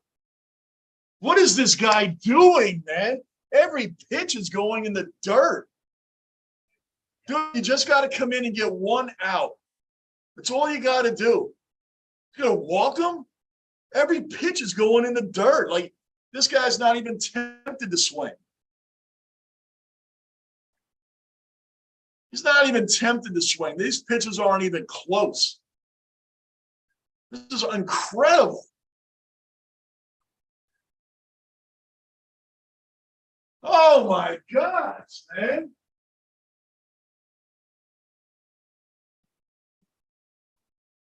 Licky just pitched one. Trevino had to go all the way over to catch it. That was a slider that broke after it was already a ball.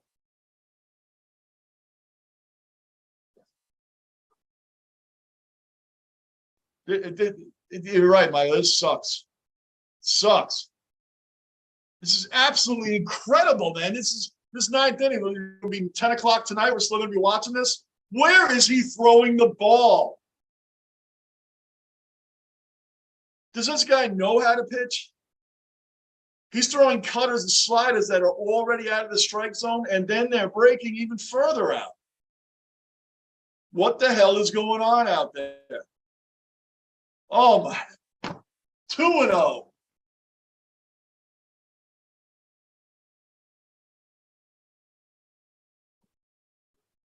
Litke is the last guy available in the bullpen. Everybody has been used in this game. There's nobody else. Chapman, they said they can't. He's pitched the last 2 games in a row. He can't pitch today. Litke's it. That's it. It's 3-0. So if the Yankees do tie the game, Litke's the guy. Litke's the guy. This is the last guy out of the bull. We have exhausted the entire bullpen against the Royals today.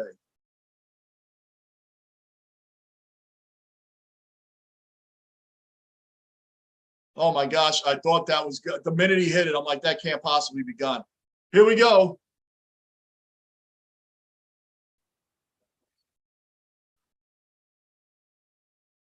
Isn't that crazy, Frank? They're scared to pitch to the Royals. Every batter that comes up is hitting less than 230. A lot of them are 211. A lot of them are 210, 222. And he's pitching around them like it's Barry Bonds up there, every one of them. Whatever you sent, Michael, it's not showing me it, but I hear you on the throw the GD strike. I hear you on that, man. He can't throw strikes. Everything he's throwing is a ball, and then it breaks away to something else. It just breaks away after that. Can you imagine the cutter breaks to a cutter after it's already a ball? Litke is it. If the Yankees tie this game up, this will get really interesting because Litke is our last pitcher available, and he can't throw anything. I guess we're gonna have to find out who on the team pitched in high school, so they're gonna put that kind of guy on the mound. You know those games. You know those games. They're gonna find somebody that used to pitch when they were 18 years old that's gonna get on the mound and throw 50-mile-an-hour fastballs. I can't believe we're still sitting here 4 hours later, struggling to beat the Royals. 4 hours later, we're struggling. This has been the most horrendous 4-game stretch the Yankees have had that against a bad team that I've ever seen. This is like unreal. I mean, you know what this is doing? This is preparing me for the Jets season coming up. Because this is how I get when I watch the Jets. And they're preparing me. I guess they're getting me, the juices flowing again for the Jets. This is like my preseason warm-up for the New York Jets season coming up. That's what's going on. Hicks, LeMahieu, and Judge. 3 guys that can win this game. They can't tie it. We need to win it now. We need to win the game now. I don't even want to see the Yankees come out on the field to pitch with Litke again. I want to see a win. End this freaking thing. End this game. Win this game. I mean, we pulled out 2 other games that we shouldn't have won. So we got solid hitters coming up. Let's go. Huh. Takes a strike right off the bat. Hicks occasionally is good for a home run. I know he hasn't hit many this year, but occasionally, But right now we need him on base, so let DJ or let Judge get these game-winning home runs, huh? How about that?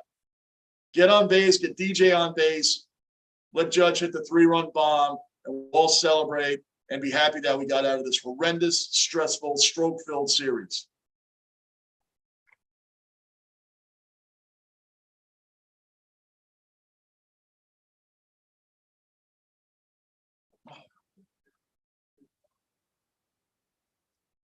This guy Clark throwing pitches in the dirt. He can pitch for the Yankees today. That's what we're doing.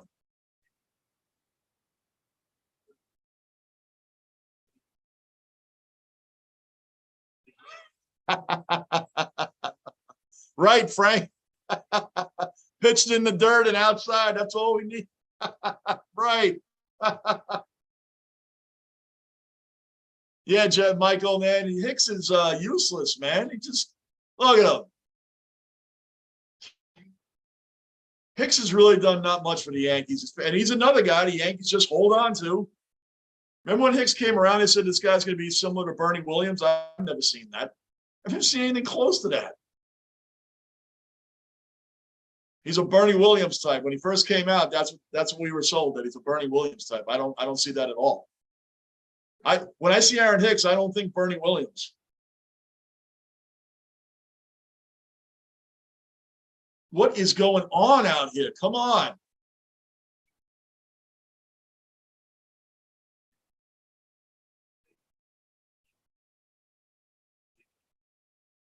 Just walk him. Just walk him. Get to Judge. Get runners on so we can win this thing. That's one down.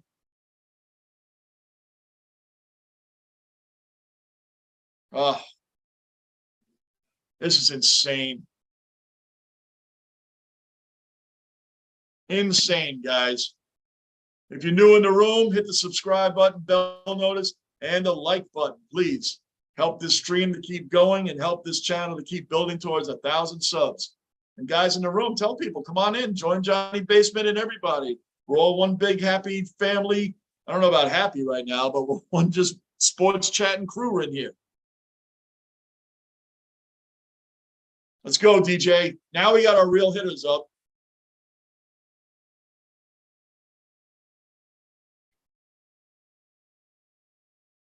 If DJ can get on, at least we can tie the game and watch Litty struggle to throw a strike for the next 5 innings.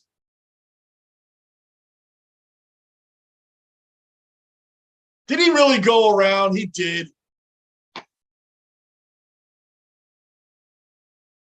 I don't expect those kind of swings out of DJ, man. Oh, he went around. Come on. Come on.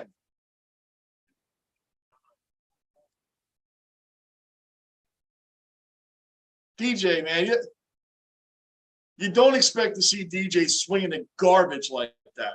A lot of the other, Aaron Hicks, yeah, Josh Donaldson, he'll swing at that nowadays too. Gallo will definitely swing. Gallo will swing the minute a pitch leaves the pitcher's hand. He just swings. Doesn't even have to reach the plate. He just swings. I don't expect that out of DJ.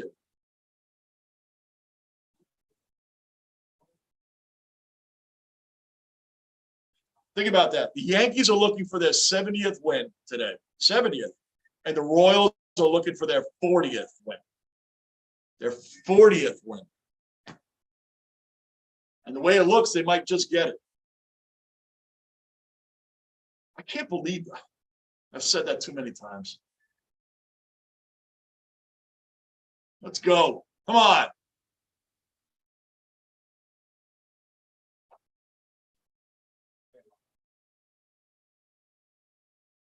If he can get on, then Judge can tie the game. We've been spoiled by Aaron Judge. This is what we expect now.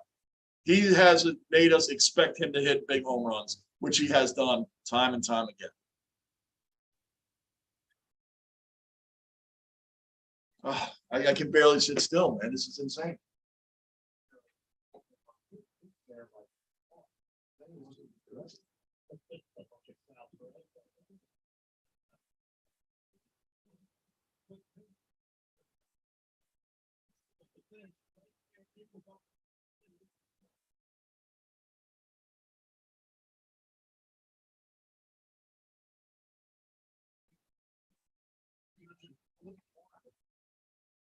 Here we go. We got lucky on that one because that could have been a strike, but I think it's because he just caught Perez off guard there.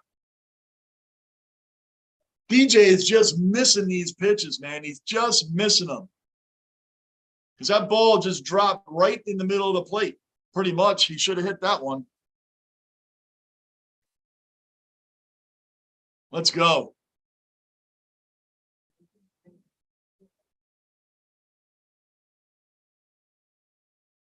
This game is serious. I came on 4 hours ago. I honestly turned this on at 1:30 and expected this game to be over by 4 o'clock. I'm not kidding. Because that's the way it should have gone when you're playing against a crap-ass team like this. You know what I'm saying? It's time. Time, let's go. Base hit by, it's Aaron Judge time. Let's tie this thing up.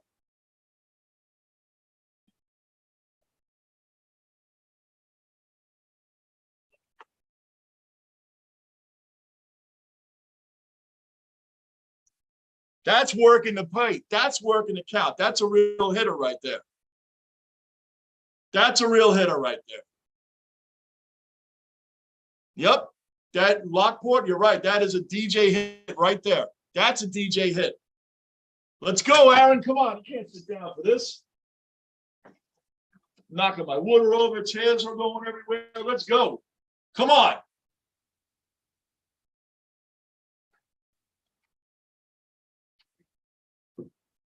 He took a big cut on that one, man.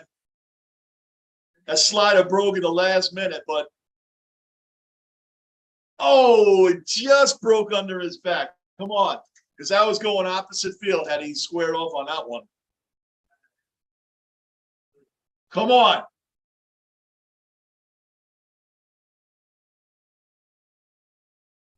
Come on, come on. Come on. It's 0-2.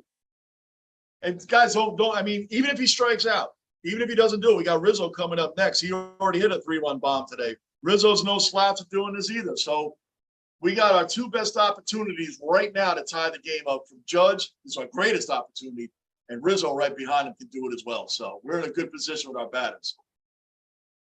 We're in a good position with our bats right now.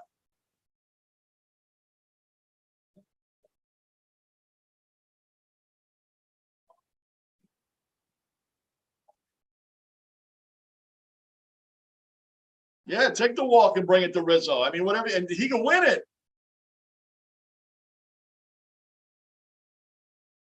I don't know what.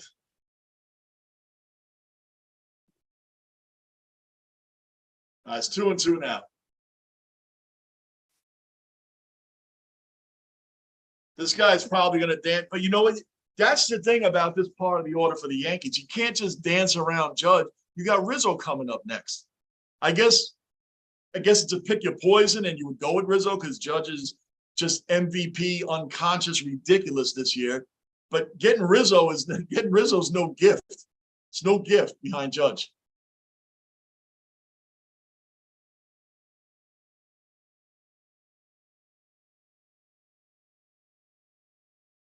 Oh, come on. The in-between pitches, it's like, let's go, let's go, let's go. Move, move, move. Come on. Those foul balls are just missing. He's just missing. He's just missing the home run ball. I mean, he's just missing tagging it.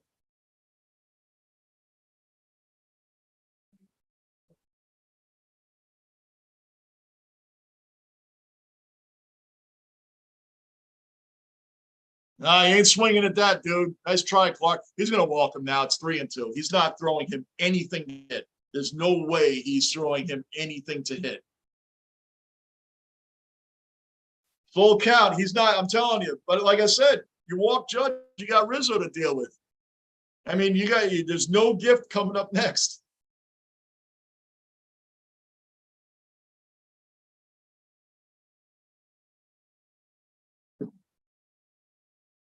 Oh, it stayed in. Oh, it stayed in the park. Oh, he hit it, man. I was like, come on.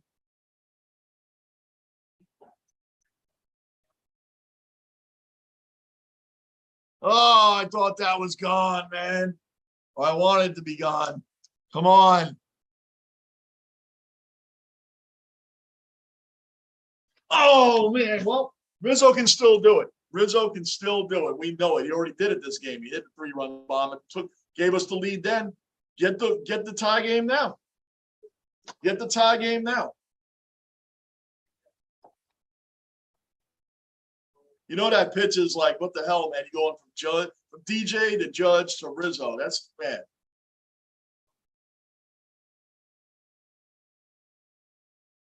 You just can't keep coming back in every game. Like 3 times. 3 out of this 4-game series, we had to try to come back. We came back in 2 of them. And I know the game's not over yet, but even so, taking 3 out of 4 normally would be, I mean, like, that's great, right? But I mean, we exhausted the entire bullpen today. And now we're going into a rough streak. I don't like this. I don't like it, man. If you're new in the room, please subscribe, bell notice, and hit the like button, please. Keep this stream going. I'll be on here. August is going to be Johnny Basement live streaming central. You guys are going to see a lot of me this month and a lot of me going forward, and Lou Talks being on here with me as well, my co-host that comes on a couple days a week. Fans speaking of fans, this channel is for fans. We are having a ball in here. It doesn't matter how many people are or aren't in here. We're having a great time. Working our way to 1,000 subs. That's my little self-promotion in between pitches. How about that? Let's go. But seriously, this channel's for everybody. This channel's for everybody. He held up. Come on, he didn't even move the bat. Let's go.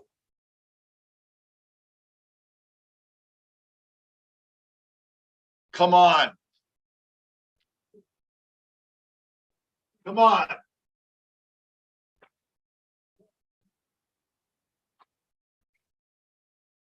Three and two. We're down to our last strike.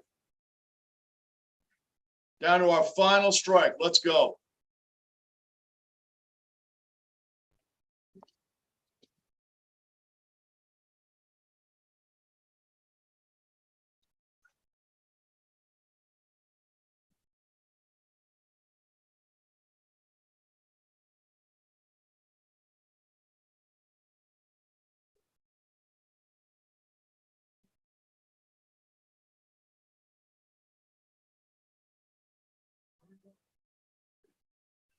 Walked him.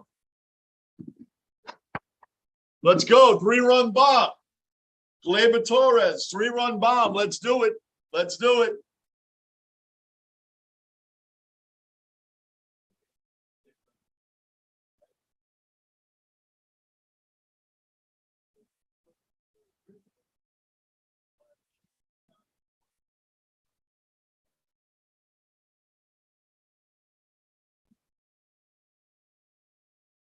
Oh, boy. Now we're going to do Gleyber. Every at bat has been brutal. Gleyber's 0 for 4 today, but that's okay, man. Just make it up by hitting a 3-run bomb. Let's go. Amazing that we're well over 4 hours into this game and we're still trying to come back and win this thing.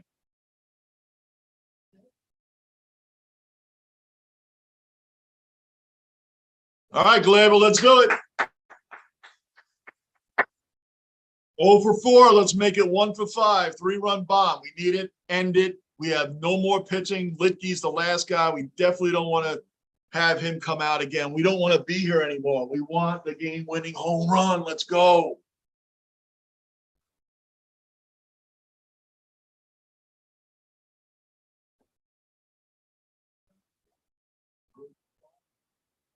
I mean, this guy's going to have to pitch to somebody eventually. Let's go. Gleyber has 7 walk-off hits since 2008. Oh, we need a walk-off bomb right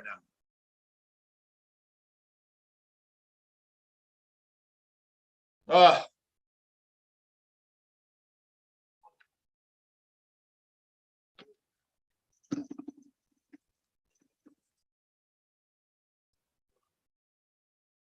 Trying to get this done, trying. I'll be seeing you, Frank. Thank you very much for stopping through, man. Thank you very much. I always appreciate when you come by, Frank, and I'll be definitely seeing you at some point, probably this week, because you had some pieces in there that I want. Thank you, Frank, as always, man. Again, that was Frank at the Sports Cave, Deptford Mall, Deptford, New Jersey Mall, sportscave.net. Come on, Gleyber. Let's go.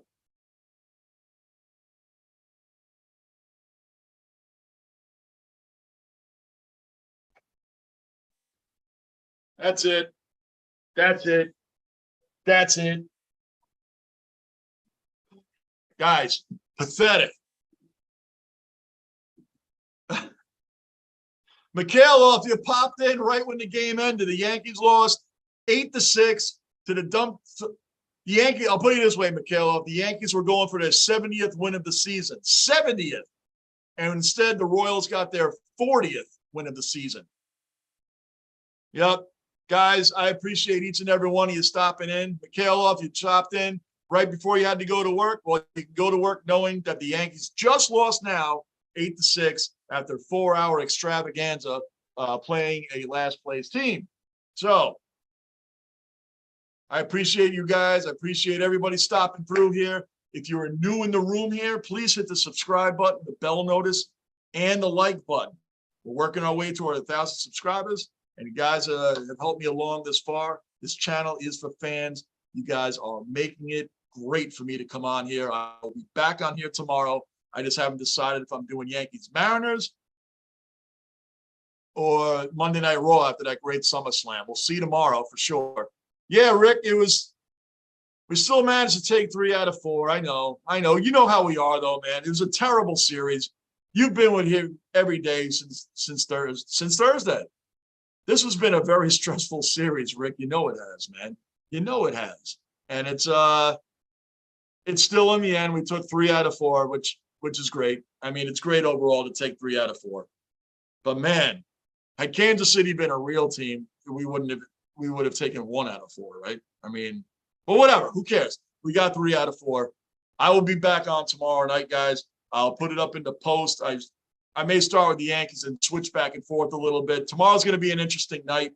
We're starting off with the Seattle Mariners. Monday Night Raw after the SummerSlam, and a lot of you guys were here with me to watch that. There's going to be some big things on there as well. So look for me tomorrow night at 7 o'clock for Yankees Mariners, and I'll decide during the game what I'm going to do. At that point, I'm Johnny Basement. Thank you for everybody for stopping by. Continue to help me grow this channel to 1,000 subs, and bring people here. Bring people here to hang out with us. You guys that are already regulars of mine. I appreciate you all. I'm Johnny Basement. I'll see you guys tomorrow night, and I am out.